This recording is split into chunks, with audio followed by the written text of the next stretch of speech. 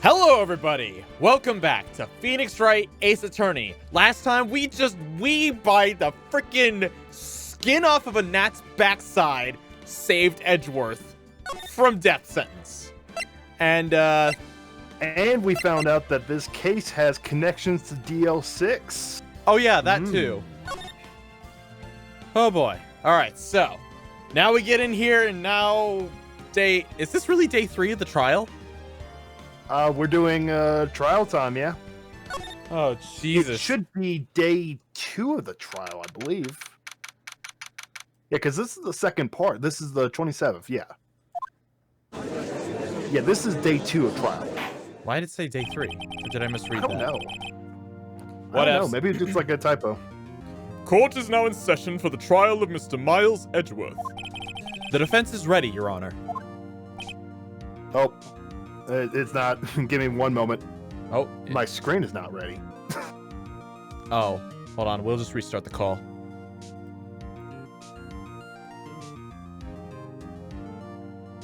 He's not hanging up. Oh, okay. He hung up. Okay, let's see if this works now. All right. All right, chat. I don't think you need to be reminded, but remember, please do not spoil this. To all my mods, anybody who spoils anything, you have the right to outright ban them. Trust me, I'm watching chat. I will know what is a spoiler. It's okay if you want to kind of guess what you think is going on. That's nothing wrong with that. But try not to spoil anyone. Okay. Very well. Apparently the prosecution is also ready. Who is the judge here anyway? Mr. Von Karma, your opening statement. Will you say something? I refuse. Very well. No opening statement, so... What the f- Not so fast, Judge. I hate this guy already. I was taking a meaningful pause before speaking. Right, of course. A prediction.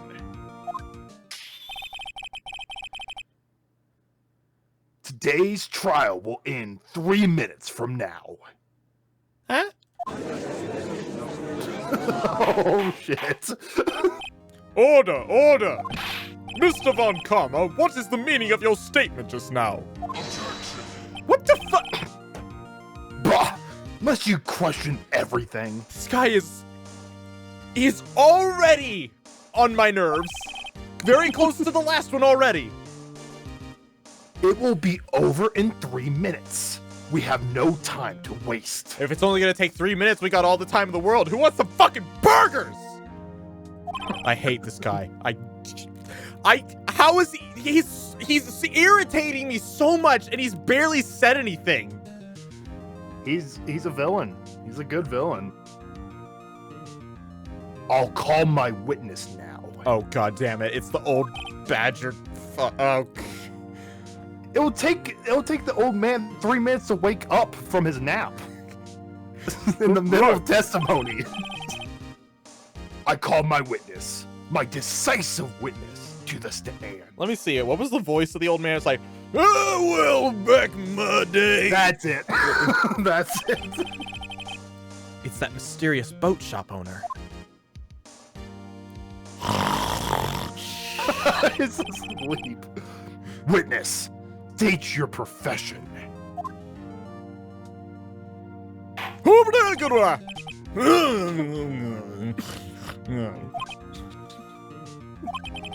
I am the proprietor of the restaurant The Wet Noodle at Gourd Lake. And I also rent boats. But the bitch slap him. Just like, what were you saying? The night of the incident, were you at the boat shop, whatever?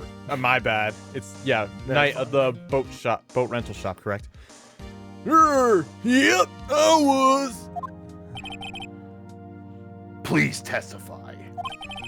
Wait a second. We still haven't heard who this old guy is. Objection! Wait a minute. The witness hasn't stated his name yet. Because I didn't ask him, Mr. Wright. Bah! I have predicted this trial will end in 3 minutes. Well, guess whose prediction isn't gonna come true? Now, stop asking trivial questions and cooperate. Yeah, right. The witness will state his name. Hamburgers! I'm not really sure. Yep. What do you mean? My memory. Your Honor. The witness does not remember anything beyond the last several years. And you have him testifying in court. You really do make things up. Well, you got to remember, they went with Lotsa as soon as they found her. Remember? Yeah, he at said least, that she was the decisive evidence. at least, He chose to go with Lotsa. yeah, fair. Ergo, he cannot recall his own name. At least Lotta had a brain that wasn't completely made out of mush. Yeah, and that's why they went with Lotta. He can't Even though... he can't recall, you say. Even though what? Yeah, even though he had, like, plans with him. But, yeah, he went with, like, he knew this was his witness, and then found out about Lotsa, and then switched gears. Just wanted to share that. Yes, but the incident in question took place 3 days ago. He can testify. Very well. Let's hear his testimony then, shall we? Witness?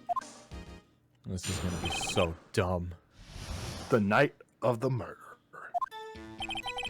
It was the night of the 24th, just after midnight. Yep. I was in the restaurant where I rent boats as usual. Then I heard a bang. Yep. When I looked out the window, I saw a boat just floating on the lake. Then I heard another bang.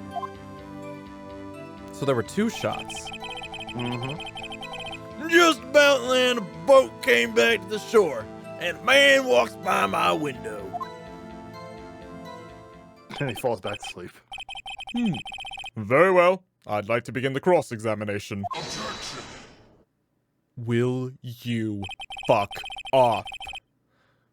There is nothing to question in my witness's testimony. Shut up. Ergo, no need for cross-examination.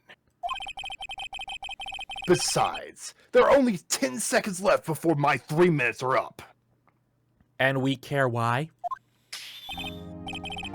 Judge, your verdict, now!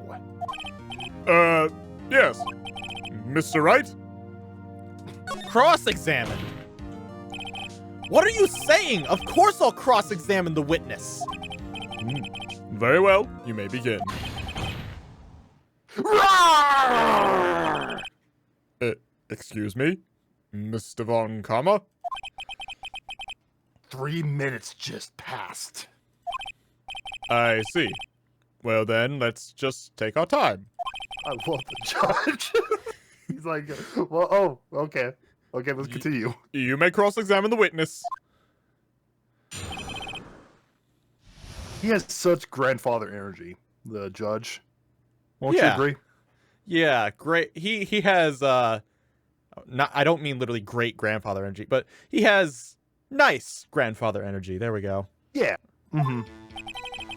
Okay, so it was the night of the 24th, just after midnight. I'm not gonna get hit for pressing here, am I? No. You will know if it's a situation like that. Just after midnight, you say? Yep, just around then. Are you sure? Pretty sure. Yep. When I talked to you yesterday, you were rather vague about the time. I'm surprised you seem so sure about it today.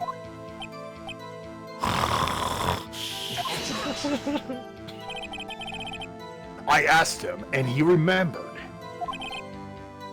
Isn't that right?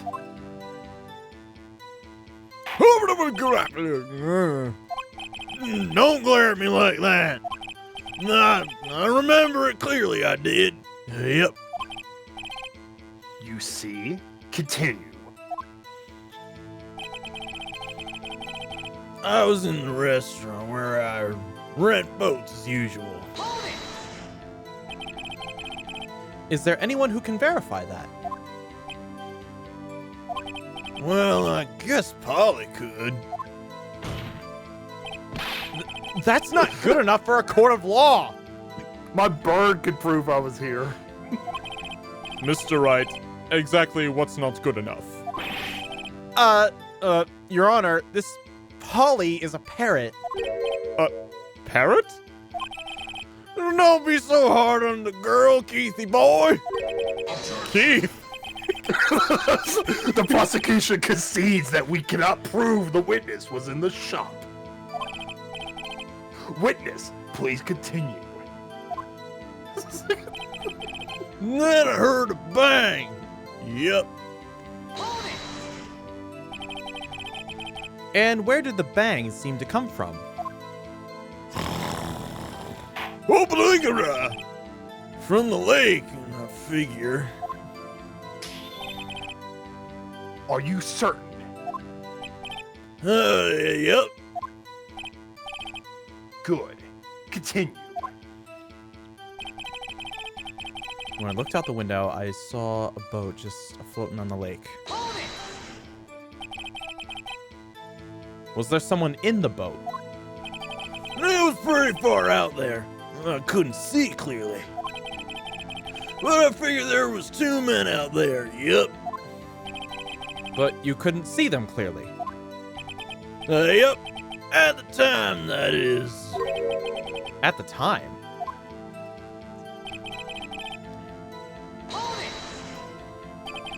So you heard 2 gunshots total. Yep. That's what Lotta said in her testimony yesterday. Just about then, the boat comes back to shore and a man walks by my window. I might have an idea of what we present, but I just want to keep pressing just in case. Okay. By your window. Yep, by my window. Right outside the window of my little shack. And could you see the man's face? Well, the fog's pretty darn thick, but he was right there in front of me. I saw him. That's a rather important detail. Please add it to your testimony.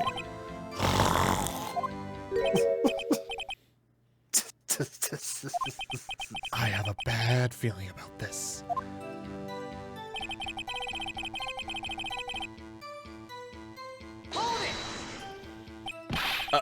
Are you sure?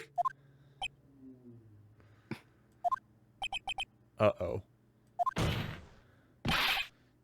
Dad! Taco Tuesday! Death certain, Keith! He said I can't believe he's dead as he walked by too.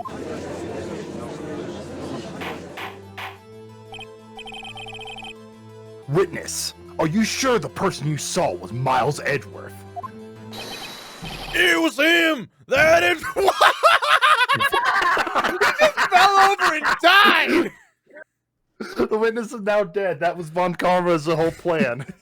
Your Honor, the witness has died. What do we do with the testimony? How do we continue my cross-examination? And then judge just like slams the gavel, like 15-minute recess as we set up the Ouija board.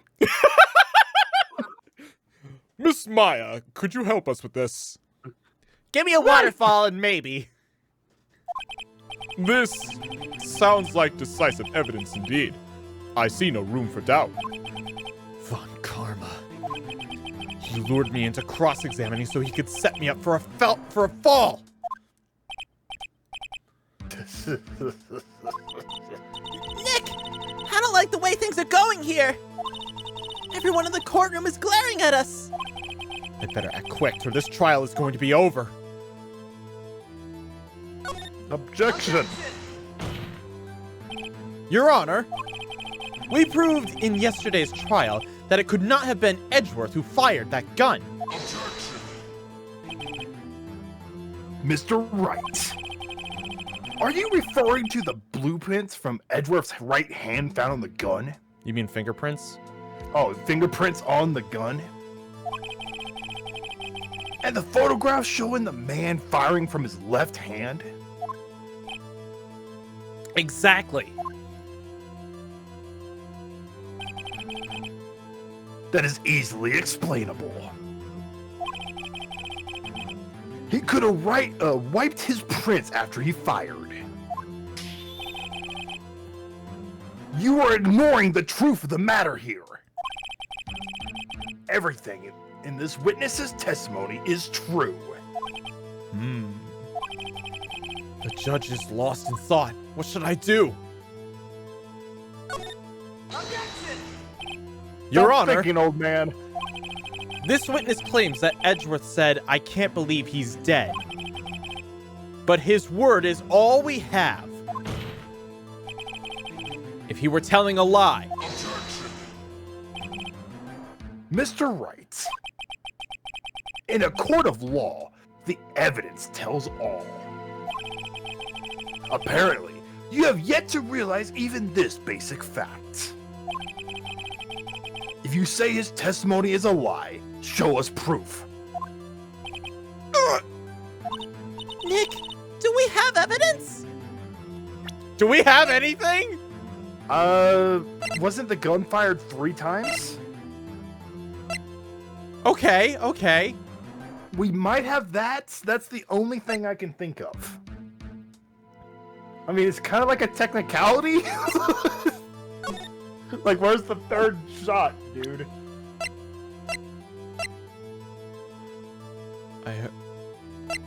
Wait, hold on. Lotta said the same thing. This gun was fired 3 times, but they said they only heard 2 gunshots. Why do we still have the metal detector?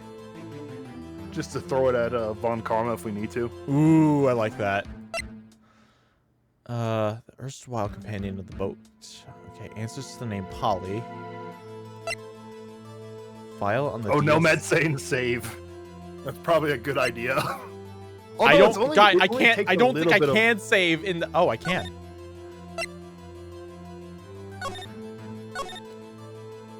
Okay, file number 5. Okay, this is day 3 apparently. It Yeah? will say trial final if it was the final one. Okay. It's no good. There's nothing I can do. Are you sure? To be honest, Flip over the receipt, Phoenix. I don't know what to do anymore. Please. Can you hear me, sis? Please. We need your help. Nick needs you. Tist. 3 minutes were perhaps too high in expectation. However, 15 minutes isn't bad. This must be a new record. Enough! The witness may leave the stand.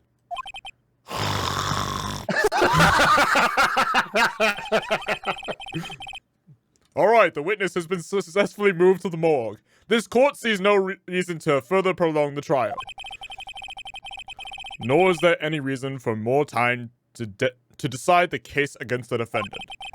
This case is extremely clear. I see no room for misinterpretation of the facts. What? No! This court finds the defendant, Mr. Miles Edgeworth. What? The accused will surrender to the court immediately, to be held pending trial at a higher court within a month from today's date. That is all. This court is adjourned. You're kidding me. Oof. Huh? Who was that just now? Me. Hey! Who? Huh? What? Larry! Holy shit! Where did you come from? Larry's just busting his way in. What are you doing in here? Listen, you gotta listen to me. I was there in the park the night of the murder. I wasn't sure about it until just yesterday. Huh? Remember, he found the Steel Samurai on the 24th. Oh! But today I remembered it. Remembered what? The gunshots. I heard it too. Order! What is the meaning of this? The verdict has been decided. I call for adjournment. One moment, Mr. Von Karma. So you say you heard a gunshot? Yeah, I did. A gunshot that night. I was sitting here in the audience listening to the testimony. Then I realized something he said was different from what I remember. Oh? Anyhow, I just can't sit here and let you call Edgy a murderer. It's just not right. I'll testify. Let me testify. Audience is just like, what the fuck is going on? Order! Order! Well, this is the first time something has happened like this in my court. I'm not quite sure how to proceed. Judge, you've already given your decision. The trial is over. Nick! This is it! Larry's given us one final chance at this! She's right. If only it wasn't Larry. He could make things even worse. Mr. Edgeworth was just declared guilty, Nick! It doesn't get any worse! You're right. Okay. Your Honor, if there is another witness, it is our duty to hear him speak. Right here, right now. A waste of time. The verdict cannot be overturned.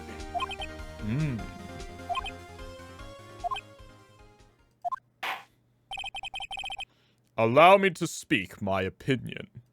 Go right ahead, Judge. In all court proceedings, it is our duty to prevent an inaccurate verdict. In order to make sure no mistakes have been made, every witness should be heard. What is this? Your luck running out, bastard. I withdraw my previous verdict of guilty. Judge, are you even allowed to do that? It takes backs. Oopsies. Mr. Von Karma, I order you to call this new witness to testify. Now. Oh, Judge. What? Damn! All Judge right! taking charge. Judge is like the one character it is impossible to hate. The court will adjourn for a 5-minute recess. In the what's it called, character bio, it says the judge is often fickle, but he is really cautious and thinks about every decision in his court. And it says something, I think it says something like that he's never had a misjudgment in his career. After that, we will hear this new witness. Court is adjourned. Living like Larry. So do they have a court of appeals in this system? That seemed to be what the judge was referring to. No, it was the judge at this stage. It's 3 days case to figure out if the person is guilty or innocent, and then it sounds like a month later, then they will bring it to another case to figure out the final verdict, like the issuing, like the punishment. Okay. Whew. That was too close. Sorry to keep you on the edge of your seat like that, Edgeworth. I've seen worse. Yeah, right, Edgeworth. You're sweating bullets. I just wonder what Larry plans to say in there. Larry was at the lake that night. Yes. He said he went looking for the steel samurai balloon that flew into the lake. Oh, right! And he found the balloon and the air tank that night. Yeah. Hey, Edgeworth. Huh. You say something, right? Yeah, a lot of things. You seem out of it. What's wrong? It's nothing. Hmm? Mr. Edgeworth, there's something I've been meaning to ask you. What's that? Why are your fingerprints on the murder weapon? Oh.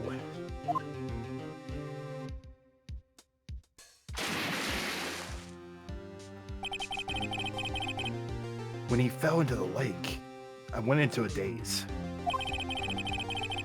I couldn't understand what had happened. I couldn't think straight. Then I saw the pistol lying on the floor of the boat in front of me. I picked it up without thinking. I didn't have a reason, really. I see. Right. Yeah? This might be our chance. Our chance?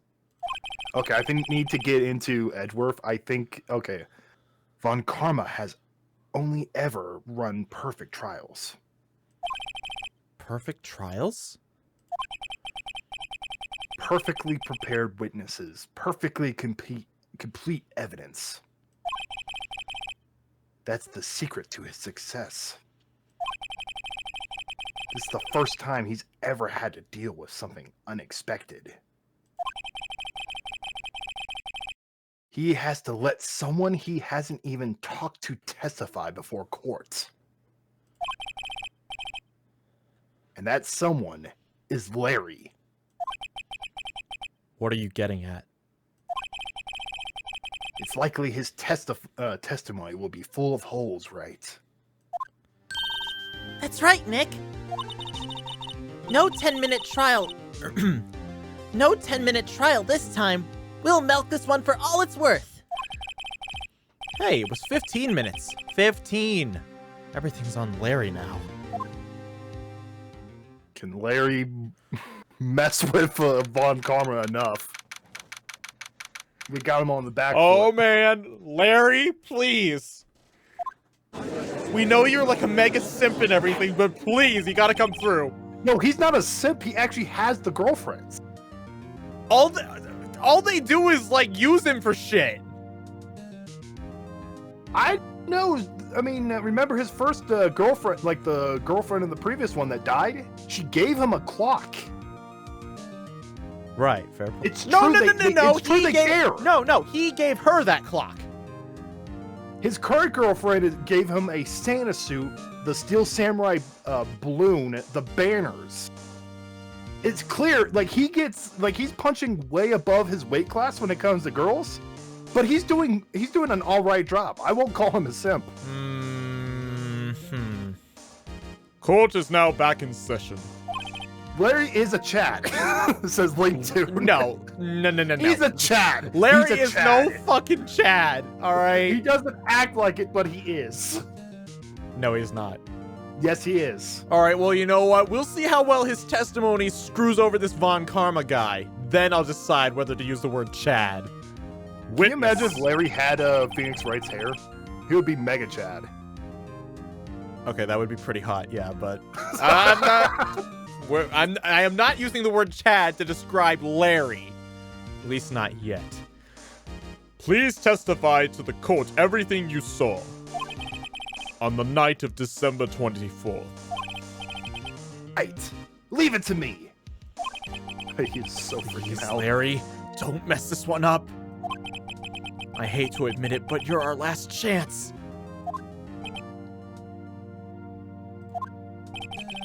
Von Karma didn't even have time to prep his witness. I just hope Edgeworth is right about this being our big break.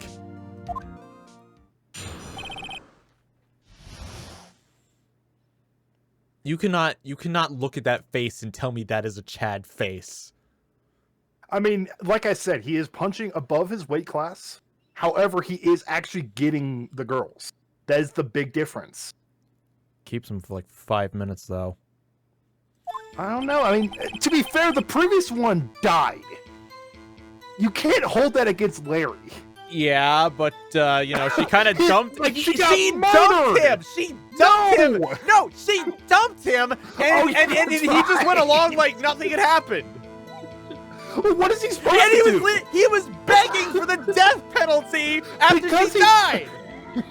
Because he was so concerned he couldn't live without her. He was trying his best to keep it together. That is the human. definition of pathetic. He's not pathetic. He was That's not certainly acting pathetic. like it. He was acting like a human. I would say Larry is probably like the straight man here, which is She weird. dumped his ass, and then he was begging for the death sentence. All right, you know what, Larry? I mean, you have got one witness testimony to make me think you're cool. All right, Larry is. I mean, you look at have that face. one He is cool. chance. Everybody, Look at that okay, face. everybody, be quiet. I'm reading this. Or no, that's Okay. that's you. That's you. That night, I was out in a boat on the lake. I was looking for something, and I found it. So I quietly slipped the boat back in the rental shop dock. He stole the boat. Oh my god. That is such an awesome move. Then, just as I was thinking about going home, I heard this bang. I looked out over the lake, but I didn't see a boat. So after I heard that single gunshot, I went home. Single.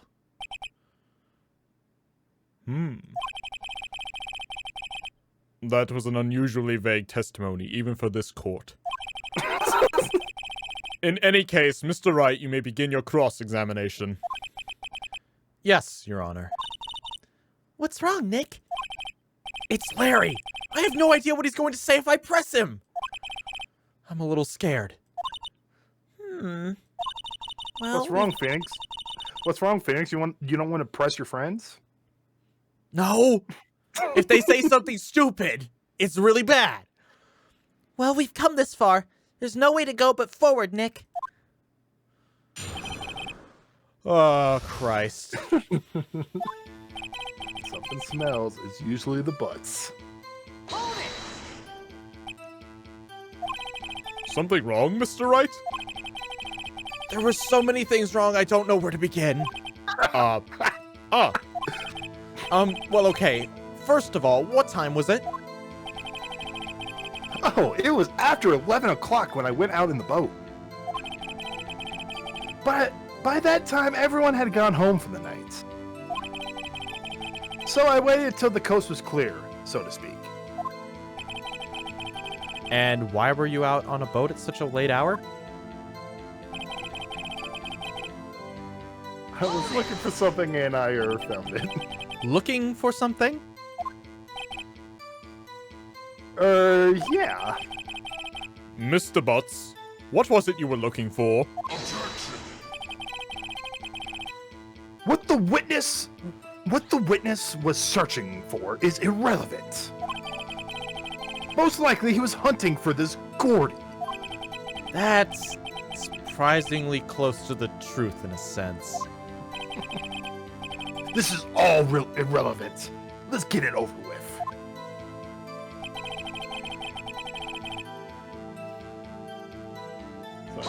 So quietly slid back. Around what time was that?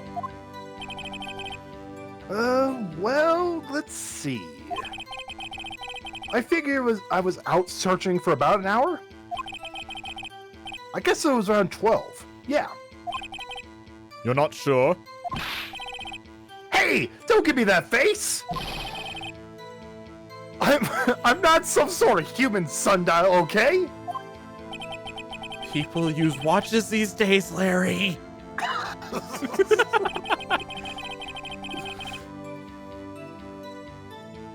Just you're going home. Heard a bang. Where did the sound come from? Yeah, well, I wasn't too sure about that. I looked around, you know. Did you look at the lake? Yeah, I looked.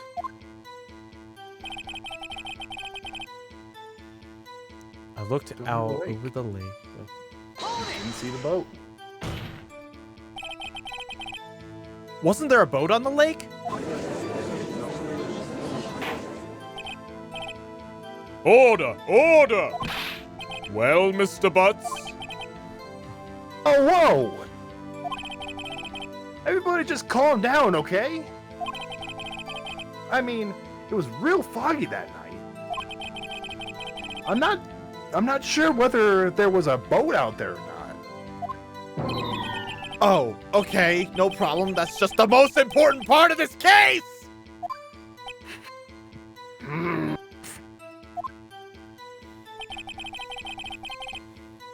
So after I heard that single gunshot, I went home.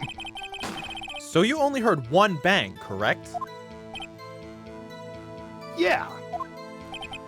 Huh. Well, Nick?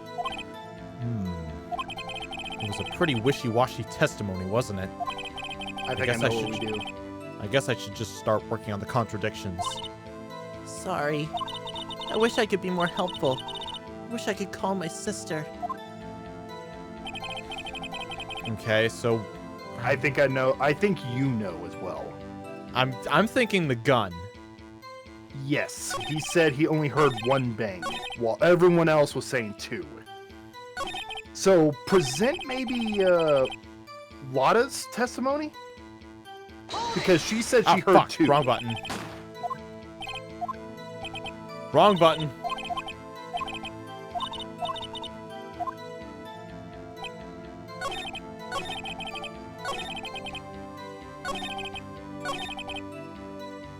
Okay, so Present Lotta's testimony, just because of the fact that she stated she heard, two shots. Lotta's testimony, I heard. Okay. No music. Wait a second, Larry. What? You only heard one bang. You're sure? That's what I said. But Miss Lotta Hart testified yesterday that she heard two bangs. And the old man just now said the same thing. They both heard two gunshots that night. Huh? Were you even listening? Were you paying attention at all to what they said? Yo, Nick, please! Huh?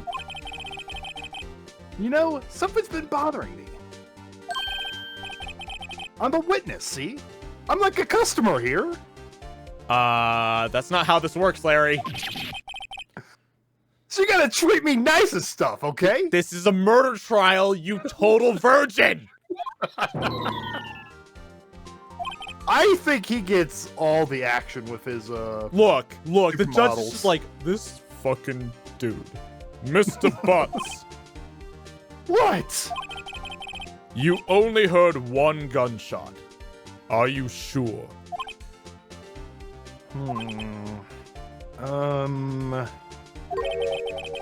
Well, to tell you the truth, I'm not sure. Eh? not sure? How could you not be sure?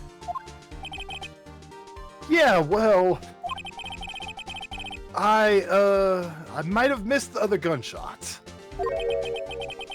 I was, listening to something else. Something else?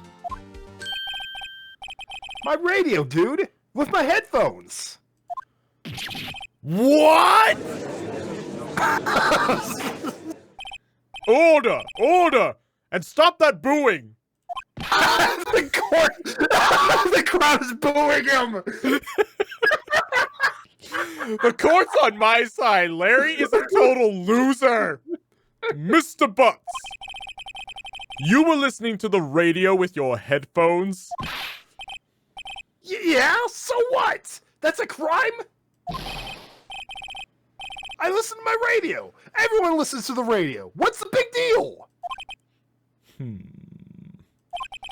Mr. Von Karma, your opinion? Waste of time. I do not accept this witness, nor his shoddy testimony. Well, Mr. Wright, should he continue his testimony? Oh, okay. Oh, hell yeah, we continue. All right. See, normally the good option is on the top. So,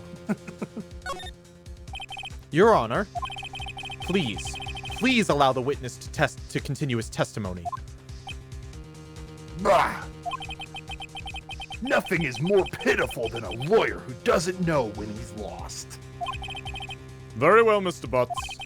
Please give your testimony and be sure to include details like your radio. Right! Leave it to me. I wouldn't if there were any other way out of this, believe me.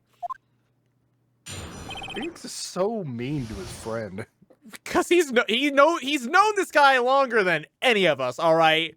I'm going with Phoenix's judgment on Larry. It's lonely being alone on Christmas Eve. That's why I was listening to All Request Show on the radio, see? I was listening to it real booming loud like. But I'm sure I heard that gunshot. I remember exactly what the DJ was saying when I heard it too.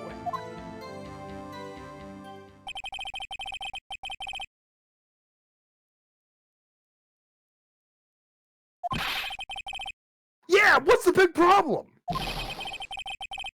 Can't a man listen to his radio in peace? Isn't this a free country?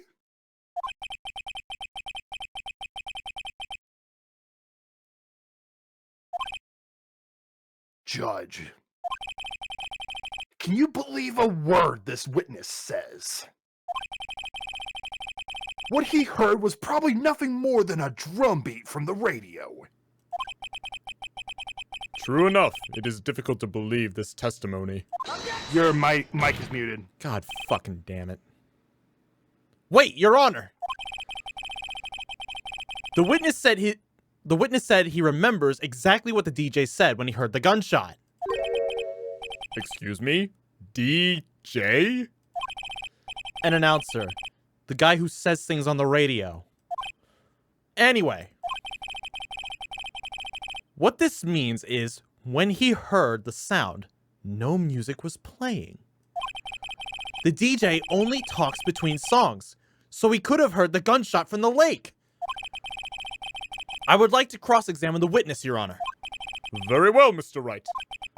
I can't believe I'm continuing this charade. What Larry heard.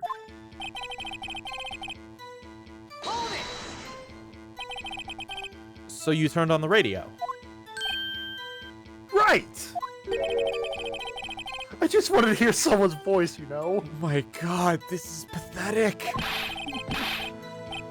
You don't know what it's like out there alone on Christmas Eve. Alone! It's called peaceful. I shouldn't have said anything. So I was listening to All Request Show on the radio, see?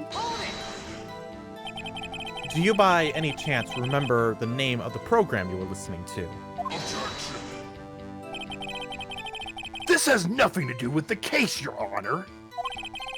Objection sustained. The witness was listening to the radio. That is all we need to know.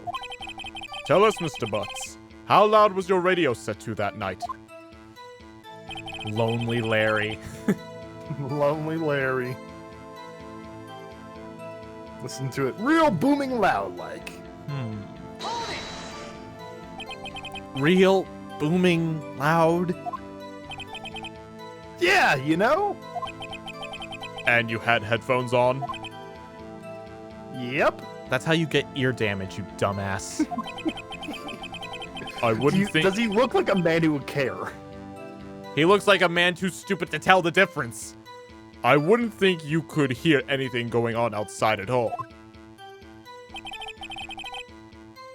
But I'm sure I heard that gunshot. Can you prove that? No. No, of course you can't. Nah, I can't prove it. But I remember that moment real clear. I mean, while I was talking about it, it just came back real clear to me, you know? Let's press him. What did he say? What did she say? Mr. Wright, please cease these pointless questions. Shut up. What possible good could knowing what a radio DJ said do us? You never know unless you try. Indeed, Mr. Von Karma has a point. I'll allow the question only if you see some reason why we should care. We should care. And I'll tell you why, Your Honor. We should care, Your Honor. Of course we should. Why? Well, how do you know if we don't ask him? Huh? Fine. Very well. Mr. Butts, please testify to the court. What was the radio announcer saying when you heard the gunshot? Judge is being really patient right now. Just when she said, hey. Check the evidence real quick. Wait, Hey, hold it's on. almost Christmas. It's almost Christmas. I heard the... Just when she said, hey, it's almost Christmas, I heard the gunshot. Can Okay. you check the evidence real quick? I Okay. just need to see the time of death. Oh, right. Sometime on the 24th or 25th, shot from approximately a meter away. Right there. 12:15. Gun was Okay. shot. There we go. Larry, are you absolutely sure what you're saying is correct? Huh? What's with the face? You're looking scared, dude. A scary dude.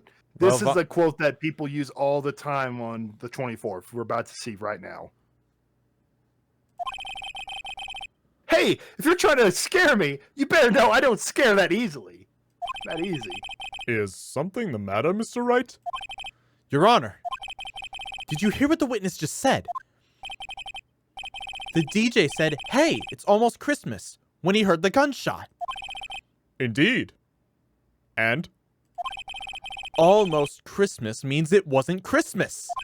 You see this all the time, December 24th. Do you realize what this means?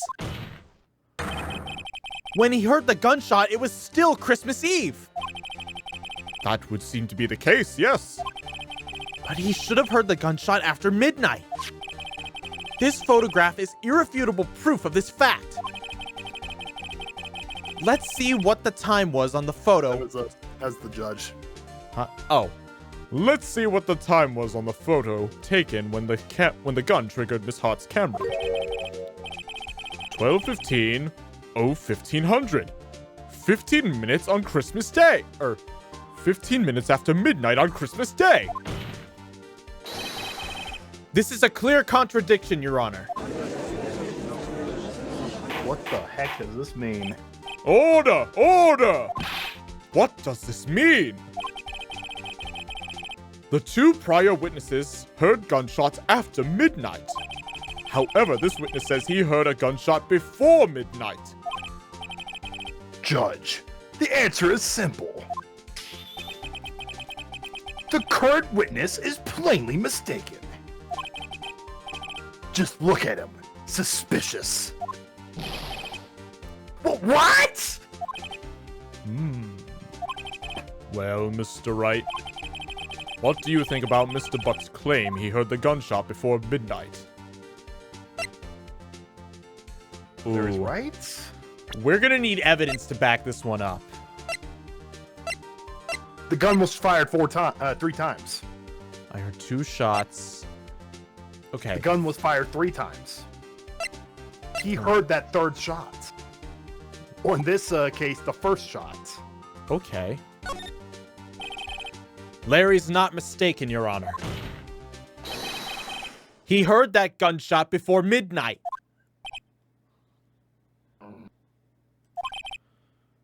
Intriguing. I'm assuming you have evidence for this wild claim. Maya wearing a Christmas sweater. Aww.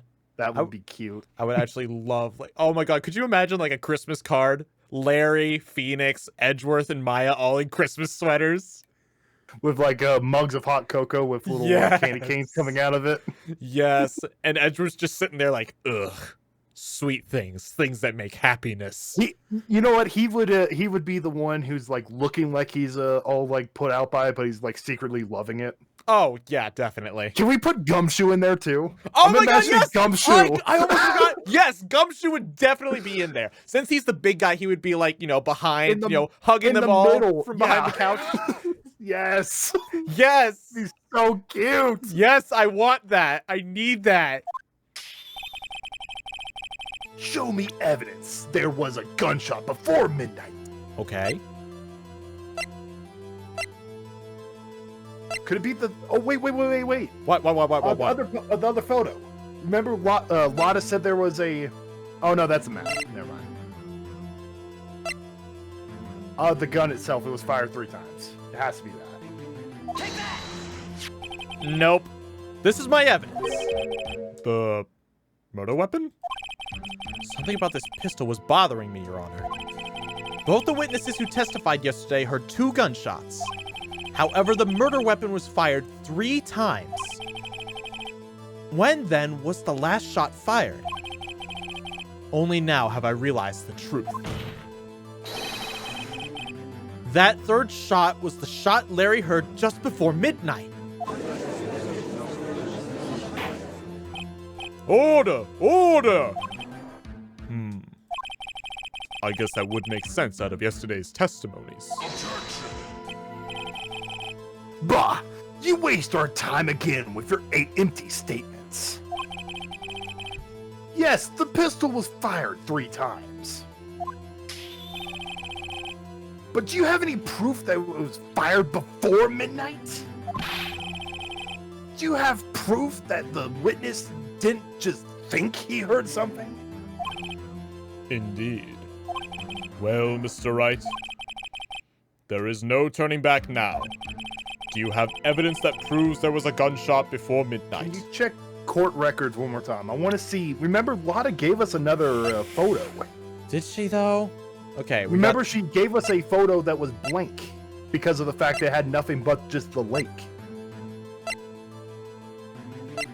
Maybe on the other side of Misty? No, that other side of Misty Faye? What? This? Here? The left hand. No, the left one. Second, right there. That's the evidence. Okay. 10:50 p.m. December 24th.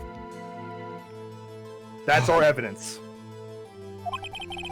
Do you have evidence that proves Mr. Butts wasn't just hearing things? Right there. All right. I knew we had a second lake photo. Look at this photograph. This was taken by our witness yesterday, Miss Lotta Hart, with her automatic camera. The timestamp reads on the photo, the timestamp on the photo reads December 24th, 11:50 p.m. Oh, yeah? But there's nothing in the lake on this picture. But there's nothing on the lake in this picture. Your Honor, the real issue here is not why nothing is shown in this photograph. It is why this photograph exists at all.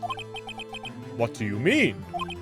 Your Honor, this photograph was taken by an automatic camera. That camera was set to go off in response to loud noises. Aha! Ahaha! Correct.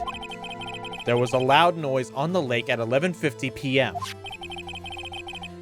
That is why this photograph was taken. In other words, there was a gunshot on the lake that Larry claims. Oh, wait, no. There was a gunshot at the time Larry claims. Order! Order! That would make sense of the evidence we've seen so far. However, this leaves me wondering what... This leaves me wondering exactly what did happen that night on the lake. Exactly. If this is true, there were 2 sets of gunshots, separated by 25 minutes. One at 11:50, and another 15 minutes after midnight. Why, I ask you, why? Uh-oh. I better think of something quick. Wait a second. Gunshots separated by 25 minutes? Ah! What's wrong, Nick? I have it! I have it! Huh? Remember the case with the Steel Samurai? Huh? Yeah, of course I remember. The murderer in this case had the same idea as the murderer in that case. What do you mean? Maya! Yes? If we don't figure this out now, we'll never return Edgeworth's guilty... If we don't figure this out now, we'll never overturn Edgeworth's guilty verdict. I've got a hunch, and I'm going to run with it. Right! I mean, is this safe? Safe? The dirt face. Safe? We've already gotten a guilty verdict. We have nothing to lose. You just watch and let me know if I say anything that sounds fishy, okay? Right, Nick? Your Honor, Yes, Mr. Wright. the testimony just now has cleared up this entire case. What do you mean, Mr. Wright? So, you finally realized the truth. There could be no other murderer here than Miles Edgeworth himself. Wrong, Von Karma. A man was shot that night, but it wasn't... Wait. A man was shot that night, but it wasn't Edgeworth who did the shooting. Listen, Ricky. Take a deep breath and consider the facts. At the time of the murder, 1 boat was on that lake. This was shown by the witness's photograph. The defendant, Edgeworth, and the victim, Robert Hammond, were on that boat. Pew!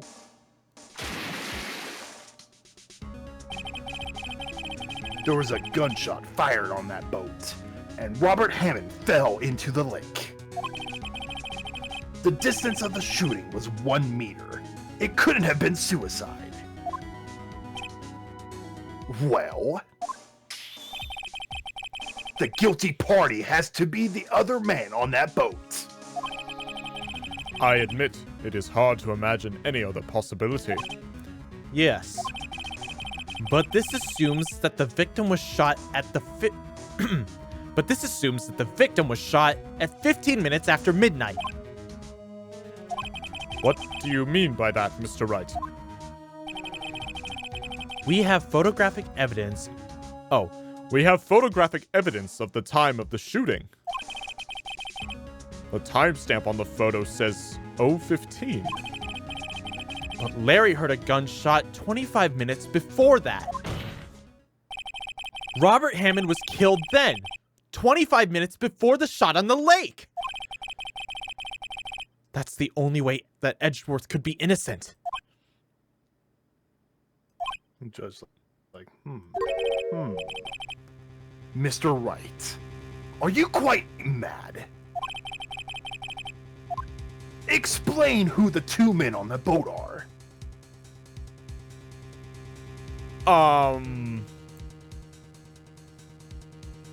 Edgeworth and the murderer. I don't know, man. I don't know. Edgeworth and the murderer. It has to be the murderer because of the fact he... Remember, so we know for a fact from Edgeworth that he picked up the gun out of the boat, putting his handprints on it. Okay. Right. It can't be Edgeworth and Hammond because then that would pretty much get us to square one. And it can't be the murderer and Hammond because Hammond died at 11:50. It's Edgeworth and the murderer. Oh, damn. Of course, it was Edgeworth and the murderer. After the murderer killed Robert Hammond at 11:50, he assumed the guise of Mr. Hammond and met Edgeworth. That's true. Remember, 15 years had passed. Edgeworth did not know what Hammond looked like. What? Are you serious? Yes, Edgeworth won't tell us why he went to the lake that night. However, I have a hunch. That night, Robert Hammond called Edgeworth to the lake. Now, Edgeworth didn't know Robert Hammond's face that well. That's why he didn't suspect anything when the murderer took Robert Hammond's place. Judge, have you played Among Us? This is pretty much the imposter. I'm not sure what to make of all this. Ludicrous. Hey, we got a new follower. I lose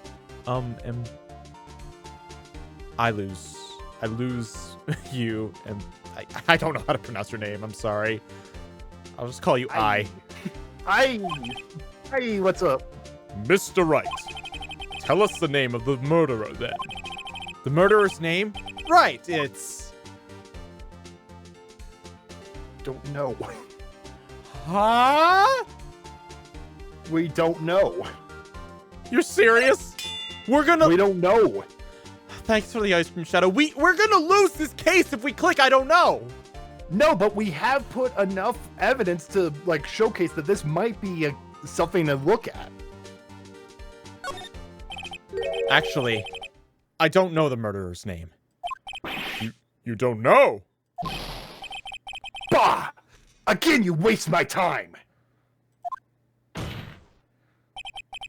I don't know because he never told us. The murderer is the caretaker of the boat shop. That old man. Oh, shoot. At 11:50, he was the one who killed Robert Hammond. The caretaker of the boat shop? Where did he do this? There weren't any boats on the lake then. Why would he have to go all the way out on the lake just to shoot someone? May I suggest the real scene of the crime was not on the boat? What? Well then, where did the murder take place?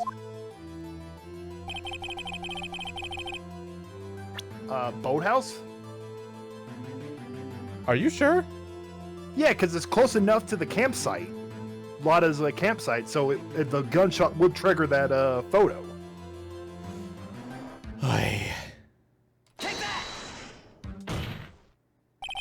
Here, of course. The boat shop, where he lives. That way he could meet with the victim without anyone seeing. Proof that the boat shop was the scene of the crime. Recall Larry's testimony, if you will. The boat's just wandering. That night, he was out on the lake in a boat, searching for something. He finds it and returns to the boat. Then just as he's starting to head for home, he hears a gunshot. He heard a gunshot, Your Honor. Even though he was wearing headphones at the time. In other words, the gunshot was very, very close by. And where would that be if he had just returned a boat? The boat shop. Mr. Wright, What happened that night on Gourd Lake? Please tell the court from the beginning. Yes, Your Honor. Nick, are you sure about this? Not really. But I think if I start at the very beginning and I take it slow, I might just be able to figure this out. That night, the caretaker of the boat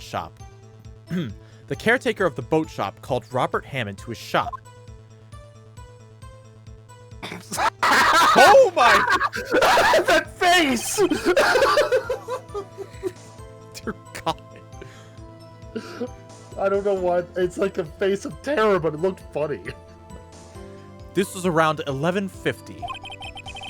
That was when the gunshot that Larry first heard was fired. Blech. That was when the gunshot that Larry heard was fired. After that, the caretaker put on Robert Hammond's coat. He became Robert Hammond. Then he got in the boat with Edgeworth and went out into the middle of the lake. Then, who fired the pistol in the boat, Mr. Wright? The caretaker.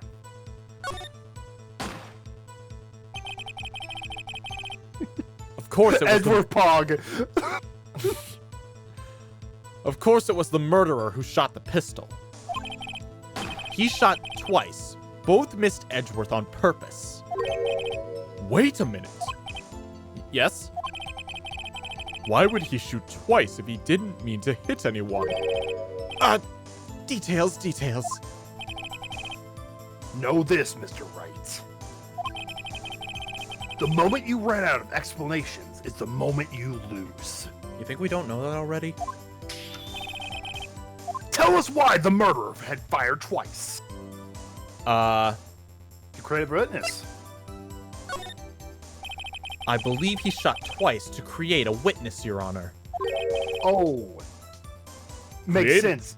Once make a person like, hey, where'd that gunshot come from? And then look again, like look at the lake and then shoot again. Create a witness. The murderer lifts his pistol and fires one shot.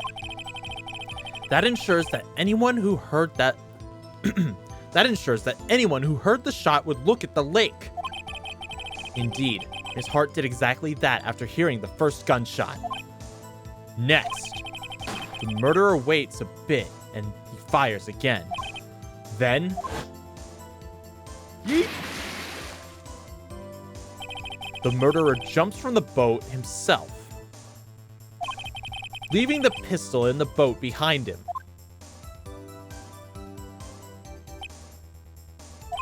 I see. To someone looking from the edge of the lake, it would appear that one of the men on the boat had shot the other.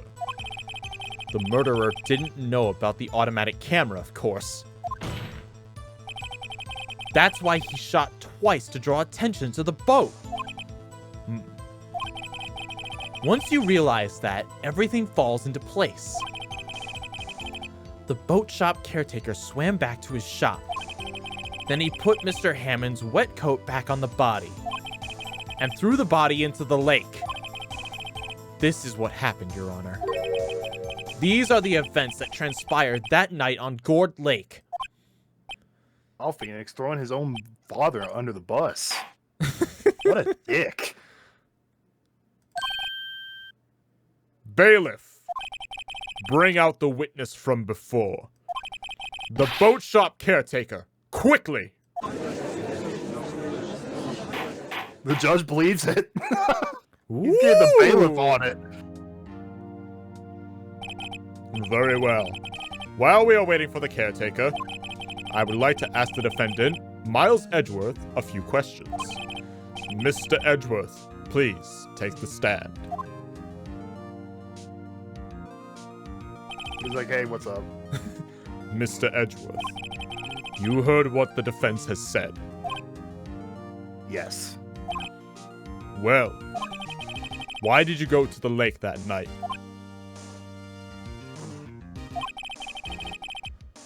What Wright said was mostly correct.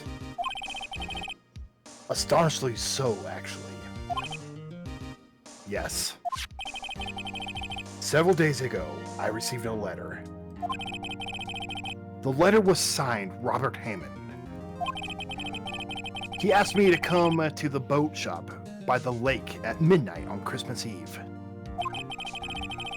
He said he had something very important to discuss with me. Something important. I'm sorry. I can't say what it was. Your Honor, sir! Your Honor, sir! Bailiff, we are conducting a trial here. I ask that you remain quiet. The witness has disappeared. He isn't at the boat shop either. What? Oh, snap. What should I do? Find him, quickly! We cannot allow him to get away!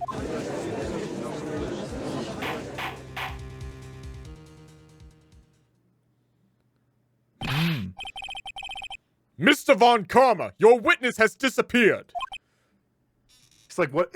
And that's my fault. Why, Your Honor? A search warrant has already been issued. It goes without saying that I cannot declare a verdict under these circumstances. I will extend the trial until tomorrow, the final day allowed. We survived! Oh my god. I request that the police department utilize all of its forces to find that witness. Am I understood? One more thing. Just who is that boat shop caretaker? I think his identity has become very important to this trial. I want him, and I want to know who he is. Very well. Court is adjourned.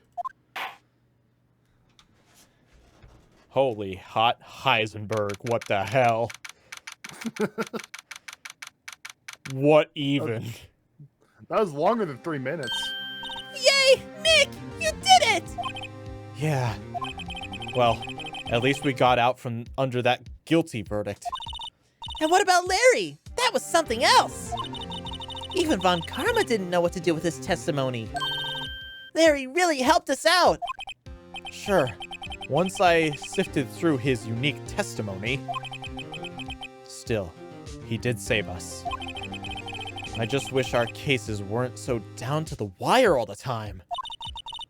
I know what you mean. Sometimes I feel like it's Sometimes I feel like it's us on trial instead of our clients. Hey, Edgeworth. Mr. Edgeworth? Did you say something? Don't look so pained. I mean, it looks like you're probably going to get off the hook. You could try to smile just a little. Relax. I do not do relax. smiling. I don't relax. I'm sorry. But I fear it's not over for me yet. What do you mean? Right. There's something that's been troubling me for a long time now. And I don't know whether or not to tell you. Edgeworth. No. There's so little time left. I want to tell you to get it off my chest, but I can't make up my mind. What is this about, Edgeworth? It's a nightmare I've had. Huh? A memory of a crime that I committed. Huh? A crime you committed? A memory of a murder. What? You did what? Edgy boy. Master criminal. I'm gonna be right back. Okay. And let you stew on that for a little bit. Okay.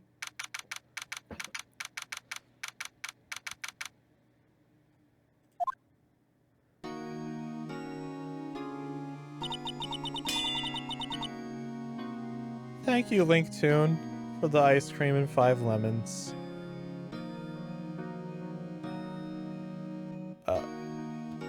Okay. Murder. Edgeworth just admitted that he possibly committed murder. What am I supposed to do with that? God. Thank you, Shadow. Oh, and Jawware, I see you donated a lemon. Dude. What the hell? I can only imagine he murdered the person who murdered his father, but... Oh, it could also be he sentenced someone... Got someone declared guilty when he knew they were innocent. Alright, I'm back. Hi. So what'd y'all talk about? Nothing. I was too dazed to think of anything to say. It's a What was- reoccurring nightmare. What was Mr. Edgeworth talking about? A memory of a crime that I committed. A memory of murder. Oh, boy. Murder! Do you really think Mr. Edgeworth killed? I don't believe it. Not Edgeworth.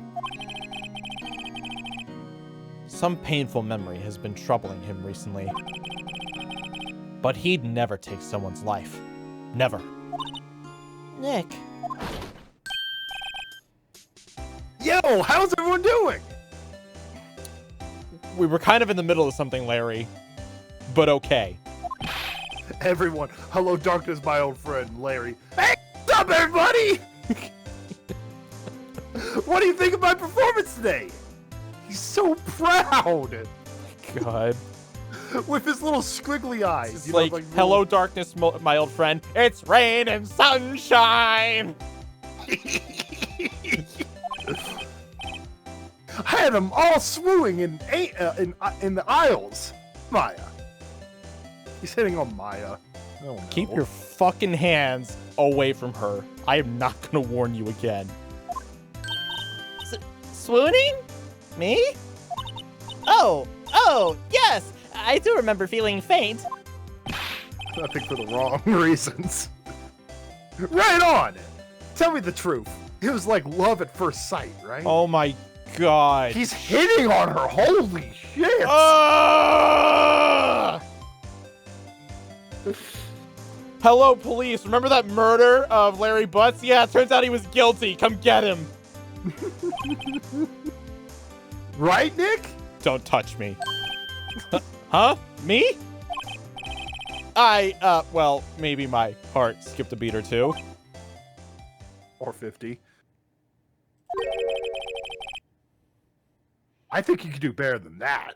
Gee, I was thinking the same thing about your testimony. Come on! I saved Edworth in there, dude! Edgy! You guys should be bowing before me! Yeah! Bow before your hero! I want to fucking tackle this guy.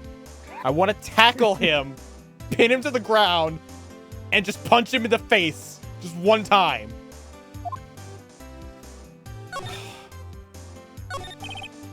Larry, you really helped me out in the trial today. You did. If you weren't there, Larry, I'm sure Mr. Edgeworth would have been found guilty.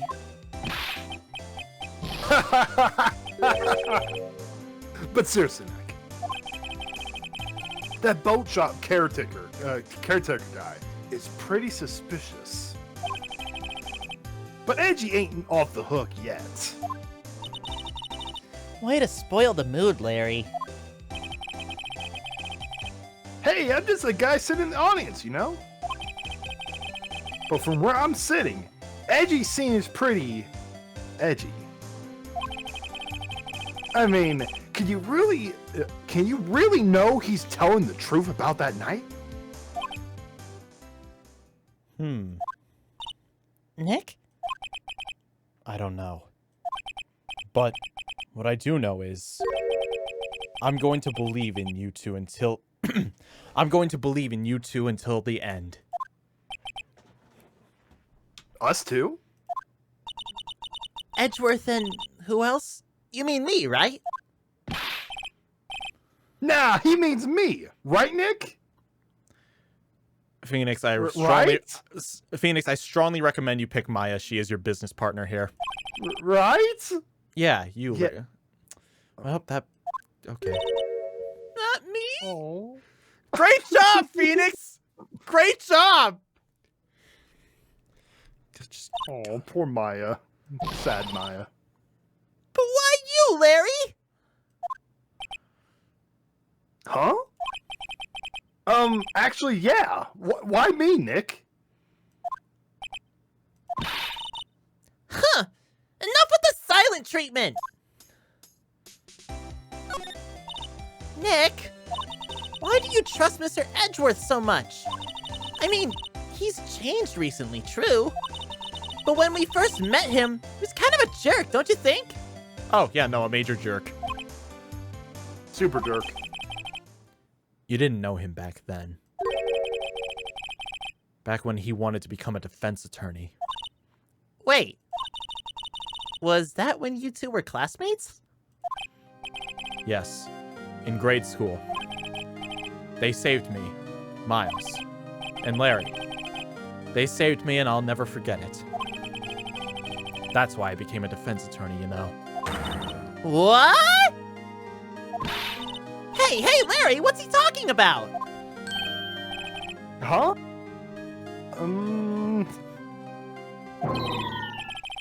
Sorry. I kind of forgot. Ah! This is your Chad? Huh, Chad? Zeke? This is your Chad? This right here? That's your Chad? Just wait. Phoenix is going to explain what's going on.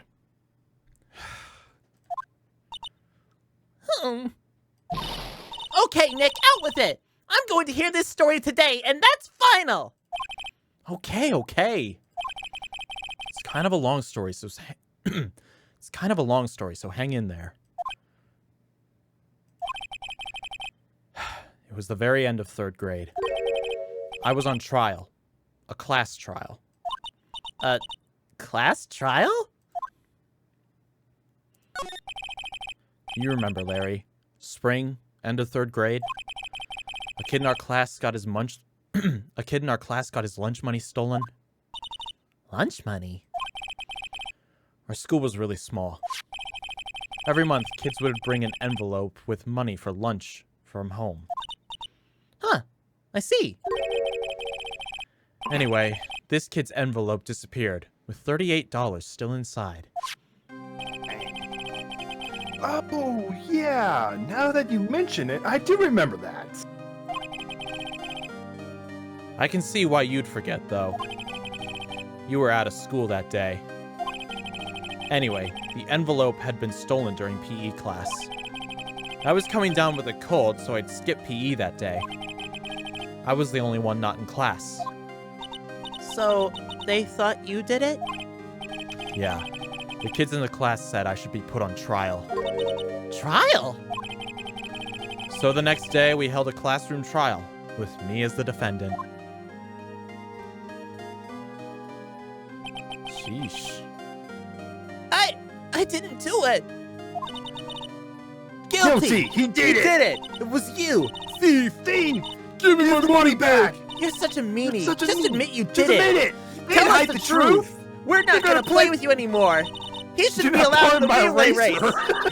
Give me You back can't my have 50 cents I eraser. loaned you. You can't have my eraser. Now, Phoenix, you know you shouldn't steal people's money. It's not right. In the end, even the teacher thought I'd done it. Go over and apologize, Phoenix. I didn't know what was happening. I was so sad. I couldn't stop crying. Everyone was staring at me like I'd done it. I tried to apologize. I went to where the boy whose money had been stolen was sitting. That's when it happened. He shouldn't have to apologize.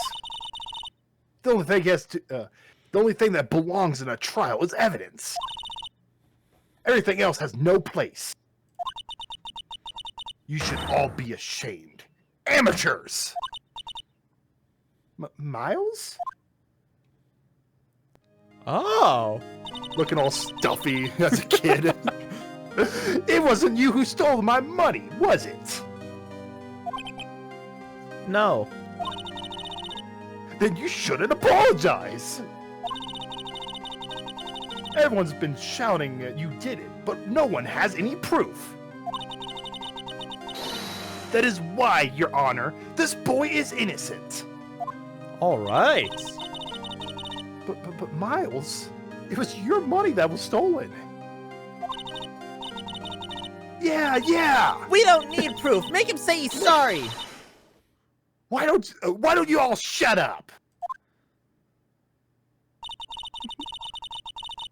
This is always how it is. Everyone ganging up and picking on one person. Just think how he feels. He said he didn't do it, so he didn't do it.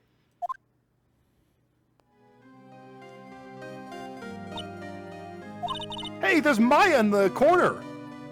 What? Where? In the bottom left in the text box, you can see a person that has the Maya style hair. Huh. It could just be a coincidence, but that is an interesting... No, it's Maya. It's Mayo. Wait. Course No, Party are connected. What? No, you just said that was Maya. Yeah, from Course Party. There is no Maya in Corpse Party. It's Mayu. Oh, Mayo. That's what I meant. Say it right. No. Okay, we'll sit here and wait. So, how was your day today? Oh, my name is good. Thank you. I'm not clicking the button until you say Mayu. Just press the button, dude. Nope. Corpse right. My will is strong, dude. Okay. So, Chad, how was your day today? Ace Party. Can we do Ace Party? We're doing Phoenix Party. Ace Party.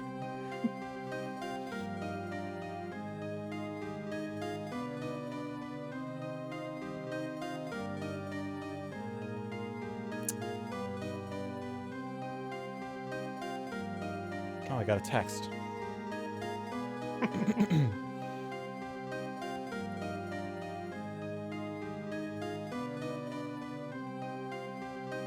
Friends of Coffee's just existing.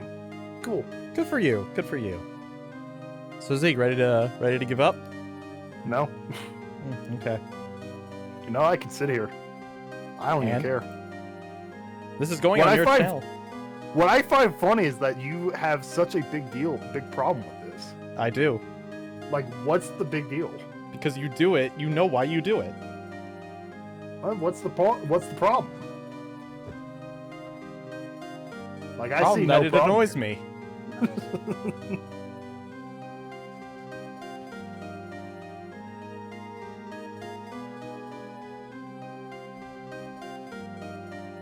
I think the music fits well.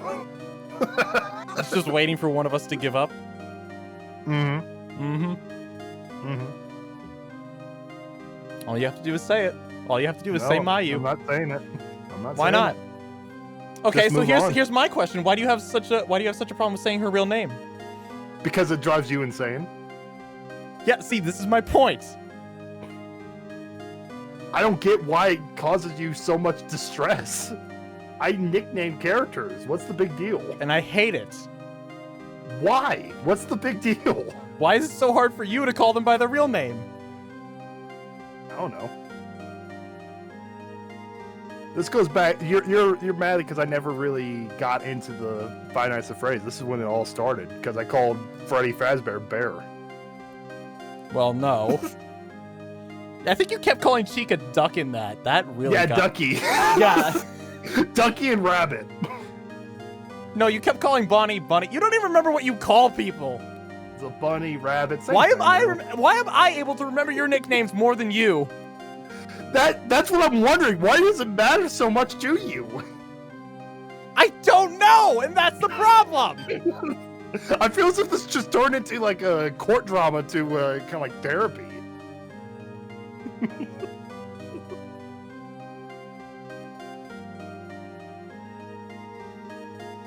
Well, for the sake of chat, let's just go on. It's Mayu. Is that how you say it? I thought it was something else. I thought Maya seriously was the name of her. No, it was Mayu. Oh, whatever. I still call her mayonnaise. I don't even care. Hey, now I've gotten you to say her real name twice. I've said her real name during the Course Party streams themselves. Yes, one time, and now I have my second time. I've done it a couple times. No, you did not. Yes, I have. Mm-mm. Yes, huh? No, you were calling her mayonnaise from the day you met her. Whatever. When she got splattered on the wall, I called her by her real name because she No, you deserved that. didn't. Yes, I did. No, you She didn't. deserved that. No, I watched those VODs. You did not.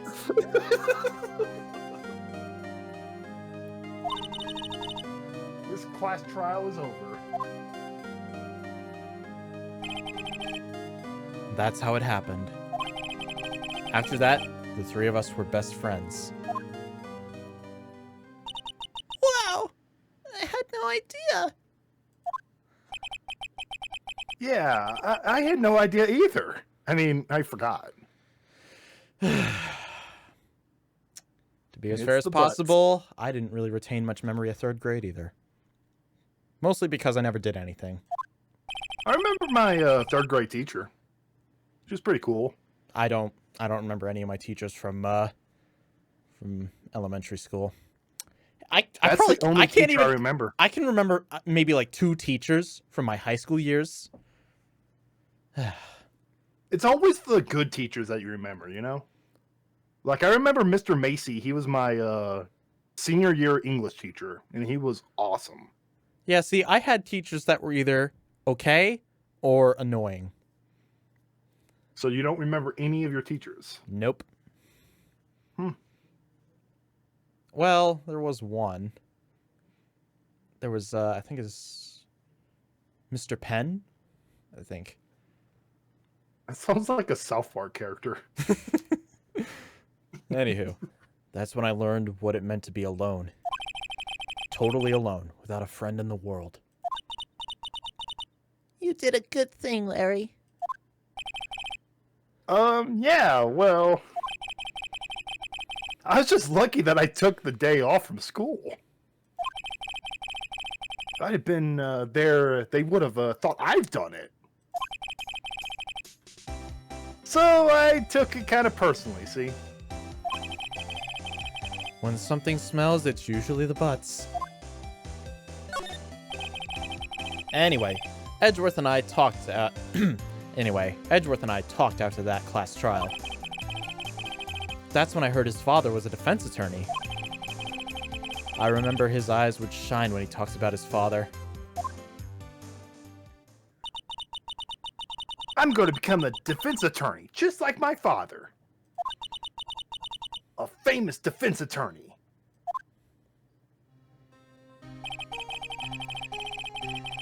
Then a few months later, he suddenly transferred to another school.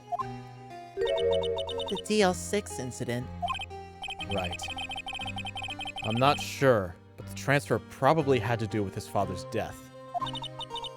That's so sad. It was several years later when I learned Edgeworth's name again. It was several years later when I heard Edgeworth's name again. There was an article about him in the newspaper. The headline was something like, "Dark Suspicions of a Demon Attorney. Fabricating evidence, manipulating testimonies, covering up facts." The article said he'd do anything to get a guilty verdict. Anything. But why? What happened? I mean, that's not the Edgy I used to know at all. That's what I thought too. I tried to get in touch with him, I don't know how many times. He never replied. I guess he didn't want to see his old friends. I couldn't just drop it, though. I wanted to meet him, to learn why he'd become who he'd become. That's when I decided. Wait, you don't mean... That's why? That's why you became a defense attorney? To meet Edgeworth? If I was a defense attorney, I knew he'd have to meet me whether he wanted to or not. In court. Edgeworth believed in me, and I believed in him. He's a pain, and no one's by his side. I'm the only one who knows the real Edgeworth. I'm the only one who can help him. Oh, Nick. So, is that why you helped me out for free? Well, no. We helped you out for free because you're a broke bastard. Yeah. I helped you because I believed in you. Except I don't remember saying I'd do it for free. Exactly. Nick! Don't touch me. He's hugging. Nick! We have to save Mr. Edgeworth if it's the last thing we do, okay? Right. Right. It very well may be. First, there's that rental boat shop First, there's that rental boat shop caretaker. We need to find out who or what he is. I'd settle for who. I guess I can clean out some of this evidence I no longer need. Okay, let's go. All right, time to move. All right. Well, first place first. Gumshoe! Hey, pal! Long time no see. Oh, Detective Gumshoe! Close one today, eh? You would Close not one believe. today, eh? I got so worked up, I snapped my tie in half. How the hell? Sorry about that. You mean you ripped it? Guess? No problem, pal. Thanks to you, we now know who really did it. You mean the boat shop caretaker? Look, I'll make you a promise. Yes, I would love a cheeseburger after this is all over. I'll have that scoundrel in my custody by trial time tomorrow. Come what may. It's my duty to you as a police officer. Now I'm off to catch me a criminal. Bye, Gumshoe. Detective Gumshoe... Detective Gumshoe sure is active today. Oh, one more thing.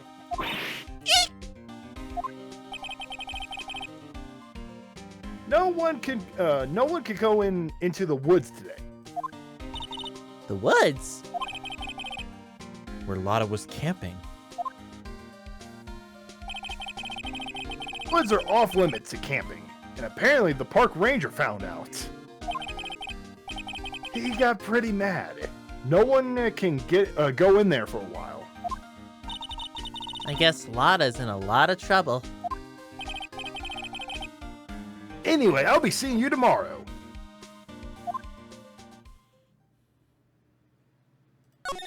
So I can't go in there? No, you can go in there. Just the Lotta place, like the campsite place, we can't go in. Huh? The steel eyesore is missing.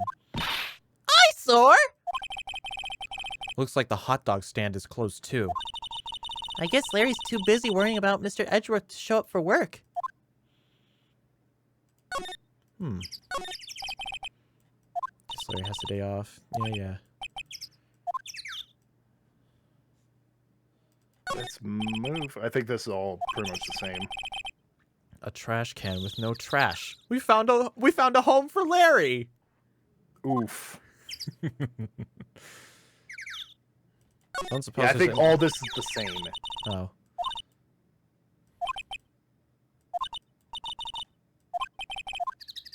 Actually, no. I think that was new. I want to read that real fast.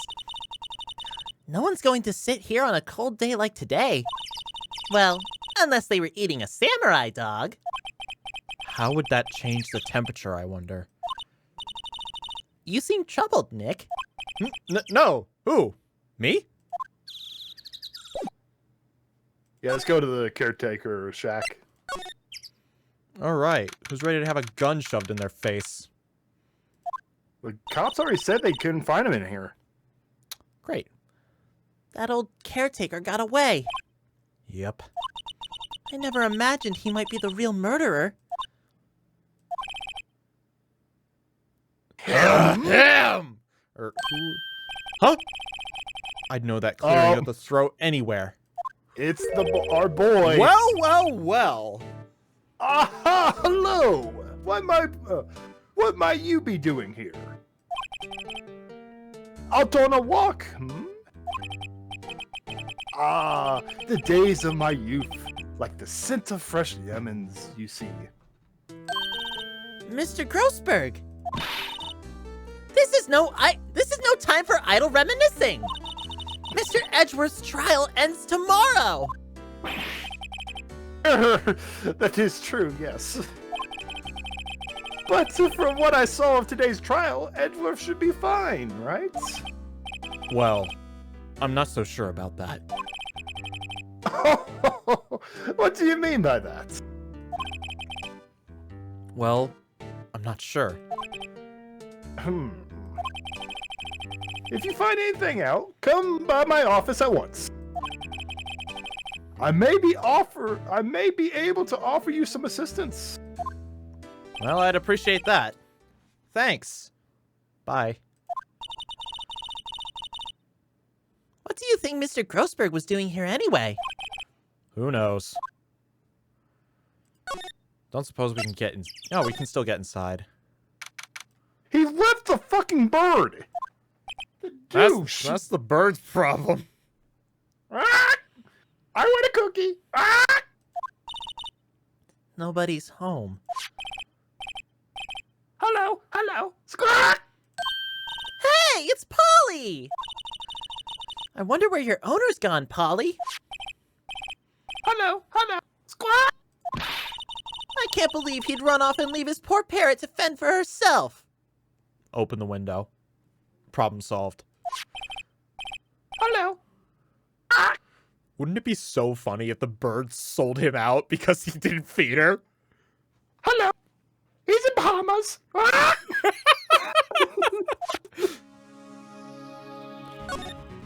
Don't suppose we can get anything more? Remember the address of the safe house? 1144 East Omaha Avenue.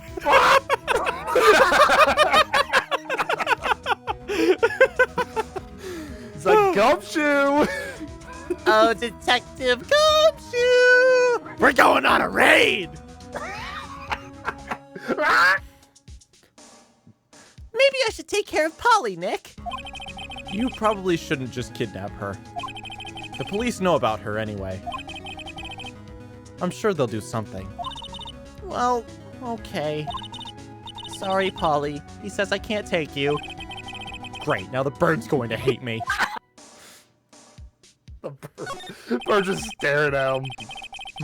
Everything's cold. Looks like he didn't turn his heater on. I guess he hasn't been back here since the trial. There's gotta be something. Ah! What's wrong? Huh? Oh, never mind. What? Tell me! Just when I saw the TV, I remembered. If you say something about missing a samurai show, I swear to God.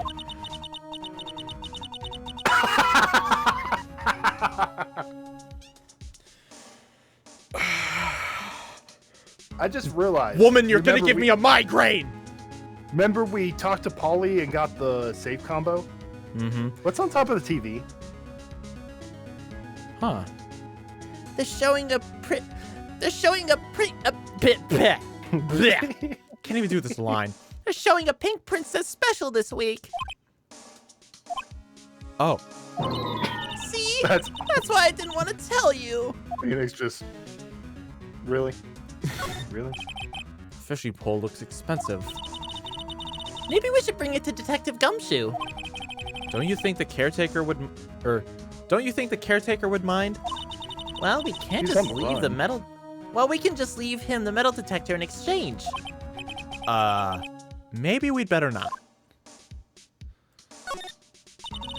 That reminds me, Nick. Polly here knows the numbers to the safe, right? Yeah, that's right. Polly, what's the number to the safe? 228. Let's open it, Nick. Come on. I'm sure there isn't any money in there. And if there is, we're... Oh my god! Oh! Aww.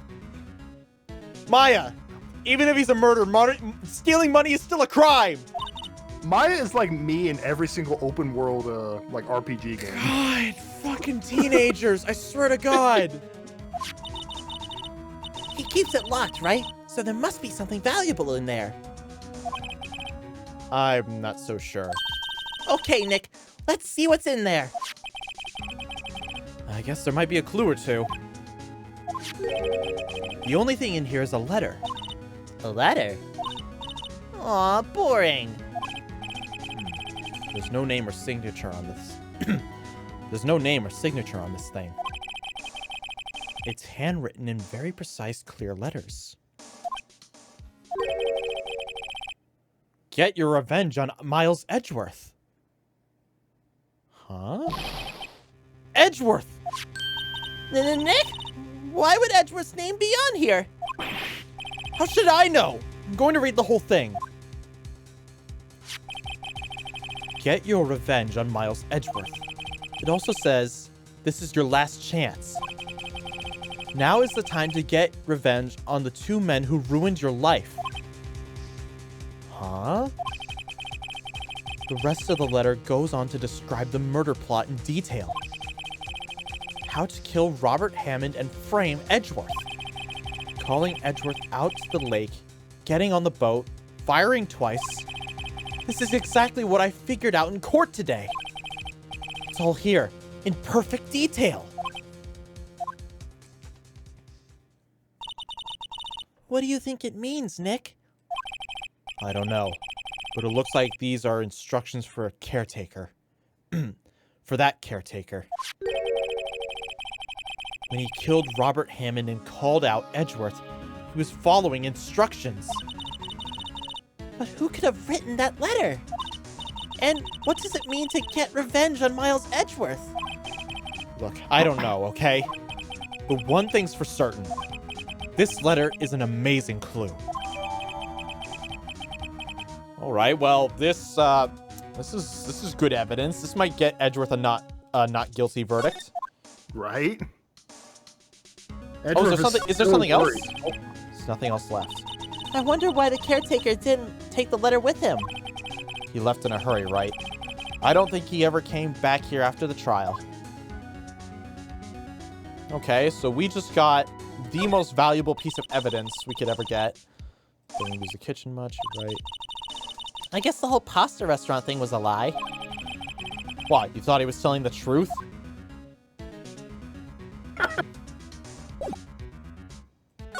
Alright, well, time to go check out a few more places. Oh, whoops. No, right here. Let's move to, should we go to the precinct? Criminal affairs? Actually, Or hold on. detention center? Let me try something real fast. Oh, okay. 1 day left, Nick. Yeah, I know. Well, no time to waste. Let's get going. Oh, no. Let's move. What I'm trying to do is see if... here we go. Grossberg's Law Office. This There is what we I go. want to Maybe he knows. Yeah, I want to try this first. He's out on vacation. He's out. Again. When does he work anyway? Now, don't be harsh. Guess we'll have to come back later. Ay. Very detention center? Edgy boy, looking edgy, as usual. You look as grim as always. Mr. Edgeworth, I heard the story about the class trial. Class trial? What do you mean? You don't remember? No, I do not. I don't. Your lunch money was stolen, wasn't it? In 3rd grade? Lunch money? Oh, right! Yes, I seem to remember something like that. Nick, I think you're the only one who really remembers. Well, it probably only really mattered to me anyway. Mr. Edgeworth, didn't you know? That trial was the reason Nick became a defense attorney. Ridiculous. Gee, thanks. That said, does sound like the kind of thing you do. You haven't changed a bit, have you, Wright? So simple. To a fault, even. Well, maybe, yeah. But I think you changed too much, Edgeworth. Perhaps. Alright. Hey, Edgeworth, why did you become a prosecutor anyway? You used to look up to your dad. You said you wanted to be a defense attorney, right? I couldn't let myself deny reality like you. What do you mean? My father was taken from me, and you want me to defend criminals?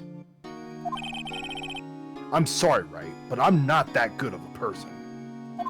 I had a feeling it was something like that. One suspect was apprehended in your father's murder, right? Yes, the man trapped in the elevator with my father. His name was Yanni Yogi. He had to be the shooter, any way you looked at it. Yet, he was found innocent. That defense attorney got him off the hook. I'm calling it right now. That boat guy is Yanni Yogi. However you just said his name. Calling it right Yagi. now. Yogi Yagi or Yoga Yogi. Yogi Hey, Boo-Boo! Yogi Bear the Senile. Hey, Boo-Boo! I don't know where I am! I got the wet noodle!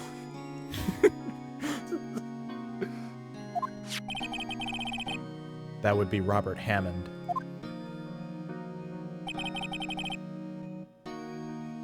On that day, 15 years ago, 3 of us were trapped in that elevator for 5 hours. When we were rescued, we all suffered oxygen deprivation. Deprivation. We all suffered oxygen deprivation. I had lost all memory of the murder. Lost your memory? Even now, I can't recall what happened in that elevator. That was the crux Crux, of yeah. the crux of Yogi's attorney's argument in court.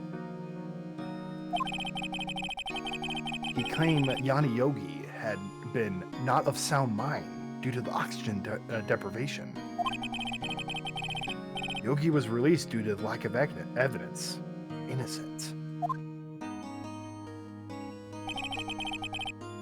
That's when I changed my mind. I started to hate defense attorneys.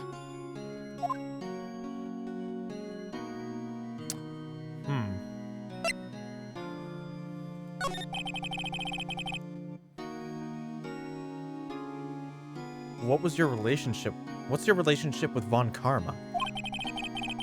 He's my teacher, and a man who deserves respect.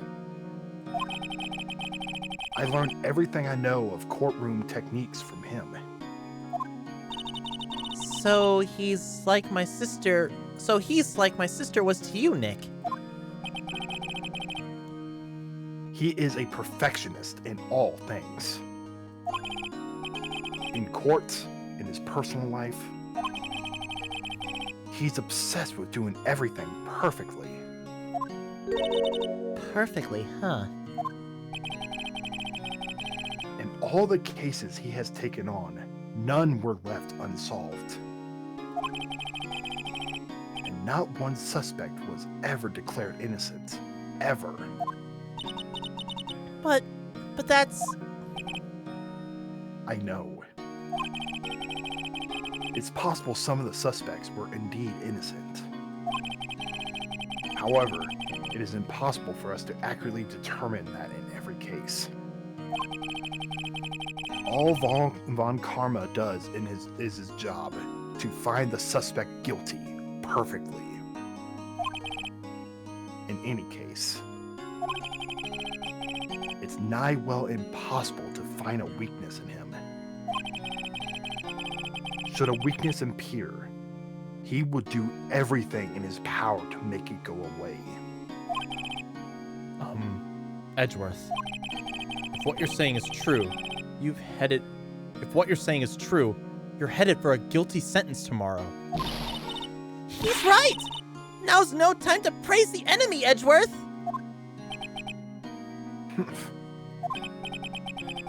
It's a strange situation in which I find myself, I'll admit. No kidding. Let's present that I letter. I was about to do just that.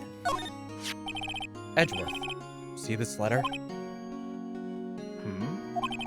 This came out of the safe in the shack where that boat rental caretaker lives. I see. Revenge? On me? Who is that old guy anyway? I don't know. Could he be an innocent defendant you got declared guilty or something? Nice, Wright. But I don't remember that old man. Not at all. So he was following this letter then? Which means there's someone else behind it. Now is the time to get revenge on the two men who ruined your life. 2 men? Meaning myself and Robert Hammond? It also says this is your last chance. Last chance. Wait.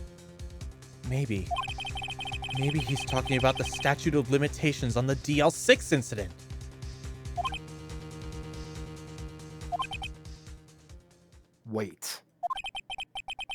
Wait, that old man! Well, what is it? Do you know who he is? Yogi. Could he be Yogi? I fucking called it! Yogi? Hey, Boo-Boo! I'm a murder criminal! Hey, Boo-Boo! The suspect in DL6 incident. The one who was found innocent. I think now we can talk to him about something. Wait, where's the... Okay, here we go. Let's present this. It was that case that changed my life. And tomorrow, on December 28th, its statute of limitation runs out.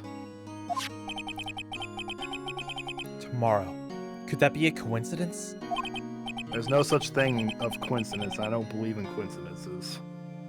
I do. But even in the cases finally closed on paper, it will never be erased from my memory. Never. Poor Mr. Edgeworth. Because this is fiction, Dolphin, there's no... go back, I think there's a new topic to talk to him about. Okay. Yanni Yogi was a court bailiff at the time. Ah. We just happened to be in that elevator together 15 years ago.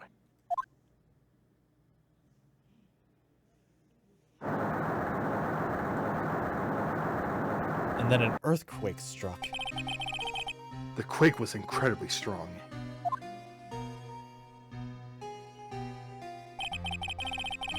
Before I knew it, everything was dark. We were there for so long. It felt like forever. The air thinned, and the darkness closed in on us in that little box. We became unsettled.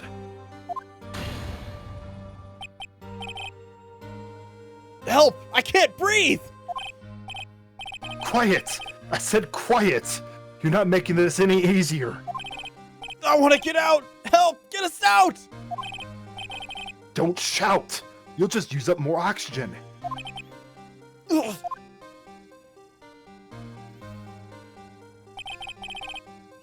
That's all I remember. When I came to, I was in a hospital bed, staring up at the ceiling.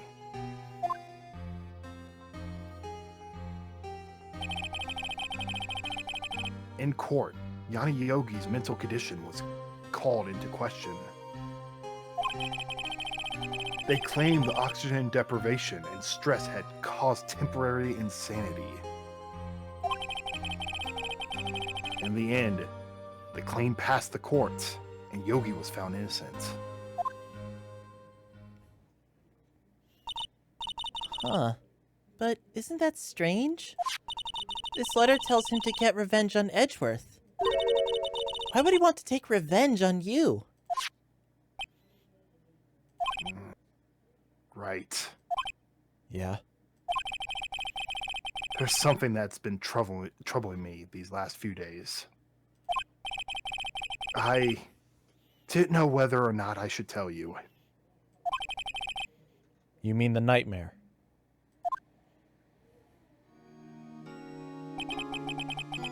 It's a nightmare I've had.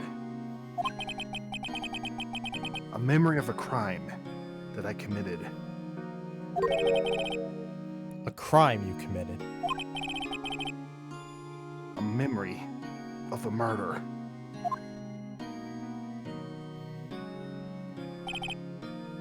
I think the time has come to tell all.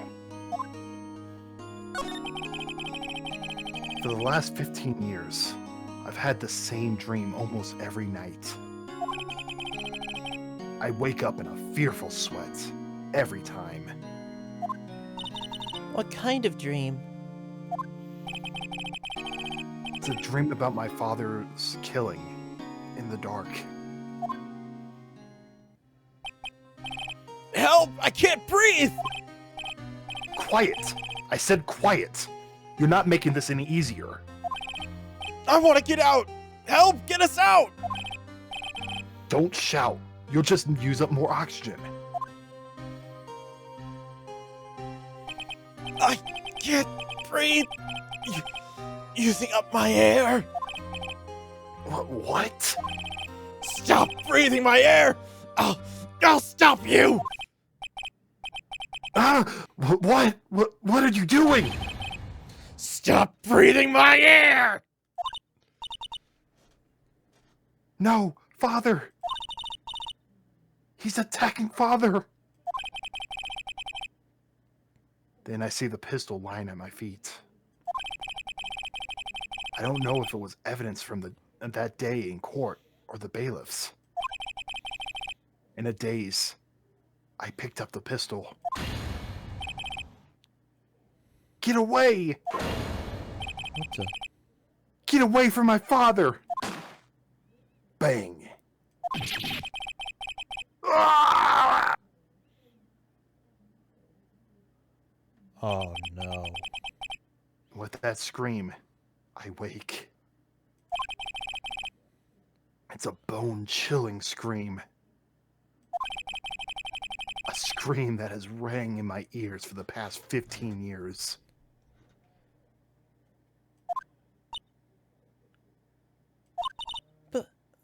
But that's just a dream, right?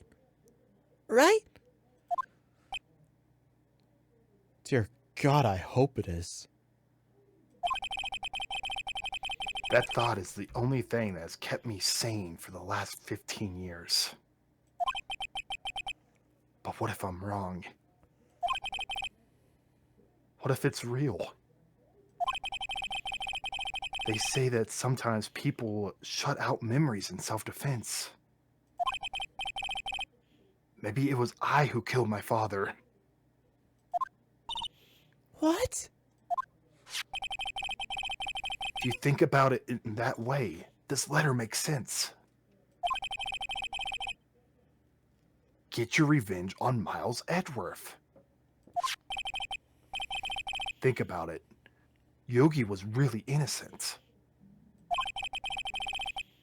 That's why he wanted revenge against me. Wait, Edgeworth, you mean... It was me.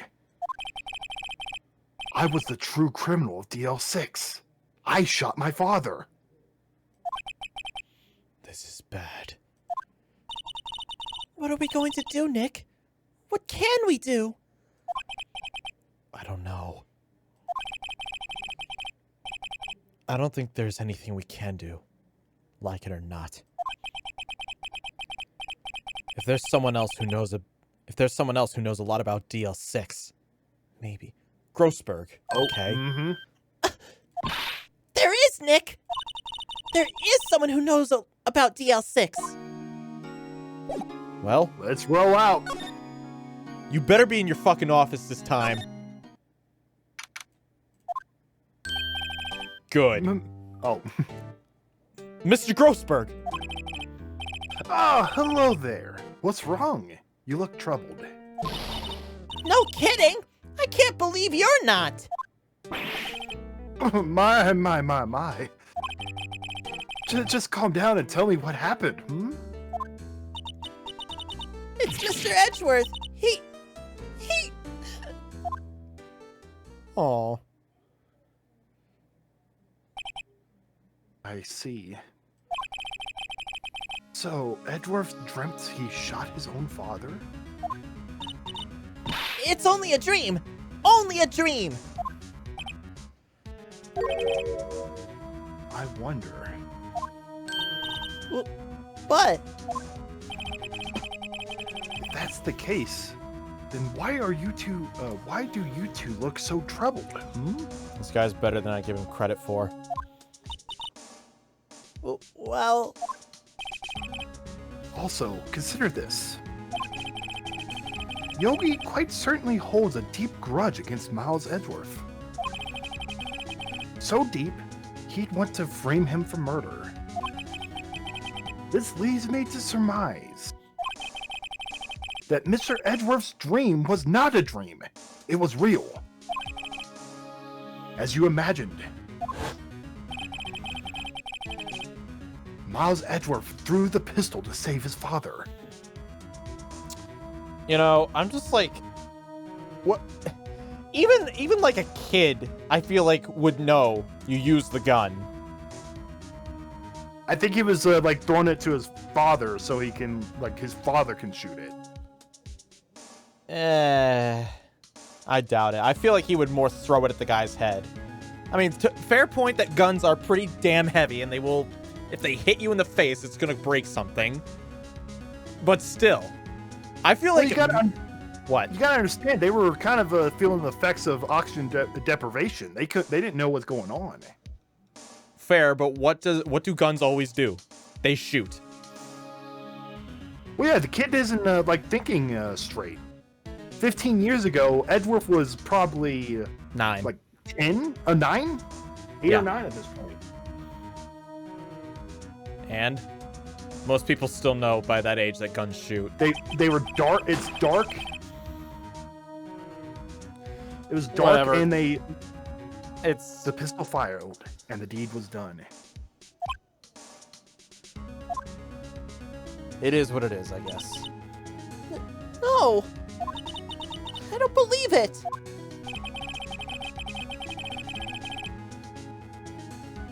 Yogi was suspected of murder, and his career as a bailiff was irrelevantly wrecked. Irrevocably Irreversibly, I think. irrevocably wrecked. Thus, he sought revenge on Miles Edgeworth. This was his last chance Of course, with the statute of limitations so close. Okay. Actually, you know what? I want to present him the letter first.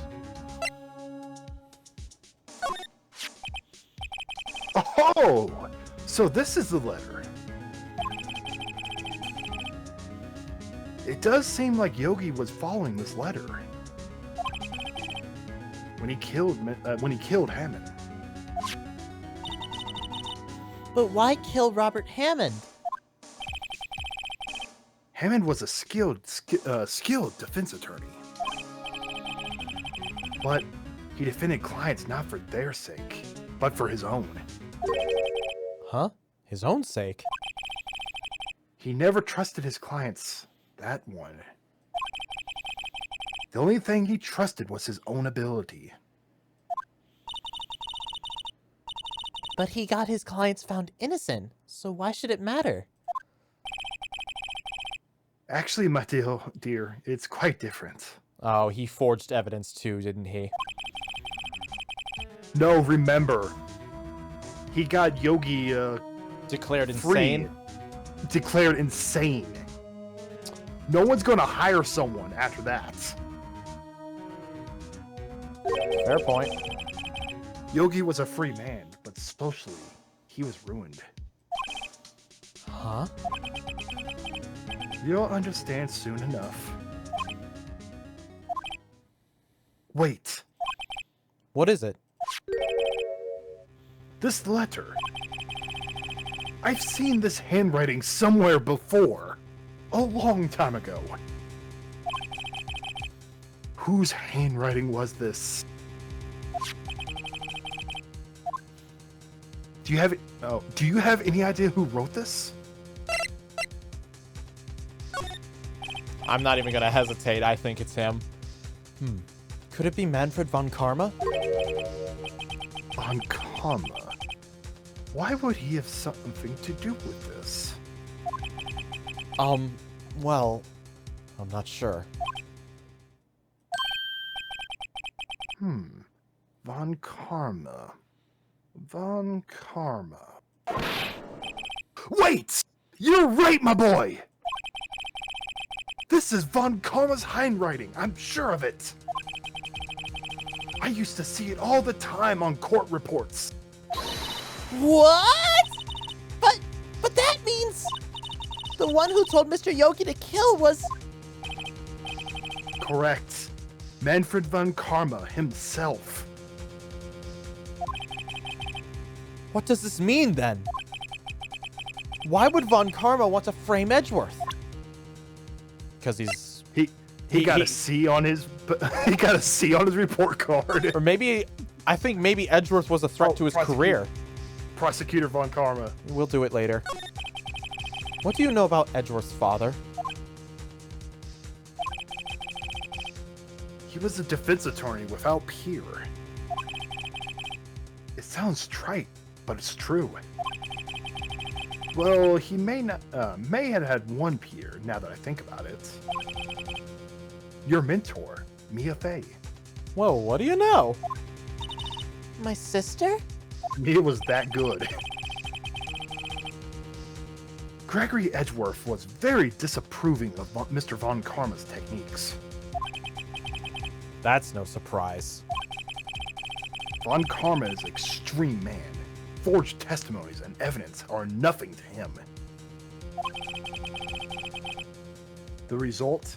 He has a perfect win record in court. To beat him, Gregory Edgeworth tried to call attention to his methods. And? He lost. And died in despair, as it were. I see. When Gregory Edgeworth was killed, the police called on a spirit medium. That was your mother, Misty Fey.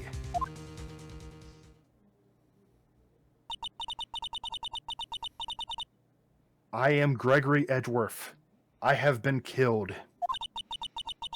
The one who shot me was the bailiff, Yanni Yogi. the spirit lied? Or Yet, I mean, Yogi yeah, was found innocent. I can get why he would cover for his son. I mean, the guy tried to kill him either way. That's when my mother left us. Everyone called her a fraud. That's right. Everyone thought she was, you see. And there's a reason why. Because you made a deal with Mr. Red.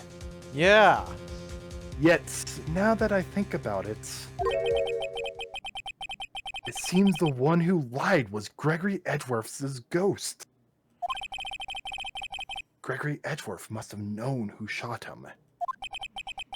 I don't believe it. So you're saying he falsified his testimony?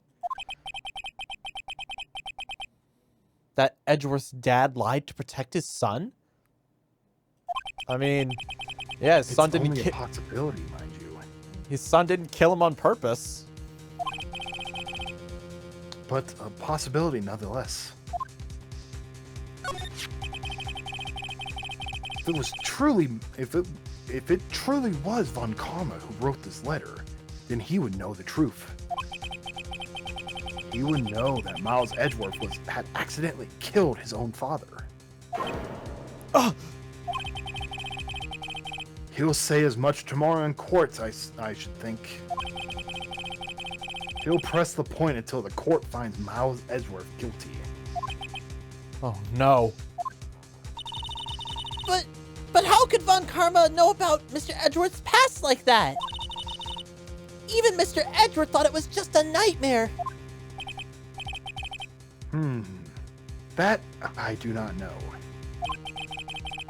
Yet I do know that Von Karma is both persistent and a perfectionist. He may be seeking to satisfy a grudge against Gregory Edgeworth by hurting his son. What do you mean? It was 15 years ago. Von Karma met Gregory Edgeworth in court, and Von Karma did win. But he didn't make it through the trial unscarred. What happened in the trial between Edgeworth's dad and Von Karma? Von Karma got the guilty verdict he wanted. He won the trial. But Gregory Edgeworth accused Von Karma of faulty evidence. And though he lost the trial, Mr. Edgeworth's accusation stood. Faulty evidence? It was the only penalty Von Karma has ever received in his career as a prosecutor. Gregory Edgeworth dealt a blow to his perfect trial record. Wow. It must have been quite a shock for Von Karma.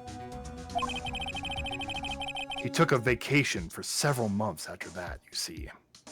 What a bitch.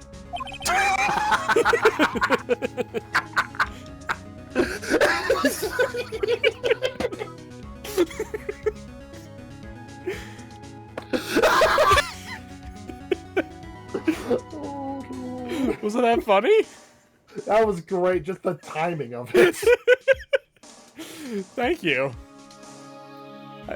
I'm surprised. I didn't think it was going to be that funny. Vacation? Yes, an unusual event for the man. That was the first and last vacation he'd taken in his many years of prosecuting. Oh. Gamer sent a lemon for it, or an ice cream for it. Oh, and Shadow gave me an ice cream. Oh no, I got accused of forgery. I'm going to Europe.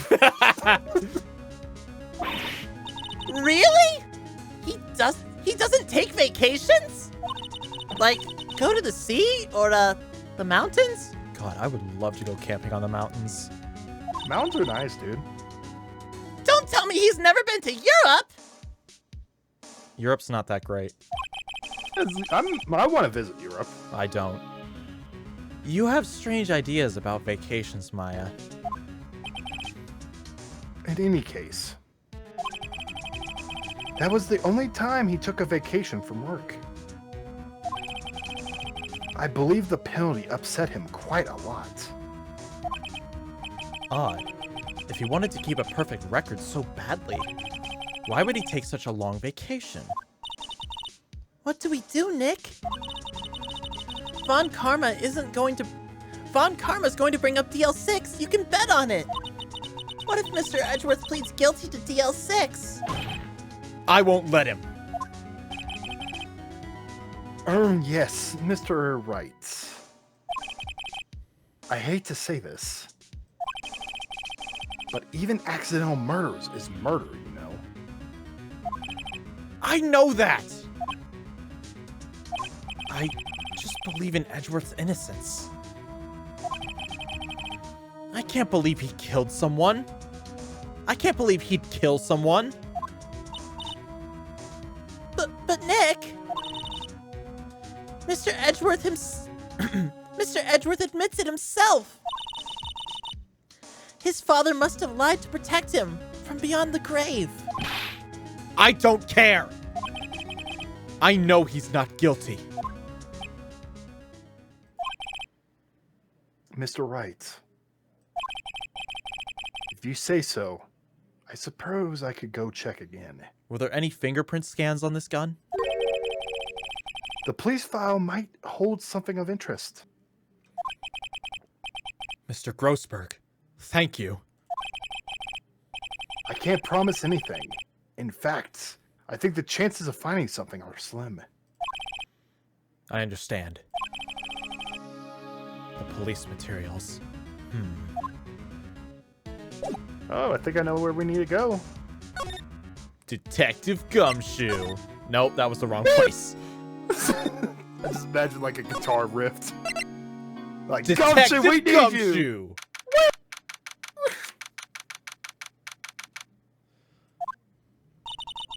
There's hardly anyone here. Everyone must be out looking for the old guy, Yogi. Ah, it's you.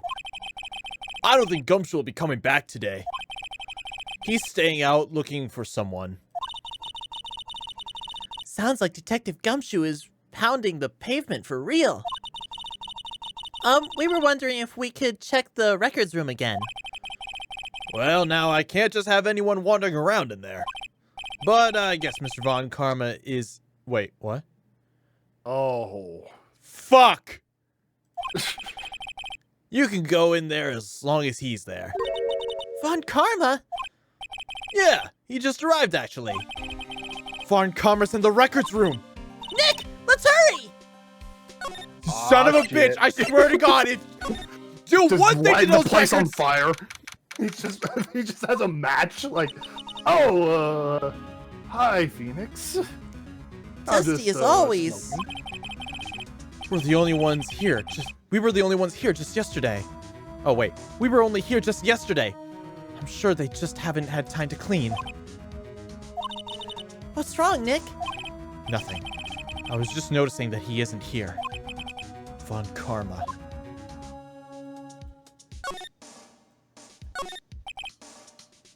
Looks like there are files inside this glass case. Oh, wait, one of them's open, I just realized. The case is so dusty, I can't see what's inside. Nick, it's locked. They must keep important case files in there. Huh? One of the drawers here is open. Someone must have been looking in it recently. The labels say unsolved cases evidence. Unsolved cases? Nick! The file for DL6! It's completely empty! What? What are you doing in here?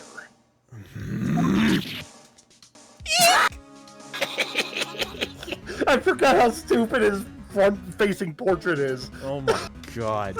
Jesus, I've never seen a more punchable face. Von Karma! You. I see you got files in your arm there. Do you want to hand them over nicely? Or do I have to break something? How do you know my name? What? Huh? Have we met? What are you saying? We see each other every day, don't we? We're Miles Edgeworth's defense team. You should not have said that. Defense team? Ahem. I beg your pardon. You see, I rarely remember defense attorneys. They're like bugs to me. Needless things to be crushed. Funny, I was about to say the same thing about your testicles. Let me just get on this steel-toed boot. I can see how this guy was Edgeworth's mentor. We could just have a nice chit-chat with him. Mr. Edgeworth is your student, right? Romanticist who still can't shed that veneer of amateurism. Just like his father. Always second rate. Mr. Von Karma, you had an axe to grind with Mr. Gregory Edgeworth, didn't you? Me? A grudge against a mere defense attorney? Why? Because he dealt a blow to you.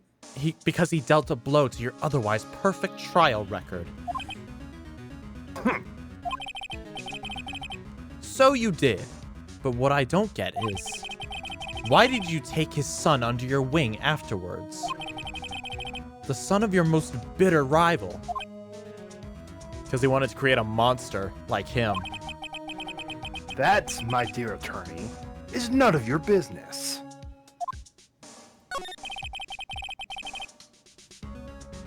Tomorrow will be the last day of this trial. It's been a while since I've had a defense attorney last this long. Still, you will lose in the end. Miles Edgeworth will admit his own guilt. His guilt of 15 years ago, you mean? You're quite the researcher. If you've done your homework so well, then clearly you must understand. You know that Miles Edgeworth will tell the court tomorrow. We were right. So Von Karma is going to bring up DL6 in court tomorrow.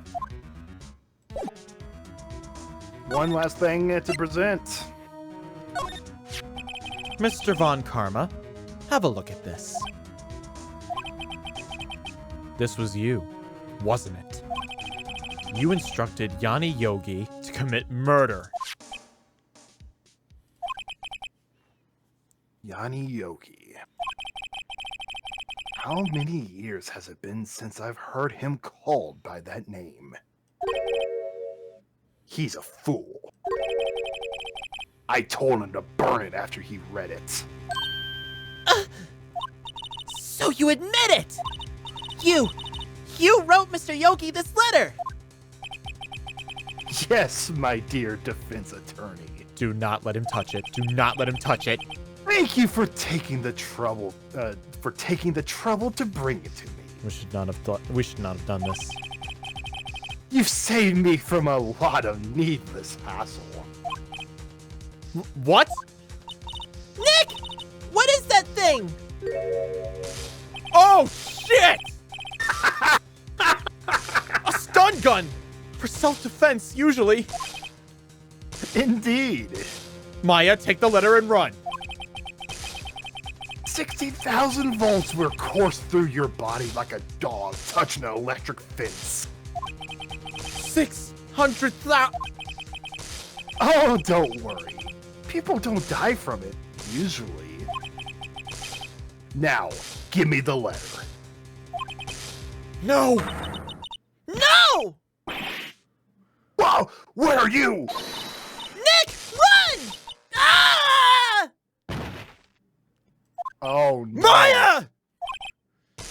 Out of my way! Ah! No!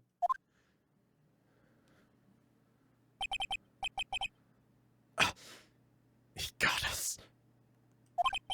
The letter's gone, of course. And he took the DL6 evidence. All of it. Back to having no clues. Wait. Maya jumped first. Maya! Is she okay?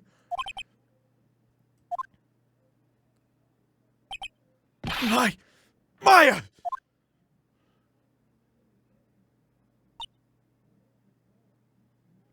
We are so fucked. Maya! Open your eyes! No. Maya! Oh, thank God. Oh. The letter. Did he take it?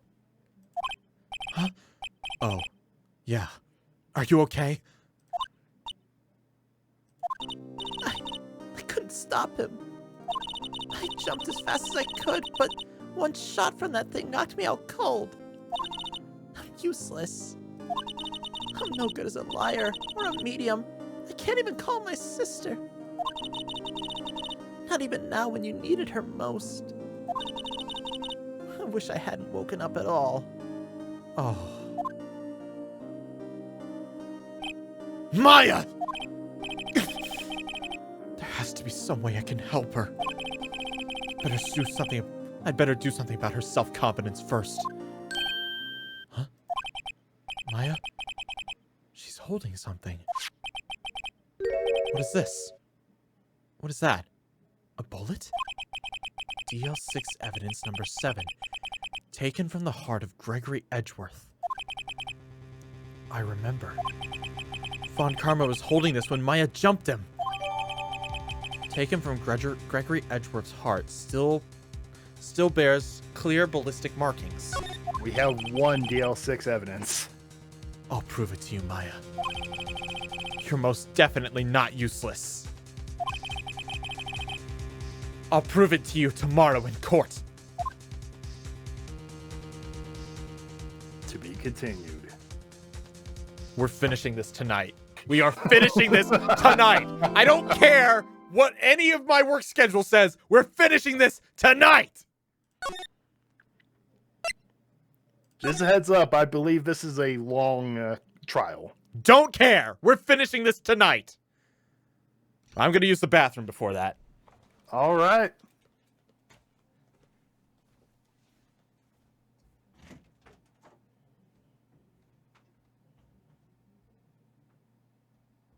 All right. What is up, everybody?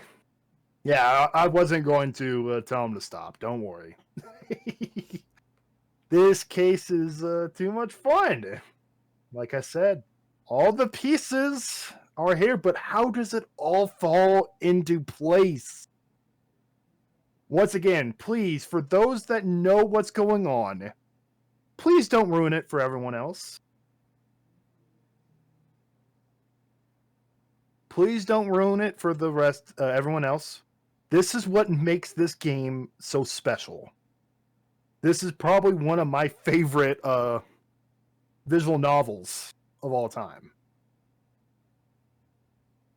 Always remember day 3 investigation being way longer. Yes, same, because of the fact I had no clue what was going on. Yes, Shadow. The big thing is someone described it as the biggest read the manga, the anime. Yeah, this is... I was talking to my brother. This is my favorite case out of the entire trilogy. This one, and then the finale I call it season. The finale of Game 3. I would say this one is my favorite.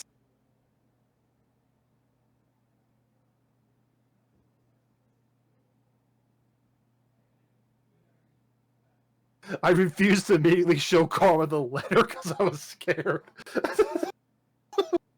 I mean, that's the smart thing. That's the smart thing to do. Like, completely smart. At the same time, though, this game... Sometimes you just have to proceed.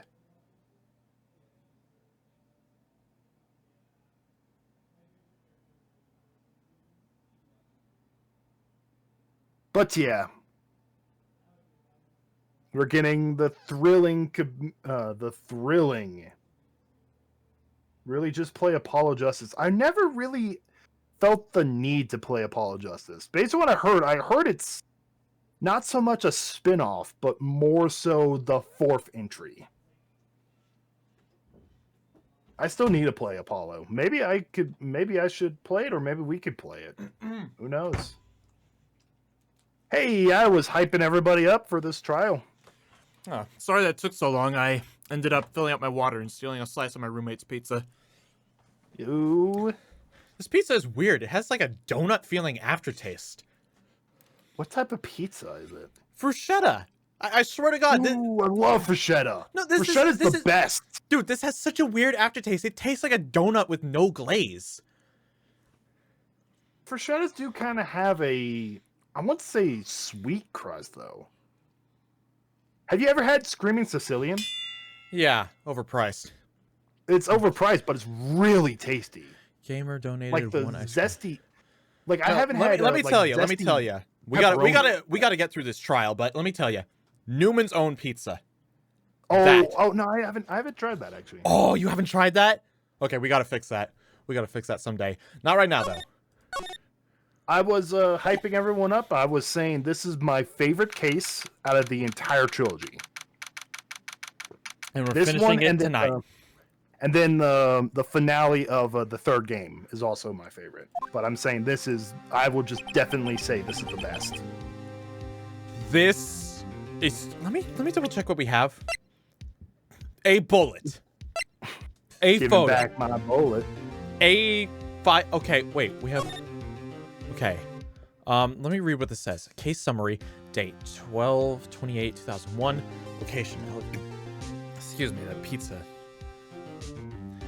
Location, elevator, district courthouse. Air in the elevator was oxygen depleted at the time of the incident. No clues were found on the scene. Victim, Gregory Edgeworth, age 35. He had his son when he was only 24. Or, well, no, 26, my bad. Not a big deal. I mean, these days, that's kind of early. I mean, yeah, these days, but you gotta remember this happened like 2001. Fair. Defense attorney, trapped in elevator, returning from a lost trial with son, Miles Edgeworth, age 9. 1 bullet found in heart. The murder weapon was fired twice. Yeah, and we only found 1 bullet. So was there a miss? Oh, that makes sense. That's it. This is what happened. Edgeworth threw the gun. It fired. Missed. The guy picks up the gun, shoots Gregory in the heart. We might have something. Fuck. No, I didn't mean to. Okay. Yanni Yogi, age 37, court bailiff, trapped in an elevator with Miles Edgeworth, memory loss due to oxygen deprivation after his arrest. Fiancée Polly Jenkins committed suicide. He named the bird after his fiance. Huh. Damn.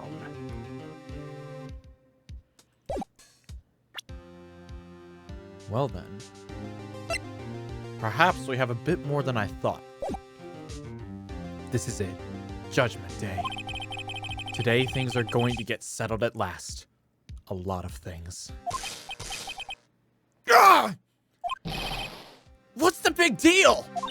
Sorry, Nick. I only touched your shoulder.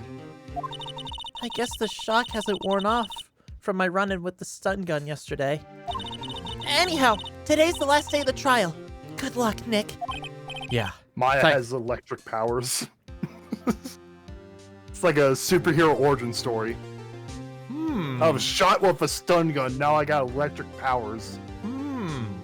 Yo, it would be a very strange incident if you happened to pass Von Karma during a thunderstorm, wouldn't it, Maya? Fry that motherfucker, you hear me? Edgeworth is looking glum as always. I hope Von Karma doesn't push him too hard. Oh, he's gonna get pushed to the brink. Whoa! Whoa! What are you doing? Sorry, I'm sorry. I just thought I'd cheer you up with a pat on the back. Maya, maybe you should go outside and discharge. Good idea. Try not to electrocute anyone on your way out.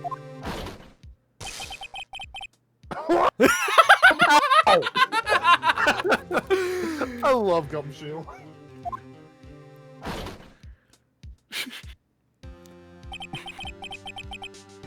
Got into that girl.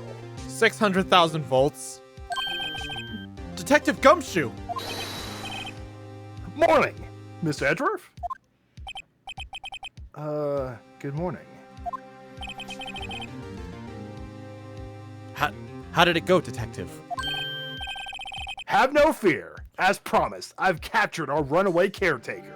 Has he now? I just brought him in. Took all night, pal. Thanks, Detective Gumshoe. You must be tired. Actually, after that shock I got on the way in, I feel pretty good. Yogi says he's forgotten his own name. But that has to be a lie. Why would he want revenge on Edgeworth if he couldn't remember his past? He does remember, and I'm going to prove it. Time to go into battle. My address is Pikachu. Oh, that is so cute. Well, I guess. Well, you don't see her wearing like a Pikachu onesie? I mean, like, Pikachu is, I mean, he's alright to me. You don't find Pikachu sexy?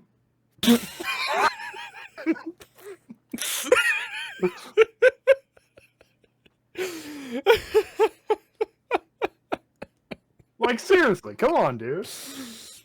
No, I cannot say I find Pikachu sexy. But he kind of just, Pikachu looks into the camera and just goes, Pika, Pika. That's when you get the pepper spray.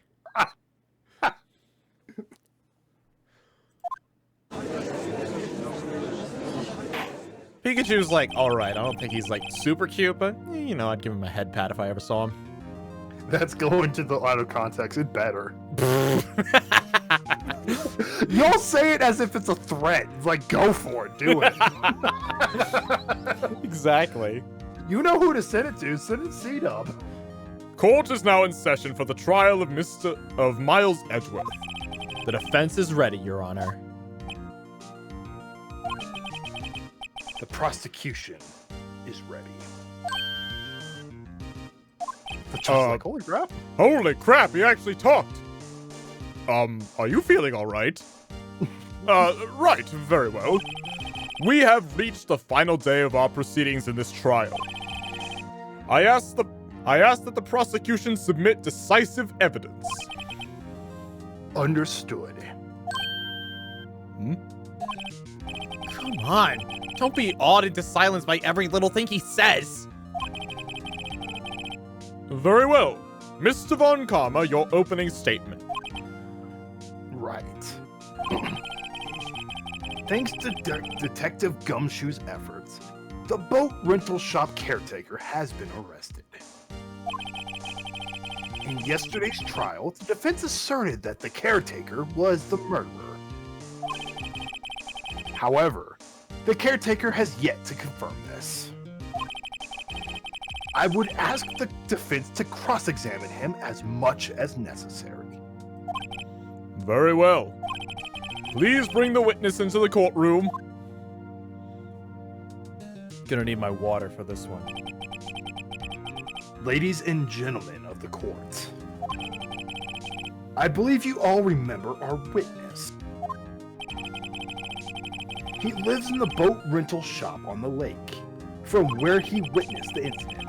In addition, he has currently lost memory of his name and identity. Witness! Why did you run away yesterday? The witness was not running away, as he will now testify. I see. Very well. Please begin your testimony.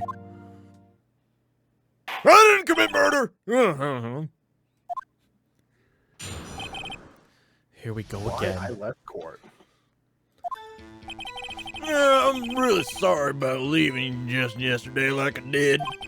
But I wasn't running away or nothing. Jesus Christ, this guy's voice is hard to do. I went to buy some food for Polly, see? I figured I got nothing to do with this incident anyhow. I mean, I need one of them motive things, right? And I don't got one. So my testimony yesterday stands as it is.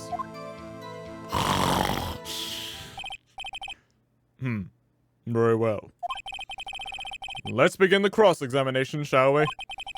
He has to know his name. Yanni Yogi. You're Yanni Yogi, and I'm gonna prove it.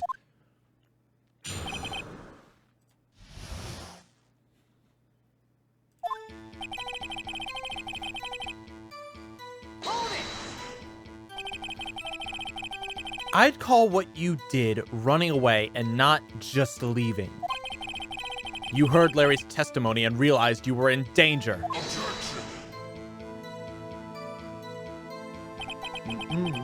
Now, Mr. Wright, there's no need to rush to conclusions. As I said, the witness was not running away. Listen to the testimony. He sure seems relaxed. In fact, they both do. Von Karma and Yanni Yogi.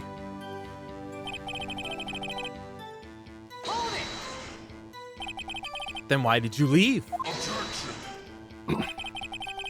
He's just about to say why.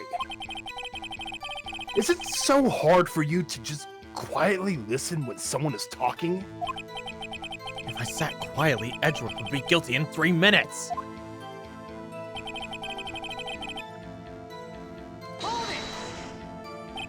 Food?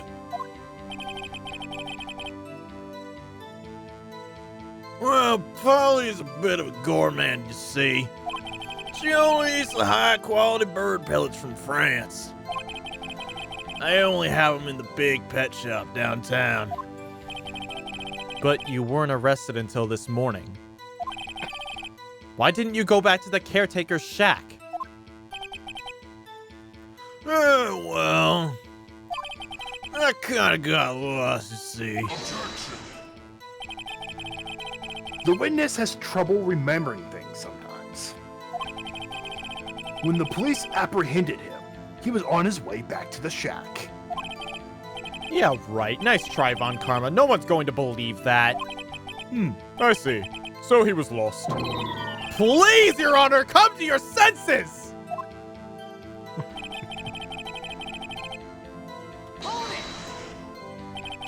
You've lost much of your memory, is that correct?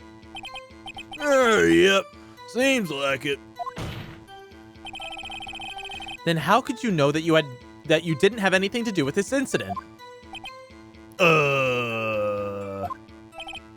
Or maybe you're lying about not having your memory? You know exactly who you are.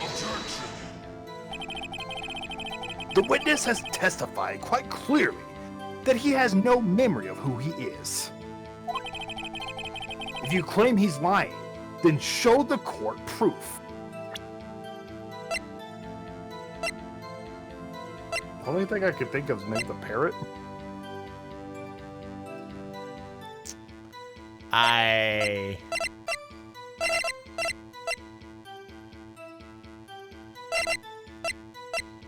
Can't be any of this other stuff. Do we have proof of that? I mean, we could tell. We know the fact that the parrot knows how to talk. Remember, it has secret phrases. Okay. How am I supposed to prove what's going on that old Cooger's head?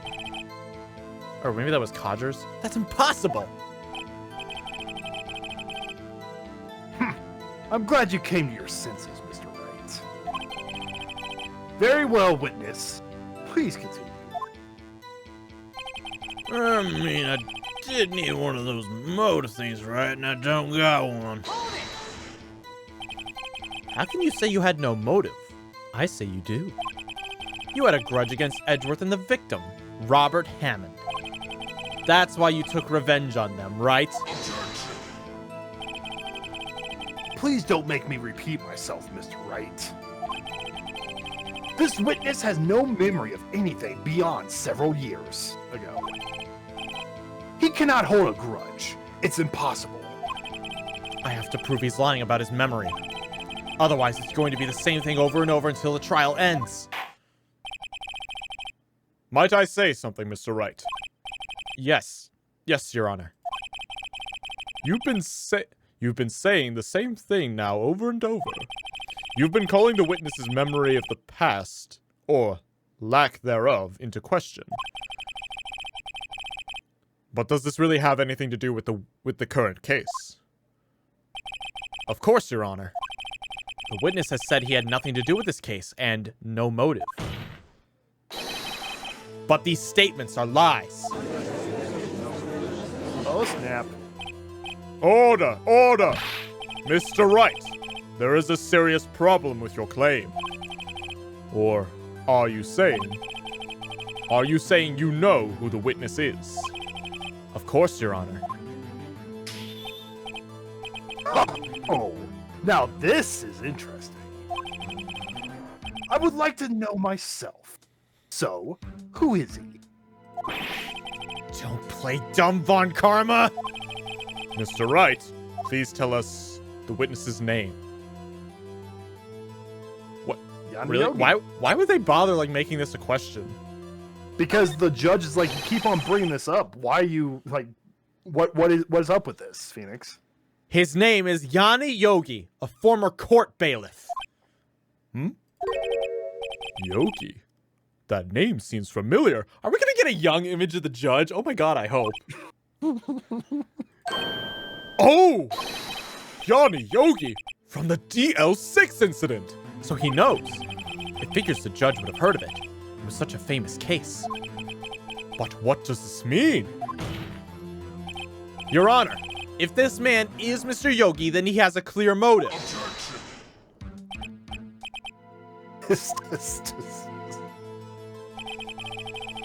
Jumping to conclusions again, Mr. Wright. This man, this witness is Yanni Yogi? Fascinating. However, how do you propose to prove this to the court? This is a court of law, as you may recall. You need proof. And allow me to repeat once more that the witness has lost his memory. This is it. I have to do this now. If I can't prove he's Yogi right here, right now, then I've got nowhere else to go. Nick!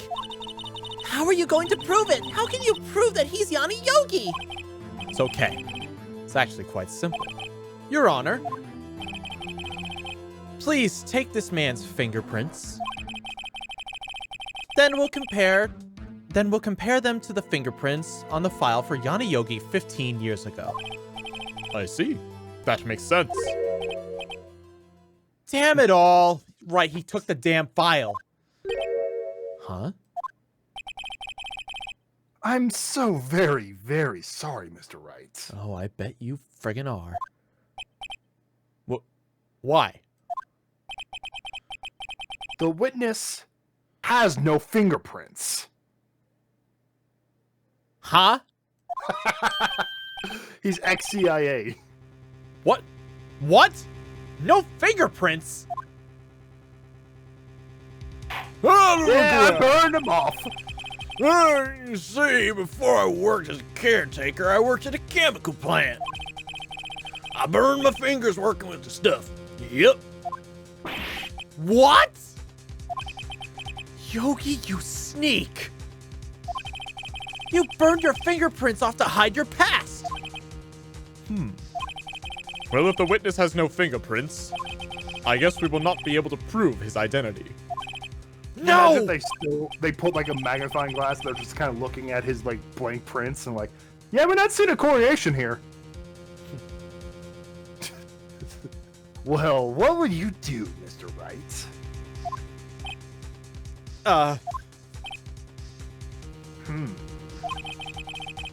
It seems the case has been decided. No. No! I know what happened. I know everything. I just can't prove it. No, I can't let it end like this. I can't lose. There has to be another way. There is no one who can testify as to who this witness is. No one. Nick, what are we going to do? I didn't even consider that he might have erased his fingerprints. What do I do? Well, Mr. Wright, perhaps you'd like to cross-examine his parrot for a little comic relief? Hmm? Yeah, very funny. You're a sore winner, Von Karma. Wait a second. Cross-examine? You're not actually about to do this, are you? But what is it, Nick? No, you're not going to... Your Honor. Remember when I said Gordy wasn't the weirdest thing in this case? What? I'm not even kidding. No. I'm not kidding. Yes. This is not about to... Oh my god. Yes. This is the greatest meme of the Phoenix Wright series. The defense would like to take Mr. Von Karma up on his proposal. Take Mr. Von Karma up? Oh, on my proposal? Exactly, Your Honor. I would like to cross-examine the witness's pet parrot. What the funny thing is, What? there was a real-life court case that this actually happened. No kidding. It happened. It was like, this came first. This is active fiction. But it happened. A couple years back, it has happened. That's something. Order! Order! Well, what do you think, Mr. Von Karma? Do you even ask? This is a farce. I object. Wait a second. You were the one who suggested I cross-examine the parrot, Von Karma. I have a right to do as you suggested.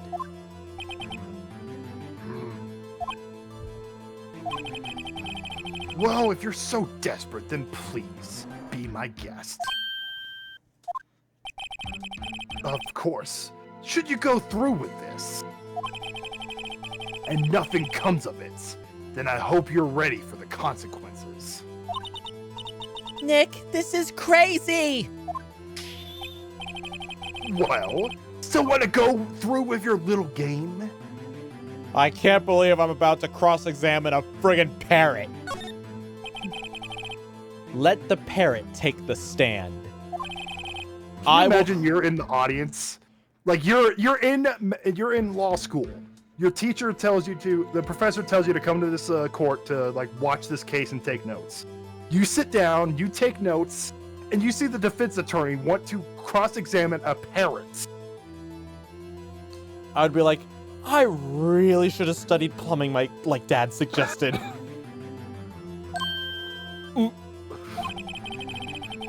This is the most ridiculous thing I've ever heard. Von Karma's rigged every person's testimony, every piece of evidence. Except the parrot. She's my last chance. At least, I think so. Bailiff, bring in the parrot. The judge is not fazed at all. He's like, Are you fucking kidding me?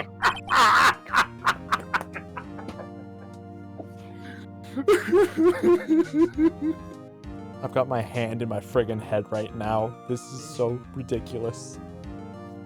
That's quite a bird. Please tell us your name. Name! Now it's the judge's turn to get Edward treatment. The witness is ignoring me! It must hurt to be ignored by a bird. Ahem. Very well, witness. Who is your owner? Please, testify for us.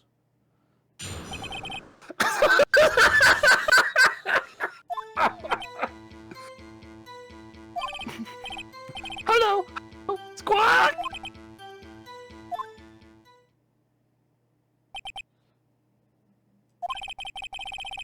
Certainly the most concise testimony we've heard so far. Very well, begin your cross-examination. Right! What are you going to do, Nick?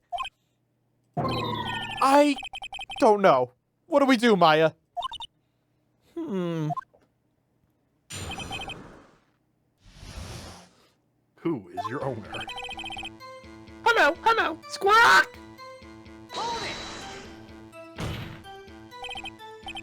Witness, you can't just say hello and expect us to get anywhere.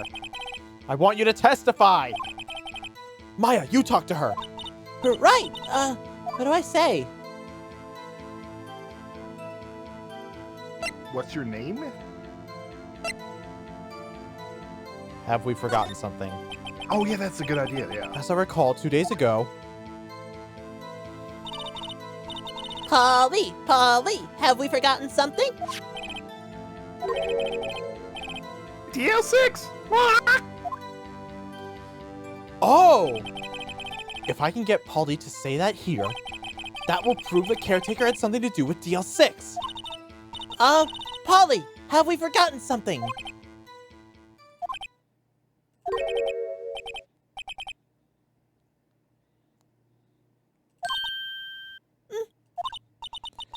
That's not what you're supposed to say. Forgot something. Something we forgot. God damn it. Uh-oh. It's not working, Nick. She won't say it. This is ridiculous! Why won't she say it? Something the matter, Mr. Wright?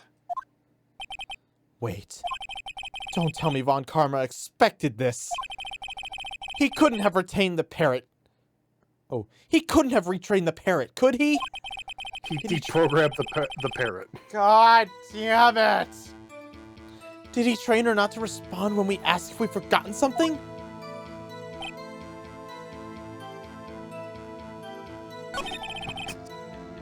Hello.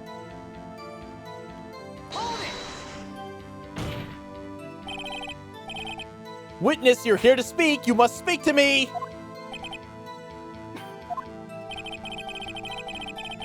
Frankly, I can't believe that you're speaking to the parrot. Well, I guess we should try to get some information out of her. We need to show the judge that her owner is Mr. Yogi. Hello, Squad! What the fuck do I do? I know what you had to do. Go ahead and save just in case.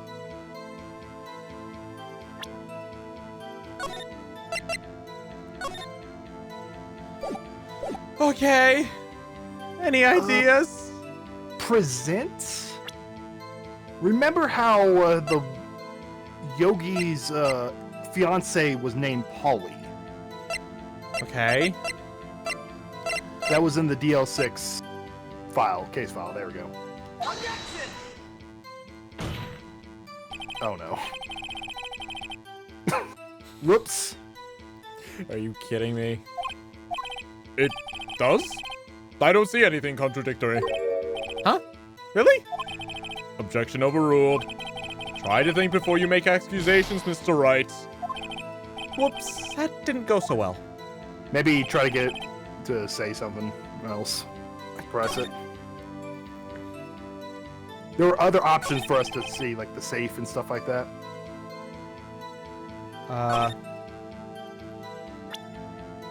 Oh, like...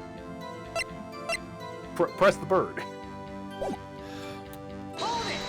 No, not there. When it's saying hello, hello. Remember there was other options like what's my name and what's your name? Okay.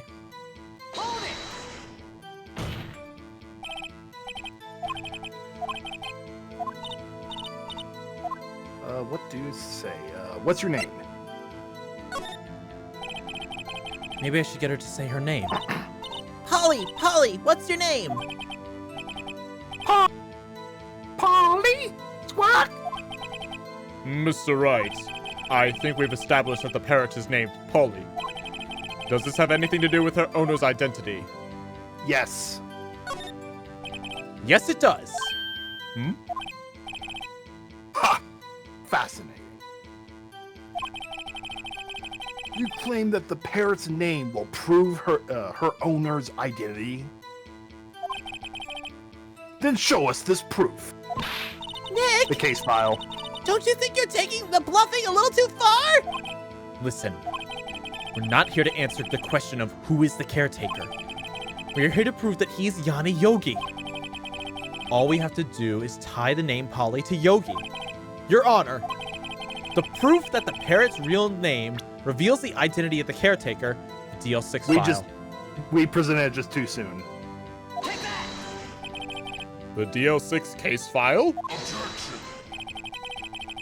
That's quite a large file you have there. Which page is this proof on, then? Show us, or stop wasting our time. Very well. Mr. Wright, please show us the page. Where in this file is the information connected? Suspect data. It's on the suspect data page. This page has all the information about Yanni Yogi. Right after he was arrested, his fiancée committed suicide, see? Indeed, it does say that, yes. What was his fiancée's name? Polly Jenkins. Polly! Exactly, Your Honor. He wanted to remember the name of his fiancée who had committed suicide. That's why he named the parrot after her. I see. I guess that is possible. God! A mere coincidence, that's all. Shut up. My granddaughter has a dog she calls Phoenix. No, she doesn't. Well, Mr. Phoenix Wright, does that make you my granddaughter's fiancé? She's only 7 years old! Oh, wait. She's only 7 years old. Indeed. Alone, it is a little weak for evidence in a murder trial. We would need some other corroborating evidence. Where am I going to find that? Oh, what's the code? Nick, we're getting closer. One more, if we can just find one more piece of evidence. Right, but what? The combination of the safe. I'll try. Very well, witness. You may continue.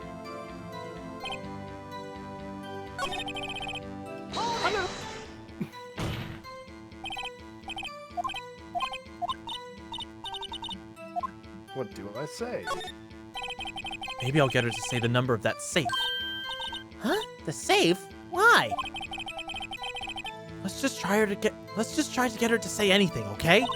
Polly, what was the number to the safe in the sack? Oh, check the court record real quick. Okay. DL6 incident. Polly was in that one prior. There has to be something with 12/28. The day of the crime. Oh! Good thinking! Polly, what was the number to the safe in the shack? 228. 1228. Right. My, what a reckless parrot. Well, Mr. Wright, you aren't claiming that this number has something to do with the caretaker. Actually, it does. Actually, it does. That's why I had her say it. Ridiculous. How can the number to a safe tell us who the caretaker is? Show us your proof. What could possibly link this number to the caretaker's true identity? The file on the DL6 incident. Let me just... Case summary. Okay, so we present the case summary. Take that. The DL6 case file? What is this obsession you have with that case? Mr. Wright, where in this file is something related to that safe number? Case summary, Your Honor. It's on the case summary page. The case summary. Specifically the date on which the DL6 incident occurred. The date of the incident, December 28th. Why, that's today's date. 15 years ago. And the number on that safe is 1228. Ah! He used the date of the DL6 incident as the number for his safe, Your Honor. That's how important that date was to him. I see. It certainly is an interesting coincidence. People often do set their secret numbers to dates. Bah, this is not tangible proof. I set my ATM cards to 0001 because I'm number 1. Hey, Zeke, you want to go rob a bank? Yeah, let's do it. Yeah, let's go ahead and go to an ATM real fast. This has nothing to do with a date. Nothing. That's enough. I think we've reached a conclusion here. This is a mere coincidence, that's all. True, that is a possibility. However, two coincidences at the same time seems more like a pattern to me. What are you saying? Summon the caretaker of the boat shop. Immediately.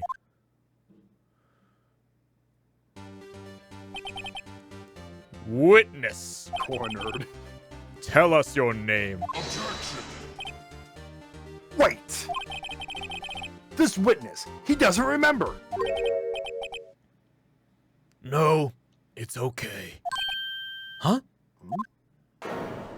Huh? I've accomplished what I wanted to do. I'm done. You could change the voice. He's no longer trying to put on a farce, if you like. That's the voice I've gone with. Nick, he looks totally different. This is the real Yogi, I think. Finally. He's been acting feeble to hide his true identity. Acting for 15 years. Well, let me ask you again. Please state your name for the court. My name is Yanni Yogi. 15 years ago, I served as bailiff in this very court. Order! Order! Yanni Yogi. So it was you who killed Robert Hammond and tried to frame Miles Edgeworth for his death. Yes, it was me. I did it. They put me on the witness stand 15 years ago. Robert Hammond, he said I was mentally unsound. He told me it would make me innocent, get me off the hook. So, I pretended to have brain damage. I was innocent, really, but he didn't believe me. We won the trial, but I lost everything. I lost my job, my fiancé, my social standing. Then, this year, 15 years later, a package arrived. It was a letter and a pistol. The plan was written out in careful detail. It was a plan for me to take revenge on the people who ruined my life. I didn't care who had sent it. I thought it was my chance after 15 years. This was it. Finally, a chance to have my revenge on Robert Hammond and Miles Edgeworth. I have no regrets. Wait a moment. Revenge against Miles Edgeworth. What do you mean? I'm not at liberty to speak on the matter. Why don't you ask Mr. Edgeworth yourself? Anyway, I admit it. I was the one who killed Robert Hammond. Well, that's interesting. Well, we solved the case on hand. Interesting. Von Karma, where is Mr. Yogi? Under arrest, Your Honor. I saw no room for error in his confession. Then the defendant, Miles Edgeworth, is innocent. In this case, at least. Very well. Will the defendant please take the stand?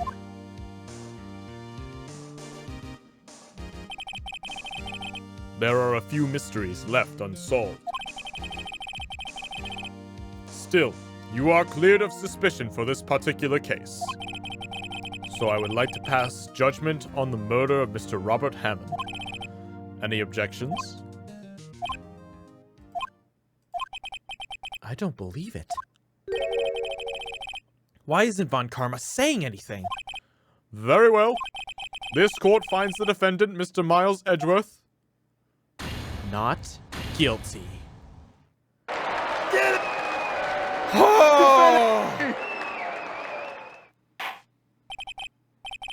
That is all. This court is adjourned. Can we testify? What? What? Did someone just say objection? It wasn't Von Karma. Wait, but that means... No. What are you doing? He wants to clear his guilt. Edgeworth. Your Honor, I object to your judgment. I object to your objection. Oh my god. Oh my god. We're not done yet. This is corpse party birthday bash levels of stupid. Dude, he's been having nightmares for 15 years. Of course he's going to do this. He wants to clear his conscience. He thinks he killed his father. What do you mean? I'm not innocent at all. As we have heard, Yanni Yogi killed Robert Hammond in revenge. But revenge for what? Nick! Edgeworth is trying to confess! He's going to say he's guilty! He's going to tell them he was the murderer in the DL6 incident! He's going to tell them he killed his own dad! Uh-oh. What do I do?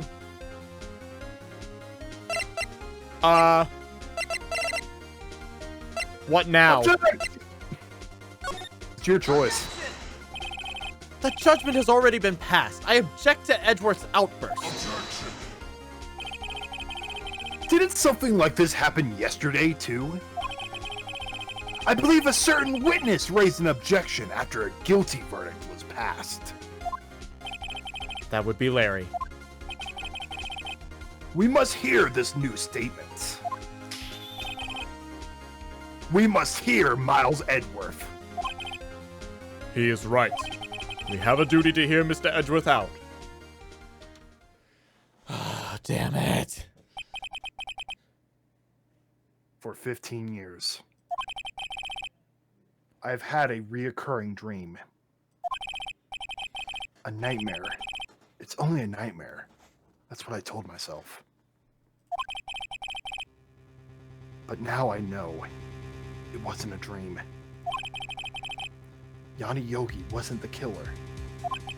You mean in the incident where your father died? From the distance of the shots, it wasn't suicide either. Everything was as clear as day. The murderer. The criminal in the DL6 incident. It was me. Your Honor, I confess my guilt. I am guilty for DL6, the statute of limitation of which ends today. The culprit is me. Order! Order! This is certainly unexpected. The defendant, declared innocent, is confessing to a different crime. A crime for which the statute of limitation runs out today. I'm not really sure how I should deal with this.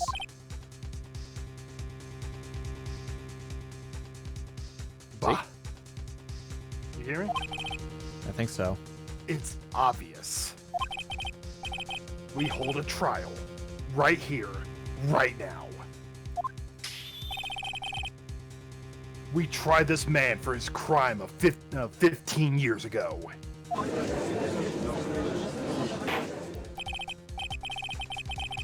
I think I would like to take a 5-minute recess. During this time, I will consider the appropriate course of action to take.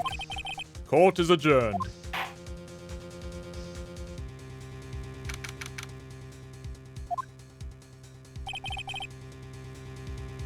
I'm sorry, Wright. I just wasted all your effort. Mr. Edgeworth, I just don't believe it, sir. I mean, you kill your dad? I didn't want to believe it myself, Detective. But it's the truth. I deserve to be punished. Murder is murder, no matter what the circumstance. This is crazy! Just crazy! Nick, what are you doing? Huh? Oh. I was just reading through the court record one more time. I'm getting my case ready. Your case? For what? Huh? Isn't it obvious? I'm going to prove that Miles Edgeworth is innocent. Huh? What are you talking about, pal? He just admitted to it! He confessed to that. He confessed that he did it in court. I'm sorry, Edgeworth, but I don't believe your nightmare. What? It's just a dream. It's not real. The truth is right here in this court record. In any case, tighten your belts. The real fight is just beginning. I'll prove you're innocent. Trust me. Right.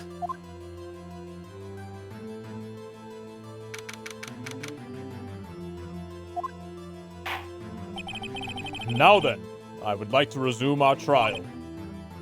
Judge.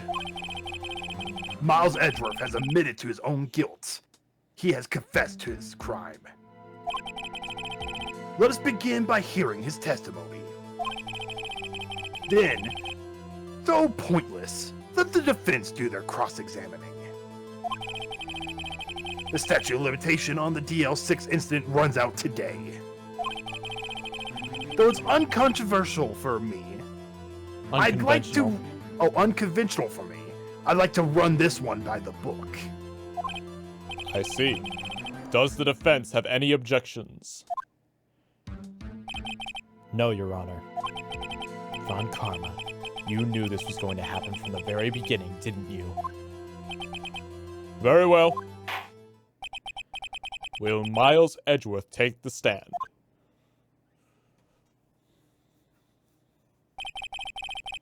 Will the witness state his name and profession? Miles Edgeworth. I am a prosecuting attorney. Mr. Edgeworth. 15 years ago, you mistakenly killed your father, Gregory Edgeworth. Is this correct?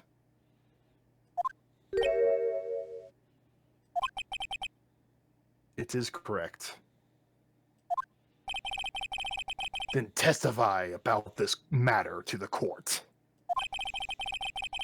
When Edgeworth was telling me about his dream yesterday, I noticed something. One detail didn't quite fit. That will be the key, but only if I can get it to work. You know what? Let me just check the court record real fast. Okay, so this was, yeah, okay. So there's that. Okay. One bullet found. The murder weapon fired twice. Remember, you did point that out. I do. I was just making sure I had it in, like, evidence. Mm-hmm. You do have it. Please, please. The DL6 incident. That day, I had gone to the courtroom to observe one of my father's trials. As we went to leave, an earthquake struck, trapping us in the elevator. My father and Mr. Yogi lost their composure and began to argue. Just then, something heavy fell on my feet. I picked it up and threw it at Mr. Yogi. I wanted them to stop fighting. A moment later, there was a single gunshot, then a scream. It was a terrible scream. I remember it to this day. That's all. And until now, you thought this memory was a dream. We were stuck in that elevator for 5 hours. The oxygen in the elevator ran out, and I lost my memory of the events. Bah! The same claim Mr. Yogi had made. Very well. Mr. Wright, your cross-examination, please. Yes, Your Honor. Here we go.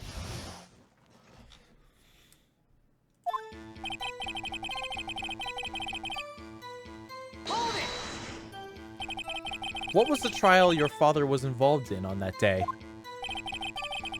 I don't remember things very clearly. Only 2 things. I know my father lost, and Mr. Von Karma was the prosecuting attorney.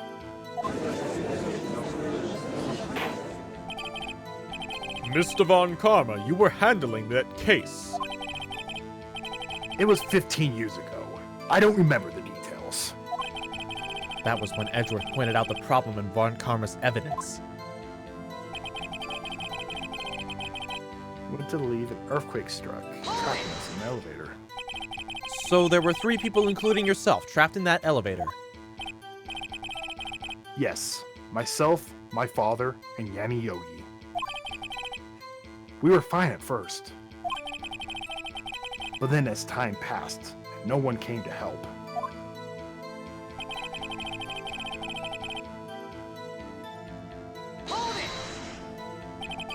What did you do then? I was a 9-year-old boy at the time. What could I do? I was scared, trembling in the corner. But then... just then, something heavy fell on my feet. What was it? A pistol. I assume it was the bailiff's, Yanni Yogi's. The safety must have come off when it fell from his holster. And you picked it up. What happened next?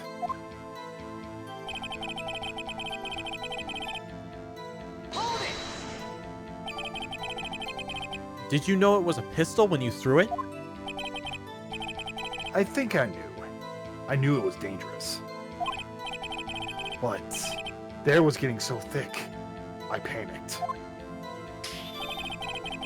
So, you were saying that you threw the pistol at Mr. Yogi. I was in a daze. A moment later, there was a single gunshot, then a scream. There it is. The gun fired once. Yes. I think, after I threw it, I lost consciousness. Since then, they've echoed in my head every day. That gunshot and that horrible scream. The scream.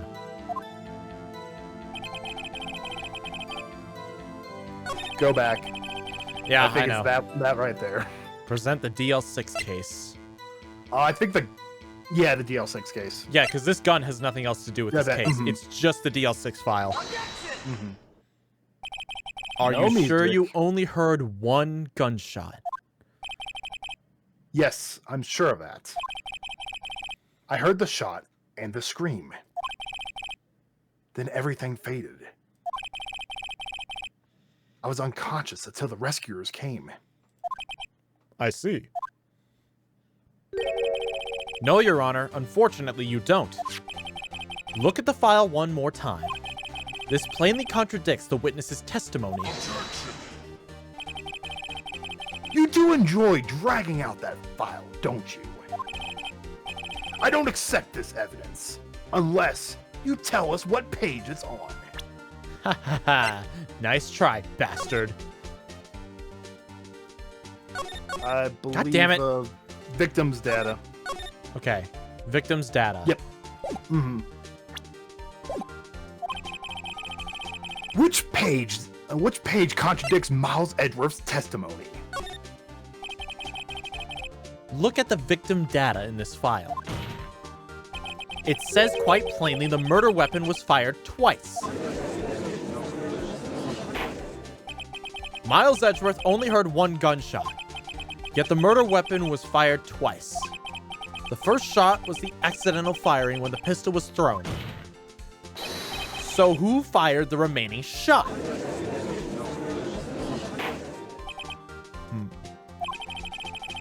Was there perhaps another shooter who fired that second shot? Your Honor, as I'm sure you're aware, this incident occurred 15 years ago. The evidence is dated. The pistol did fire twice. However, we do not know when the second shot was fired. It might have been fired the day before the incident. There is no proof that the second shot had anything to do with this incident. What? I see. You do have a point, Mr. Wright. The murder weapon was fired twice, as we've heard. One of those shots was fired by the defendant, a boy at the time. Do you have any proof the other shot fired had something to do with the case? Yes. Your Honor, I think I will be able to show you the proof. What? Impossible! Now, Mr. Von Karma, save your surprise for after you've seen the evidence. Very well, Mr. Wright, show us your proof. Do you have evidence that the second firing of that pistol is related to the incident? Have to be the bullet itself. No, that's from the heart. That's the kill shot. It could have been the second shot. Well, we need to prove that there was a second shot. Like, we have to prove that there were two shots. This proves, yes, there was one shot. Well, what the fuck do I do? You have evidence. Maybe check out the scene of the crime again? Hey, hold on a second. The window. Yep. I wanted you to figure it out yourself. Look at this photograph. Look at this photograph. Every time I do, it makes me laugh. We've done that joke like 5 times already. There's a guy dead over there. This is a photograph with the scene of the crime 15 years ago. I can see that the victim is lying there. I can see that the victim lying there is Gregory Edgeworth. This proves the murder weapon was fired twice at the time of the incident. The photo proves it. So, let me get this straight. This photo proves 2 shots were fired? Where? Connor, please. Please get a clue.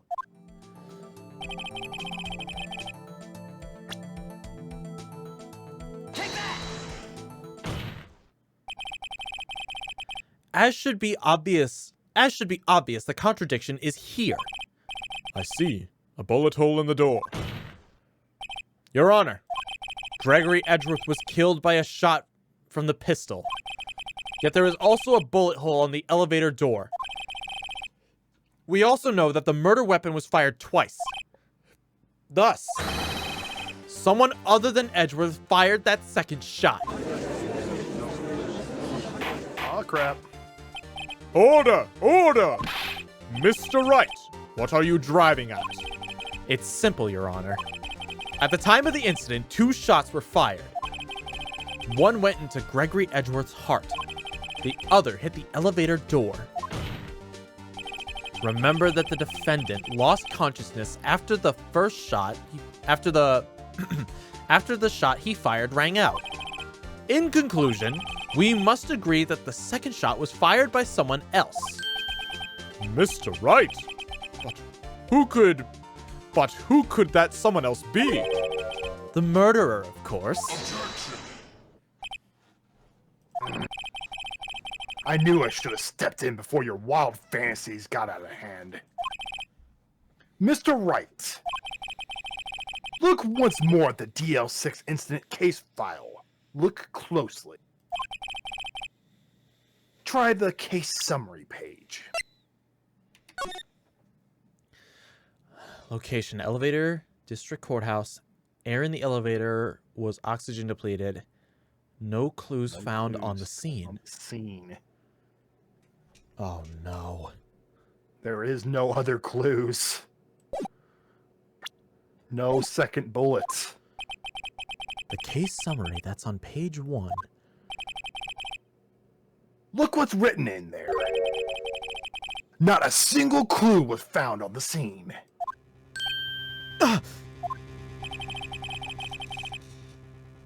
If the pistol had indeed been fired 2 times, then the other bullet would have been discovered on the scene. He does have a point. The second bullet has never been found. Why? Because the second bullet does not exist.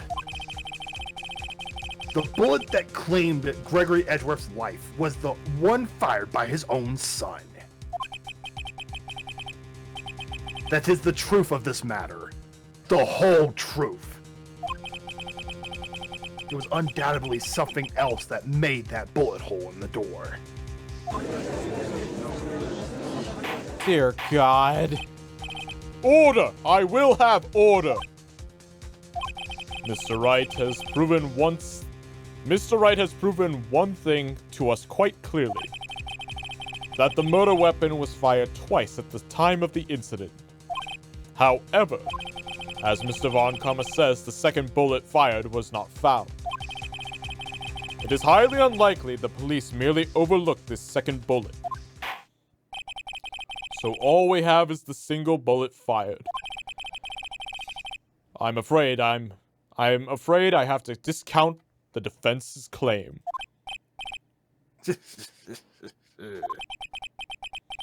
I praise the judge for his wisdom in this matter.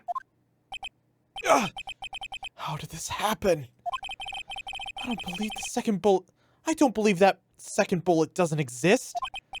Was I wrong? Have I been wrong about this whole incident? What are you doing, Nick? Why aren't you raising objections? Sorry, Maya. What? It looks like I was wrong. Nick? If the second bullet wasn't there, then all my conjectures are for nothing. No. But you said you'd do it, Nick. You said you'd get Edgeworth declared innocent. I'm sorry. It's just, when I saw that photograph, I thought that 2 shots had been fired. I was so certain of it. I thought I'd won. I thought there was another person, someone else who fired the killing shot. But now, I was wrong to think that it could be that simple. This case has stood unsolved for 15 years. Nick. Well, it seems that we have finally cleared up this incident. Only 1 bullet was found at the scene of the crime. That shot was fired by Miles Edgeworth. Precisely. Damn. I would like to ask one more thing of Miles Edgeworth before passing my verdict. Have you been paying attention to the trial so far? Yes, Your Honor. Do you have any objections? No. No, I do not. So you killed your father, though it was not your intention. Yes, I did. Oh no. He's accepted the guilt. Very well. The statute of limitation on the murder of Gregory Edgeworth runs out today. Therefore, I must pronounce a verdict on the defendant, Today. Right here. Right now. Indeed. Does anyone have any objections? I've been here before. It's just like my first day in court. There's so many things I know I should be saying. But my mind's gone blank. I can't find the words.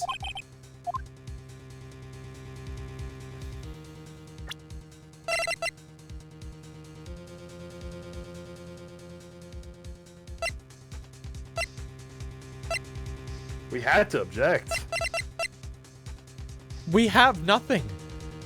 What is that bullet next to the gun? This is from the previous trial. Oh, okay. Ballistic markings matches the pistol. Okay.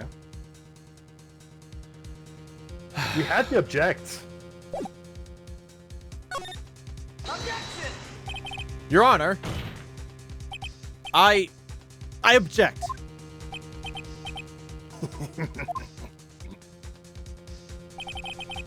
Mr. Wright, on what grounds do you object? Mm-hmm. Nick?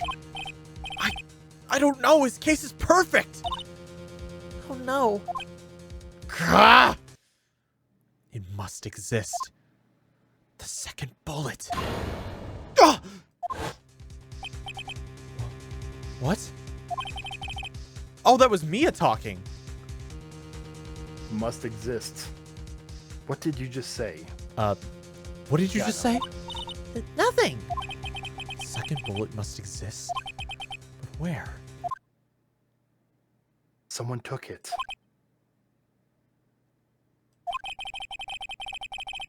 It seems waiting is not going to produce us any answers from Mr. Wright. Wait, Your Honor. The second bullet. It existed. What? But we've just heard proof that it did not exist. I realize that, Your Honor. I'm really grasping here. It's just someone took it from the scene of the crime. That's what happened. But who? The murderer. The murderer? Then tell us, just who is this murderer? I'm still thinking about that one. So the criminal took the second bullet? But why? Huh? First of all, how would they have found it? It's not easy to find a stray bullet, Mr. Wright. Was there some pressing need for the murderer to search for that bullet? Think about this for a second. Think about what Edgeworth has testified. Okay, so are we assuming there was someone other than Yogi that killed him? Just think of his testimony. What did he say? Who, Edgeworth? Yeah, Edgeworth. He said... I don't fucking know, man. He threw the gun. Yeah? He heard a bang. He heard a scream. And then he passed out. We know that gun was fired twice. Could have been Yogi screaming at the sound. What caused the scream? Think about it. The bang of the gun. The bang of the gun. Yeah, that could startle someone, but not a blood-curdling scream, unless you're hit by the bullet. The murderer did not need to find that bullet, because the bullet was lodged in them. Wait a minute. Are you saying that... The murderer had the bullet in him. That's why they can never find that bullet.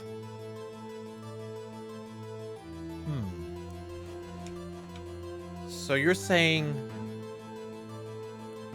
We had to believe Edgeworth. Edgeworth did not do this. Remember, the gun shot twice. We know that bullet, when Edgeworth threw that gun, it misfired out of the elevator. Okay, yes. And then he heard a scream. We can assume it hit the murderer. Murder didn't really need to find it. Who cares? It's a stray bullet. You're saying But that a it was bullet in hit him. the murderer. Yes, that's what I'm saying. The murderer did not need to find this thing because it was in him. Why would the murderer have spent the time to look for a stray bullet? I haven't got a clue. What's wrong, Mr. Wright? Bah, murderer had no reason to take that bullet. You don't want to admit it, but it's true.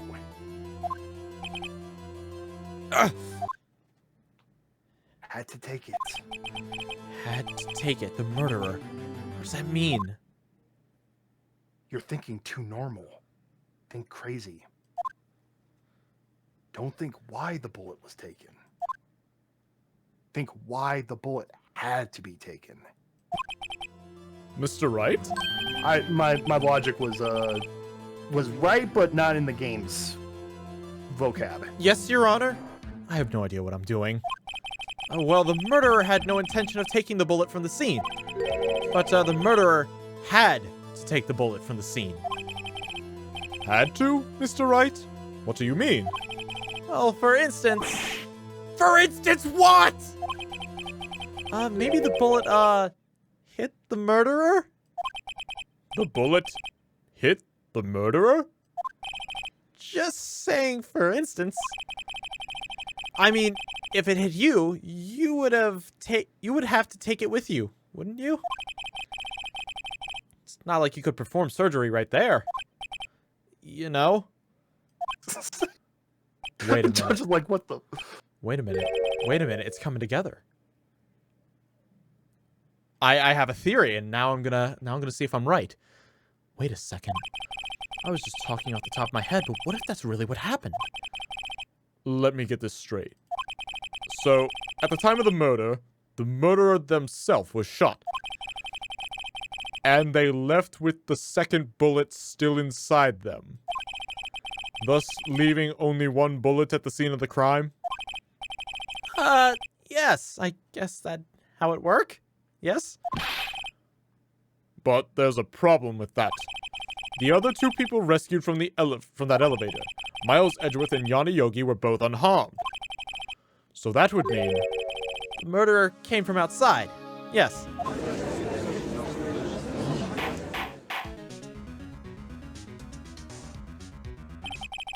Two men fight inside the elevator. Trying to stop them, the boy picks up the pistol and throws it. The Bang. pistol discharges, and the bullet goes through the elevator door and hits the murderer outside. The boy loses consciousness. The murderer opens the elevator door and sees the men inside.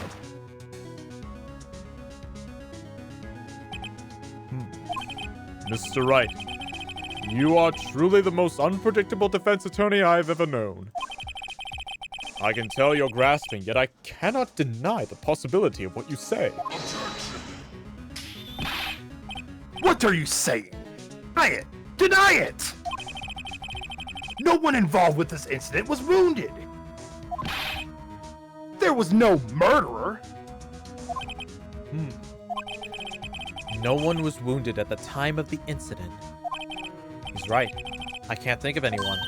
Hey, Nick. Huh? I just thought of something really crazy. Crazy? Remember what Mr. Grossberg said yesterday?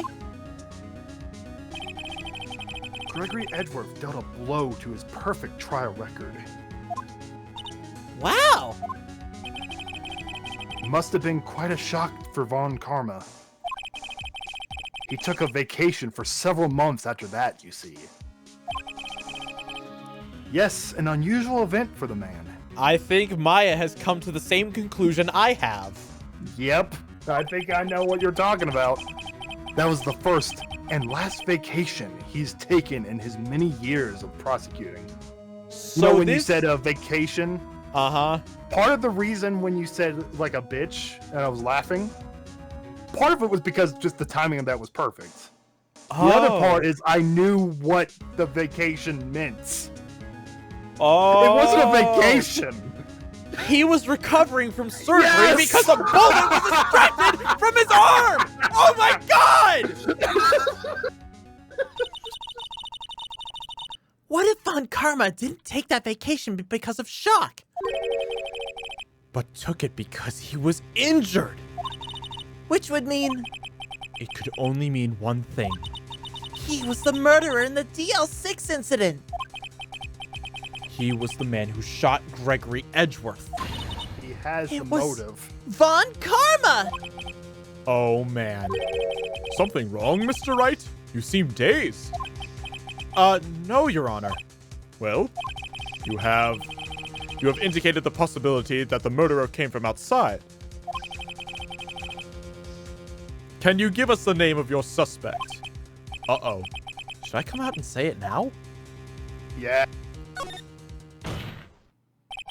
Your Honor, there is a suspect. One lone suspect. Well, this is certainly interesting news. Very well, Mr. Wright. Who is your suspect? I like to imagine the judge is just like eating popcorn while all this is going on. Just it's like, this is very unexpected. Come on, Wright, get on. Oh, yes, Mr. Wright, please continue. Oh, we are going to make so much money off the recordings of this freaking trial. My hands are shaking. What? Von Karma! Von Karma.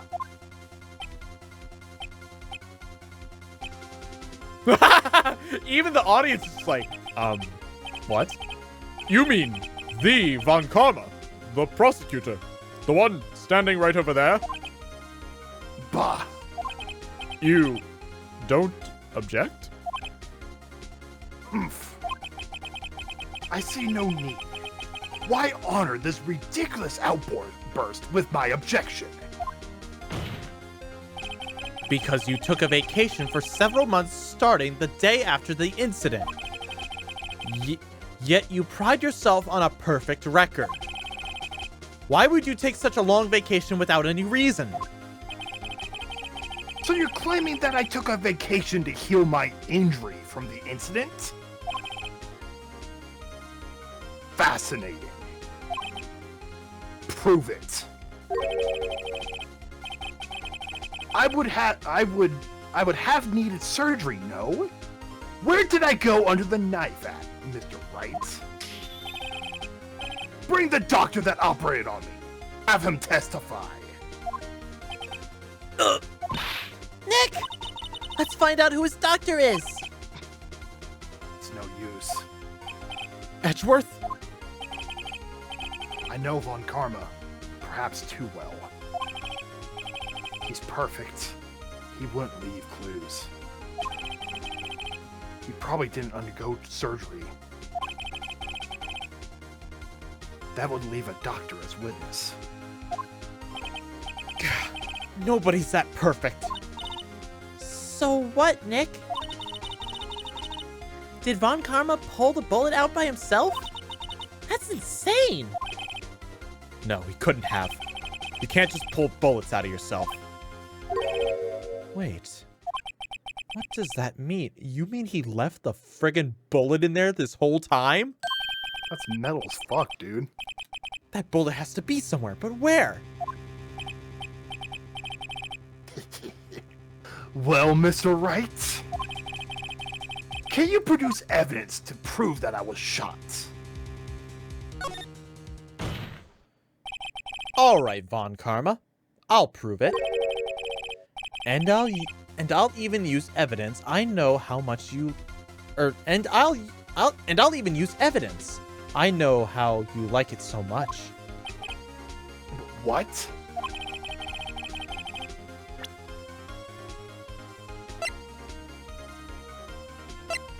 The clear bro. Oh, maybe? What? I'm trying to think. Is it this one? I'm trying to figure out if it's like, I know how this proceeds, but I don't know it which way.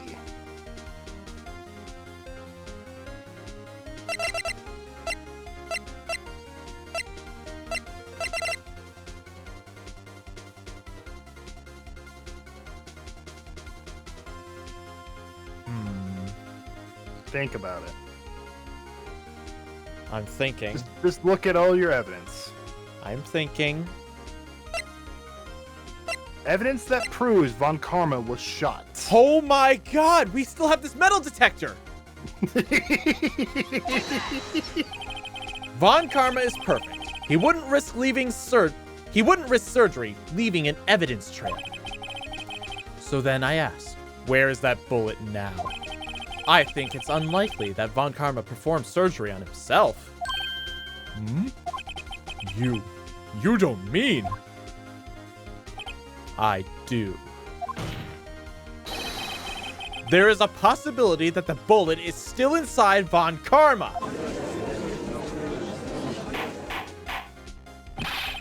Is that even possible?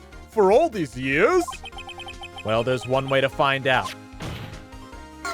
We could use Pulls out this pulls out a metal detector. We could use this metal detector. Well, Von Karma, I'm going to run this over you and see what we find. Oh! He's breaking down. Oh! I refuse. You refuse. But refusing this means... You acknowledge that the bullet is still inside you. Order! Order! Order! Your Honor, the defense requests that we be allowed to use the metal detector. Judge, I call for a suspension of this trial. This is an invasion of privacy. The statute of limitation runs out on this case today. It was you who said we had to end it right here, right now.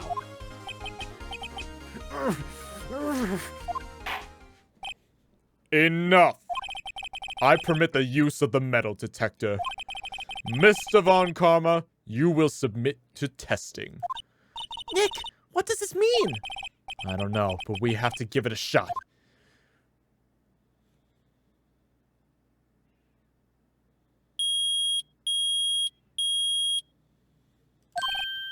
It reacted. Something's inside his right shoulder. The bullet. Mr. Von Karma? Edgeworth is pissed. Whoa! You. It was you.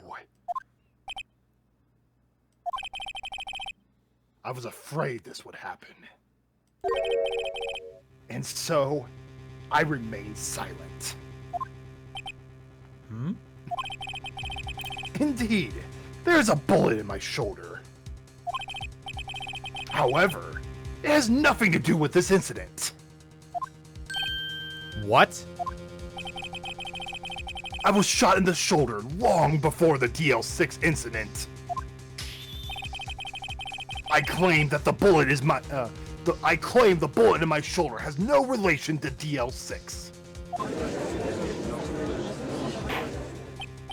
But Mr. Von Karma, can you prove that?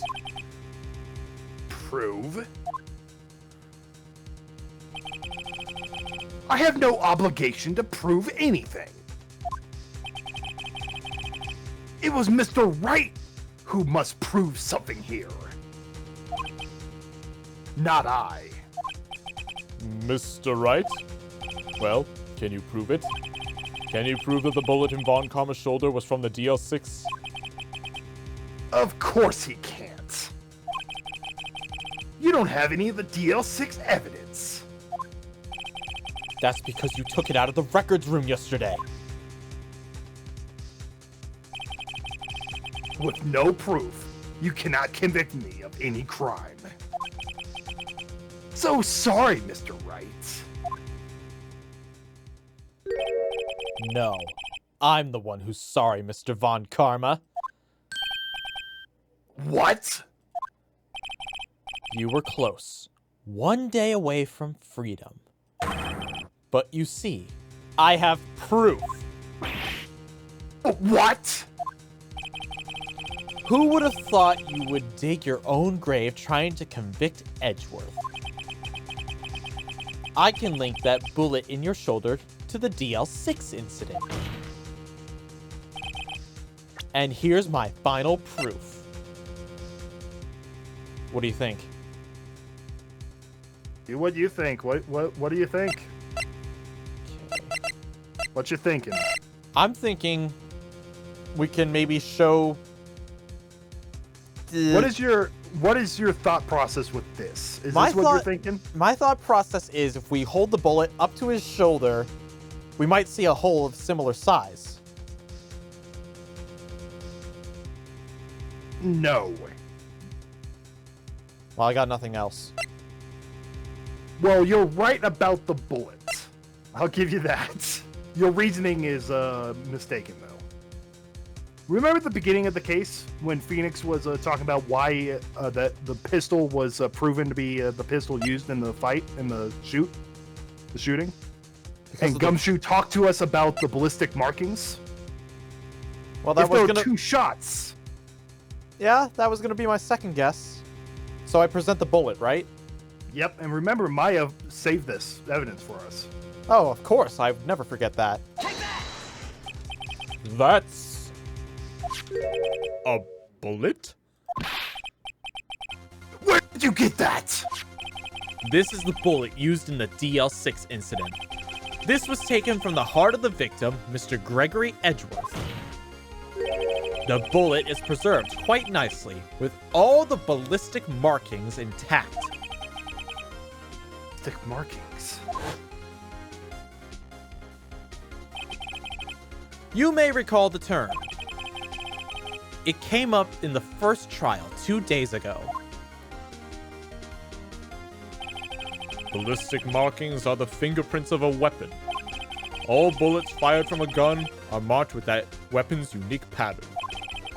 By examining the markings, you can tell which weapon fired the bullet. It's quite accurate. It's so cool, too. We have 2 bullets in our possession. One, the bullet removed from Gregory Edgeworth's heart. The other, Mr. Von Karma, is the bullet buried in your shoulder. We can analyze both bullets. Then, if the markings match, we would know that both bullets had been fired from the same gun. The very same pistol, in other words, the murder weapon that killed Gregory Edgeworth. Mr. Von Karma, you will let us remove the bullet from your shoulder. Then we'll compare the ballistic markings to those on this bullet. And solve this case once and for all.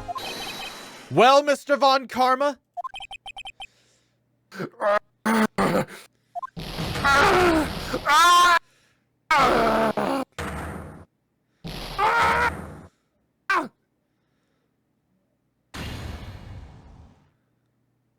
That scream. I've heard that scream before. Wait. I know. Help! I can't breathe! Quiet. I said quiet. You're not making this any easier. Stop breathing my air! I'll stop you! Stop breathing my air! Get away! Get away from my father!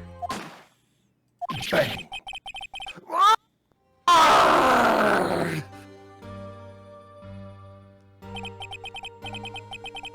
It's that scream I heard in the elevator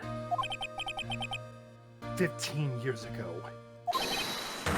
Von Karma! It was you who screamed!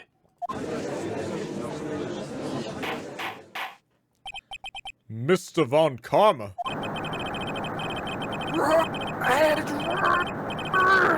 Only you would dare defy me. So, it was you. You and your father are my curse! Your father shamed me with a penalty on my record! And You left a scar on my shoulder that would never fade. I'll bury you. I'll bury you with my bare hands. Death. Death. 15 years earlier. Chief Prosecutor, I am sorry. Von Karma, it's not like of you to make this kind of error. I never would have thought Edgeworth would be the one to catch you. I was careless. I'm sorry, but you will have to be penalized. I covered for you in the past, but not this time. Edgeworth. It was a shock like none I had ever known. Me? Penalized? It took hours for me to regain my composure. Suddenly, I found myself in the darkness. I was in the court records room. I must have wandered in there without thinking where I was going. The room was pitch black. The lights must have gone out. I went out into the hall and felt my way to the elevator. I pressed the button, but nothing happened. Then, there was a noise. It was in pain, a horrible, burning pain in my shoulder. Just then, the lights came back on. The elevator door opened before my eyes.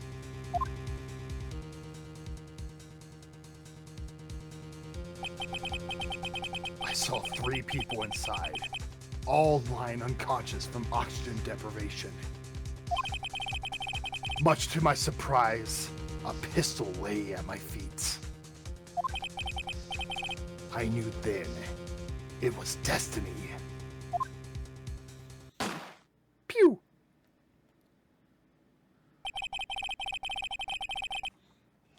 In his last moments, Gregory Edgeworth was still unconscious. He died, never knowing who had shot him.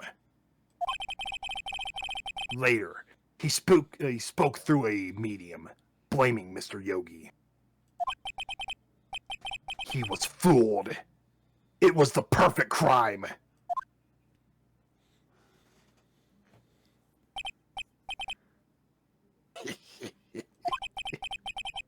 Who would have thought another man would have come to open that elevator door? Judge! What? What are you doing?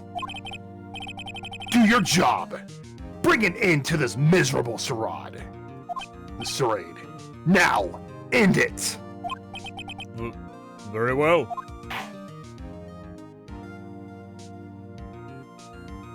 It appears that we have come a very long way to the end of this maze. 15 years later, Mr. Miles Edgeworth, Yes, Your Honor. you were innocent. You are innocent. As you said, it was all a nightmare. Yes, Your Honor. This court finds the defendant, Mr. Miles Edgeworth, not guilty. We got 2 wins back to back. And put it into the longest cold case. That is all. This court is adjourned.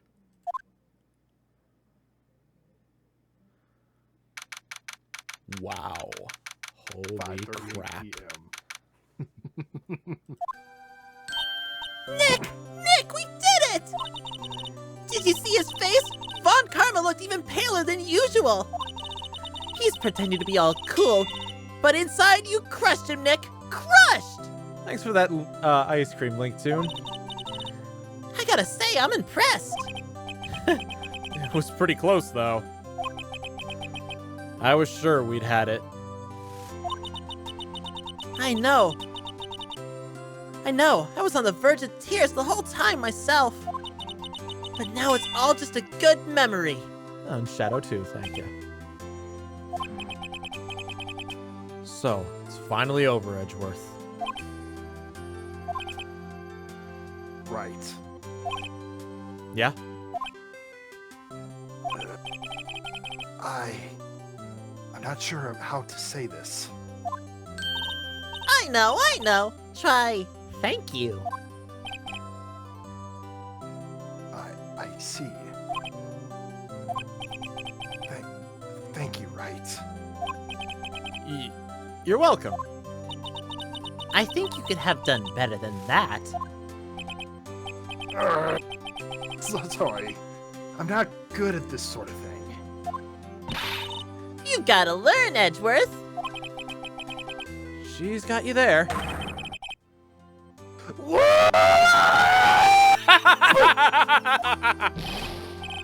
Amazing, pal! You pulled through just like I thought you would. I'll never forget this. I owe you one, pal. And tonight, let's party. Dinner's on me. Yeah, my salary went down a bit this month. But who cares? Man works for free, basically, at this point. See, Mr. Edgeworth? You should take a lesson from Detective Gumshoe. That's how you say thank you. I see. Whoa!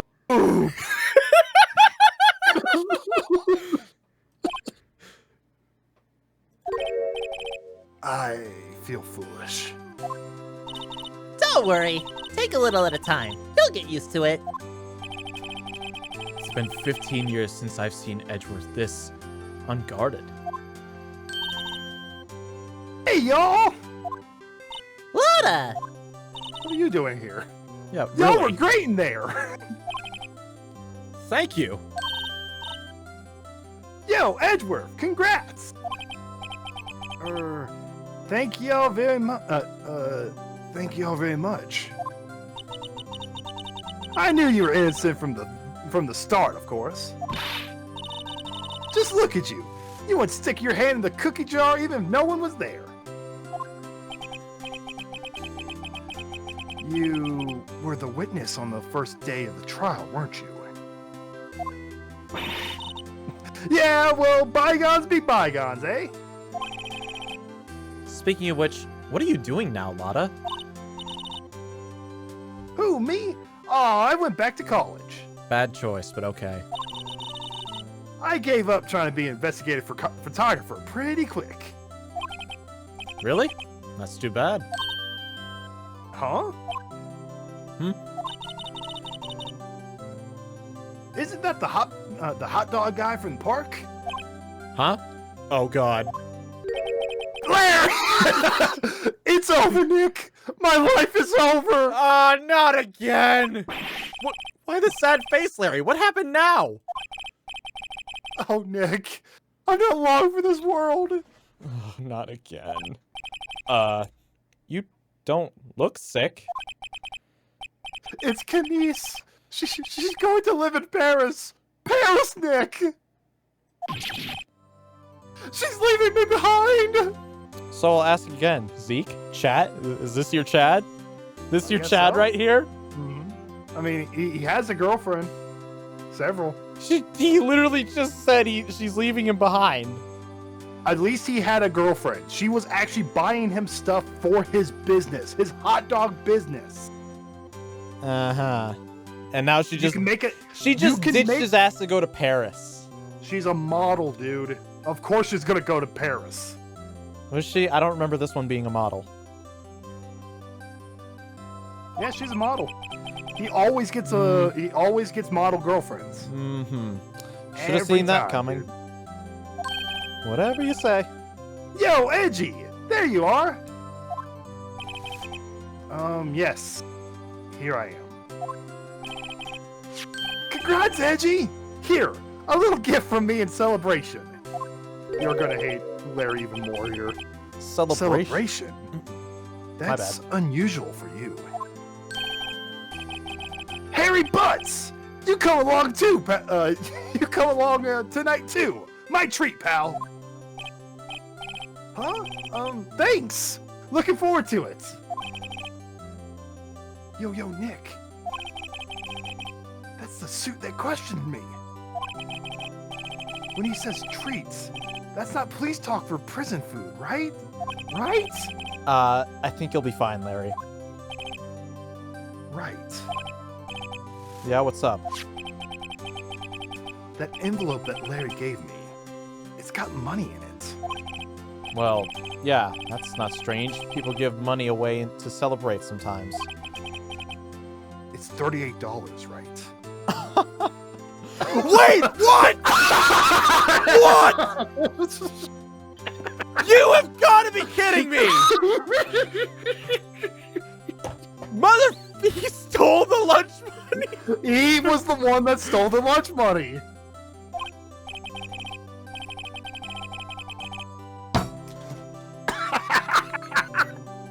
Larry! Oh my God, I hate you!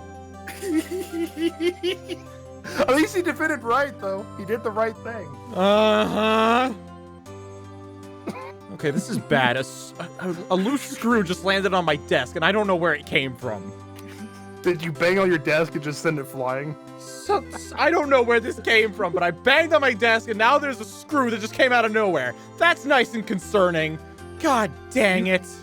You had to deassemble that thing anyway with your move coming up, right? Yeah, but I don't know what the hell this is. I'll worry about it later. For context, Bonfire, $38 was stolen, and it caused... From as lunch caused money. a Phoenix Wright. So, Larry Butts was the one who caused Phoenix Wright to become a defense attorney. You know what? You can watch the VOD back to get it. I want to see where this goes. Huh, what a weird amount. I mean, it's not little, but it's not a lot either. $38 exactly? Nick? Wasn't that exactly the amount of lunch money that was stolen from Mr. Edgeworth in school? $38. No. No! Larry, it was you! What are you so surprised about, right? Huh? Larry was absent that day of school, right? But that doesn't automatically rule him out as a suspect. What? Think back to that day, 15 years ago. Larry took the day off, but he was bored, so he came into school anyway. What the hell? Then he saw the money lying there, and the rest is history. He deserves to have women blow him off. I never was good at history. Edgeworth?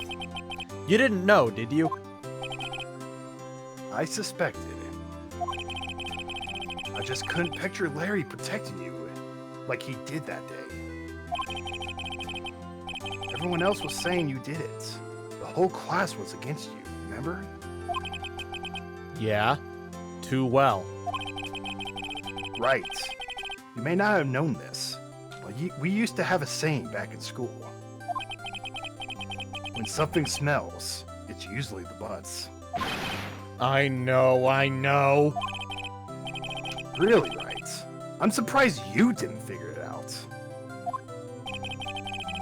Well, I'm sure this sure took an unexpected turn of events, eh? Well, the thinker is about to become a murder weapon for the third time. Third time. Edgeworth?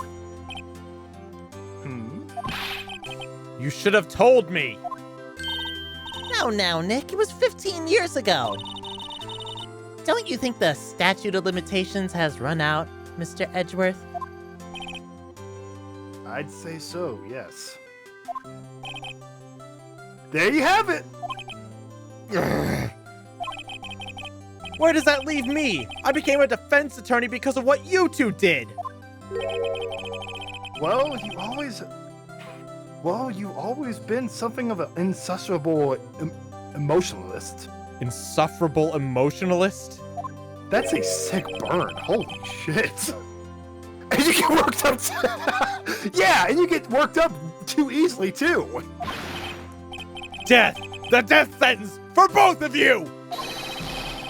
Man, if only I'd known I'd become a... Man, if only I'd known, I'd have become a prosecutor! The same goes for me, only the other way around. For the longest time, I thought I might have killed my own father. I thought I might be a criminal. I became a prosecutor in part to punish myself. If I had known the truth, I might have become a defense attorney after all. Edgeworth. Want to switch, Wright? Well, for the trial of Larry Butts, I think I'll make an exception. Hey, y'all! Line up! I'll take a photo. Hey! Photo time! Let's go! And after that, dinner's on me. Photo. I want to see a photo. Here's the photo. Aw, no photo. Detective I'll let it Gumshoe. come. Don't worry. Detective Gumshoe took us out on the town that night. We celebrated Edgeworth's newfound freedom. He paid you. He paid you, right?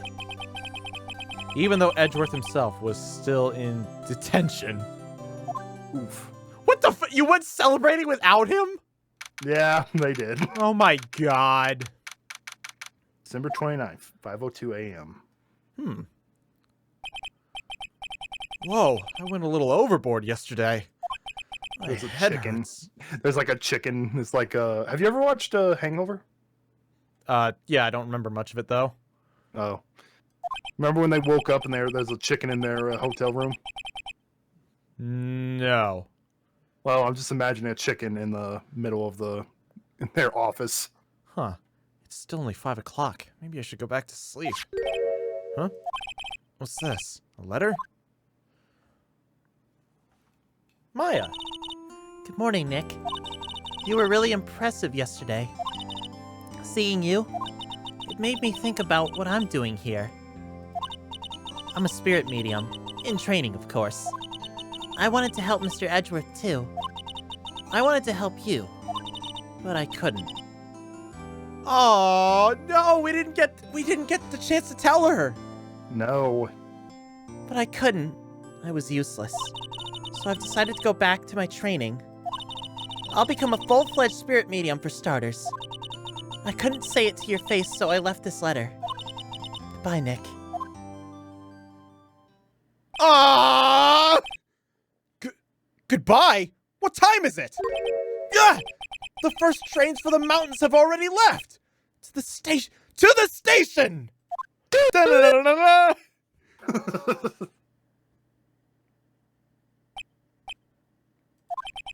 I guess I'm too late. I guess I'm too late. Oh, okay. Hey! Nick? Maya.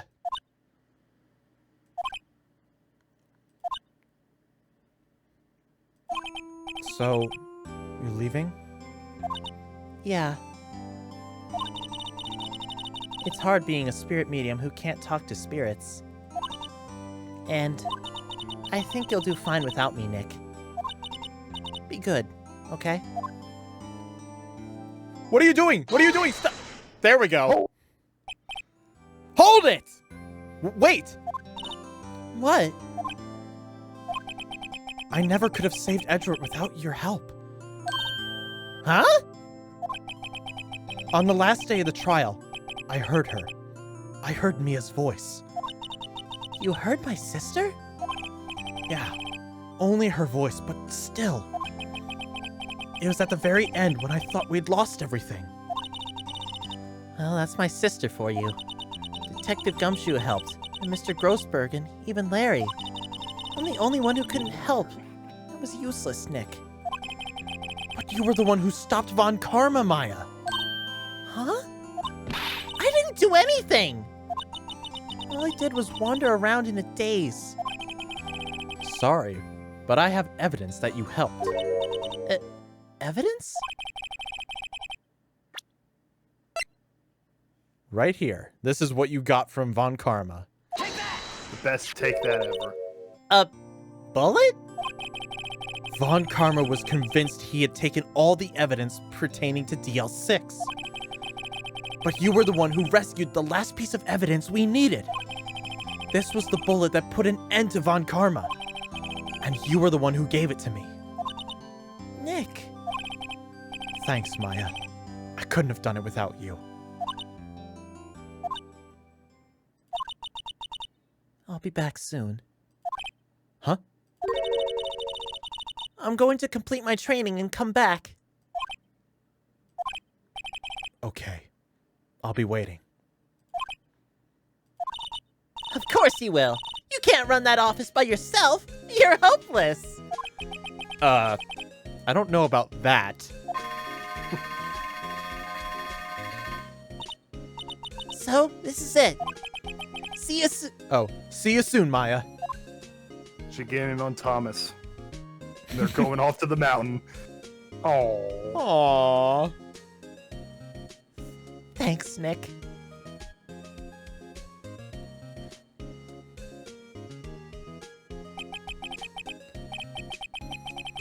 And so my story ends.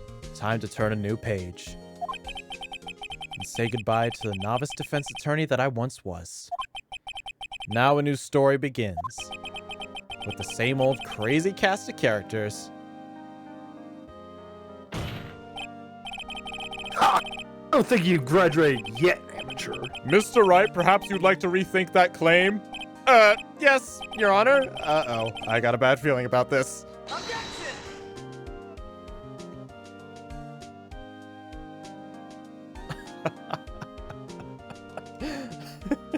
Did you know that this game was created by 17 people in the span of 10 months?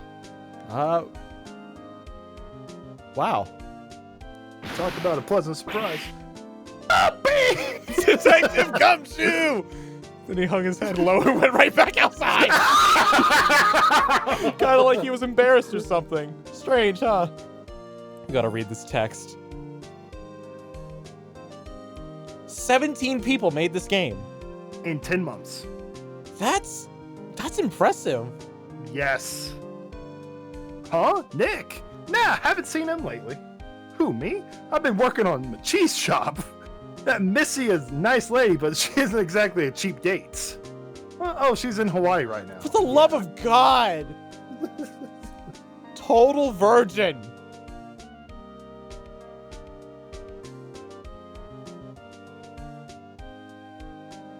Oh, right? Right? I remember him. I hear he's been busy lately.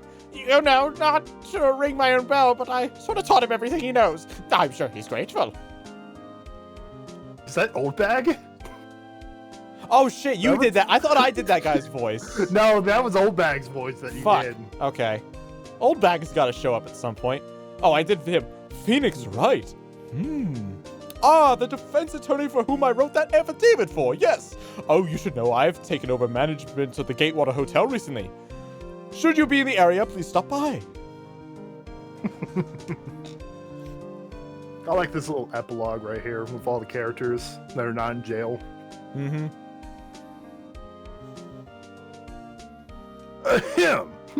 Oh, it's you. Phoenix Wright? Ah, yes, Mia's understudy, was he not? I wonder how he's doing. I haven't seen him of late. Ah, the days of my youth. Like the scent of fresh lemons, you see.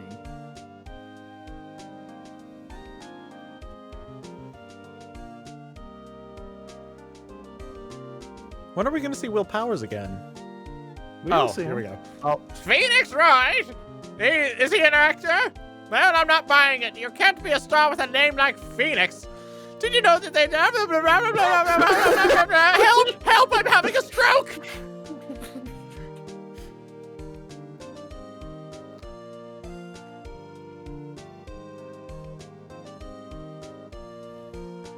there he I'm is. pleased to announce the Pink Princess is hit. I sure owe that Mr. Wright a great deal. Oh, and I'm keeping my face out of the public's eye until the show's over. I wouldn't want to ruin any kid's dreams, you know. There you go, Will. Hooray for Will. Hooray.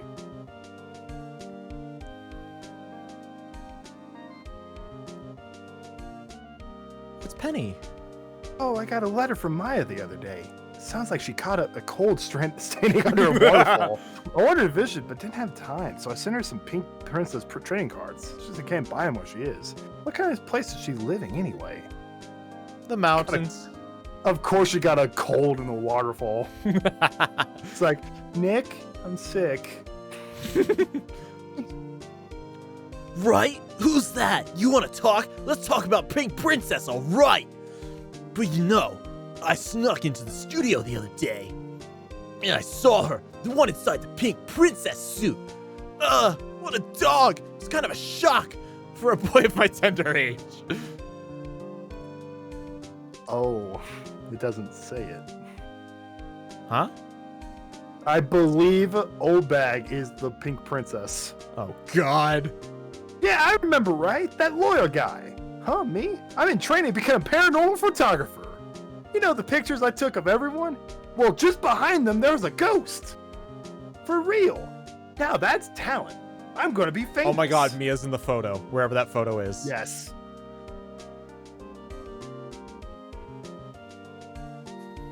I think that's the last person, unless we're gonna be talking to Polly.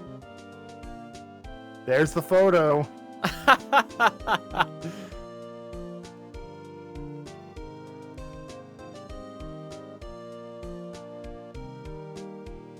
Capcom, you suck these days, but you know what? Okay. Rise from the ashes. Oh. So looks Like like, like I said, this is the 5th episode. It was added when the game was re-released on the DS to promote the touchscreen controls. Okay, so this must be different characters. It is a different set of characters, but Miles Edgeworth and Gumshoe are still in here. Okay. You know what? That'll still be worth doing. Yeah, I'd say it's worth it. We definitely we get a little bit of background stuff. It doesn't go with the whole story as a whole, but it's good enough to be a part of it. Okay. You know what? Since we're starting a brand new... Oh, good. I was just saying, since we're starting a brand new thing, episode 5, Rise from the Ashes. All right, well, I got the save file there, and looks like we will be doing that next week. All right. Well, I guess that's what we call the core game. Yeah, we're done with the core game. This was an added bonus episode, like I said, added to the DS version because of a touchscreen. There's a lot more like mouse control with this. Okay. There's like the character that your little partner, she is a forensic scientist. That'll be cute. Maybe. I don't know. And unfortunately, there's no Maya. Well, I kind of expected that. Big sad, nonetheless. Mm-hmm. No Phoenix. No Maya. Big Oh, sad. there's Phoenix. Wait, Phoenix is in this? Yeah, we still cover Phoenix. Oh. It's long. I guess we'll... It's a long case. Ay. All right, well, we'll get to it next week. Until then, you guys have yourselves a good weekend, and we'll see you next time. See ya.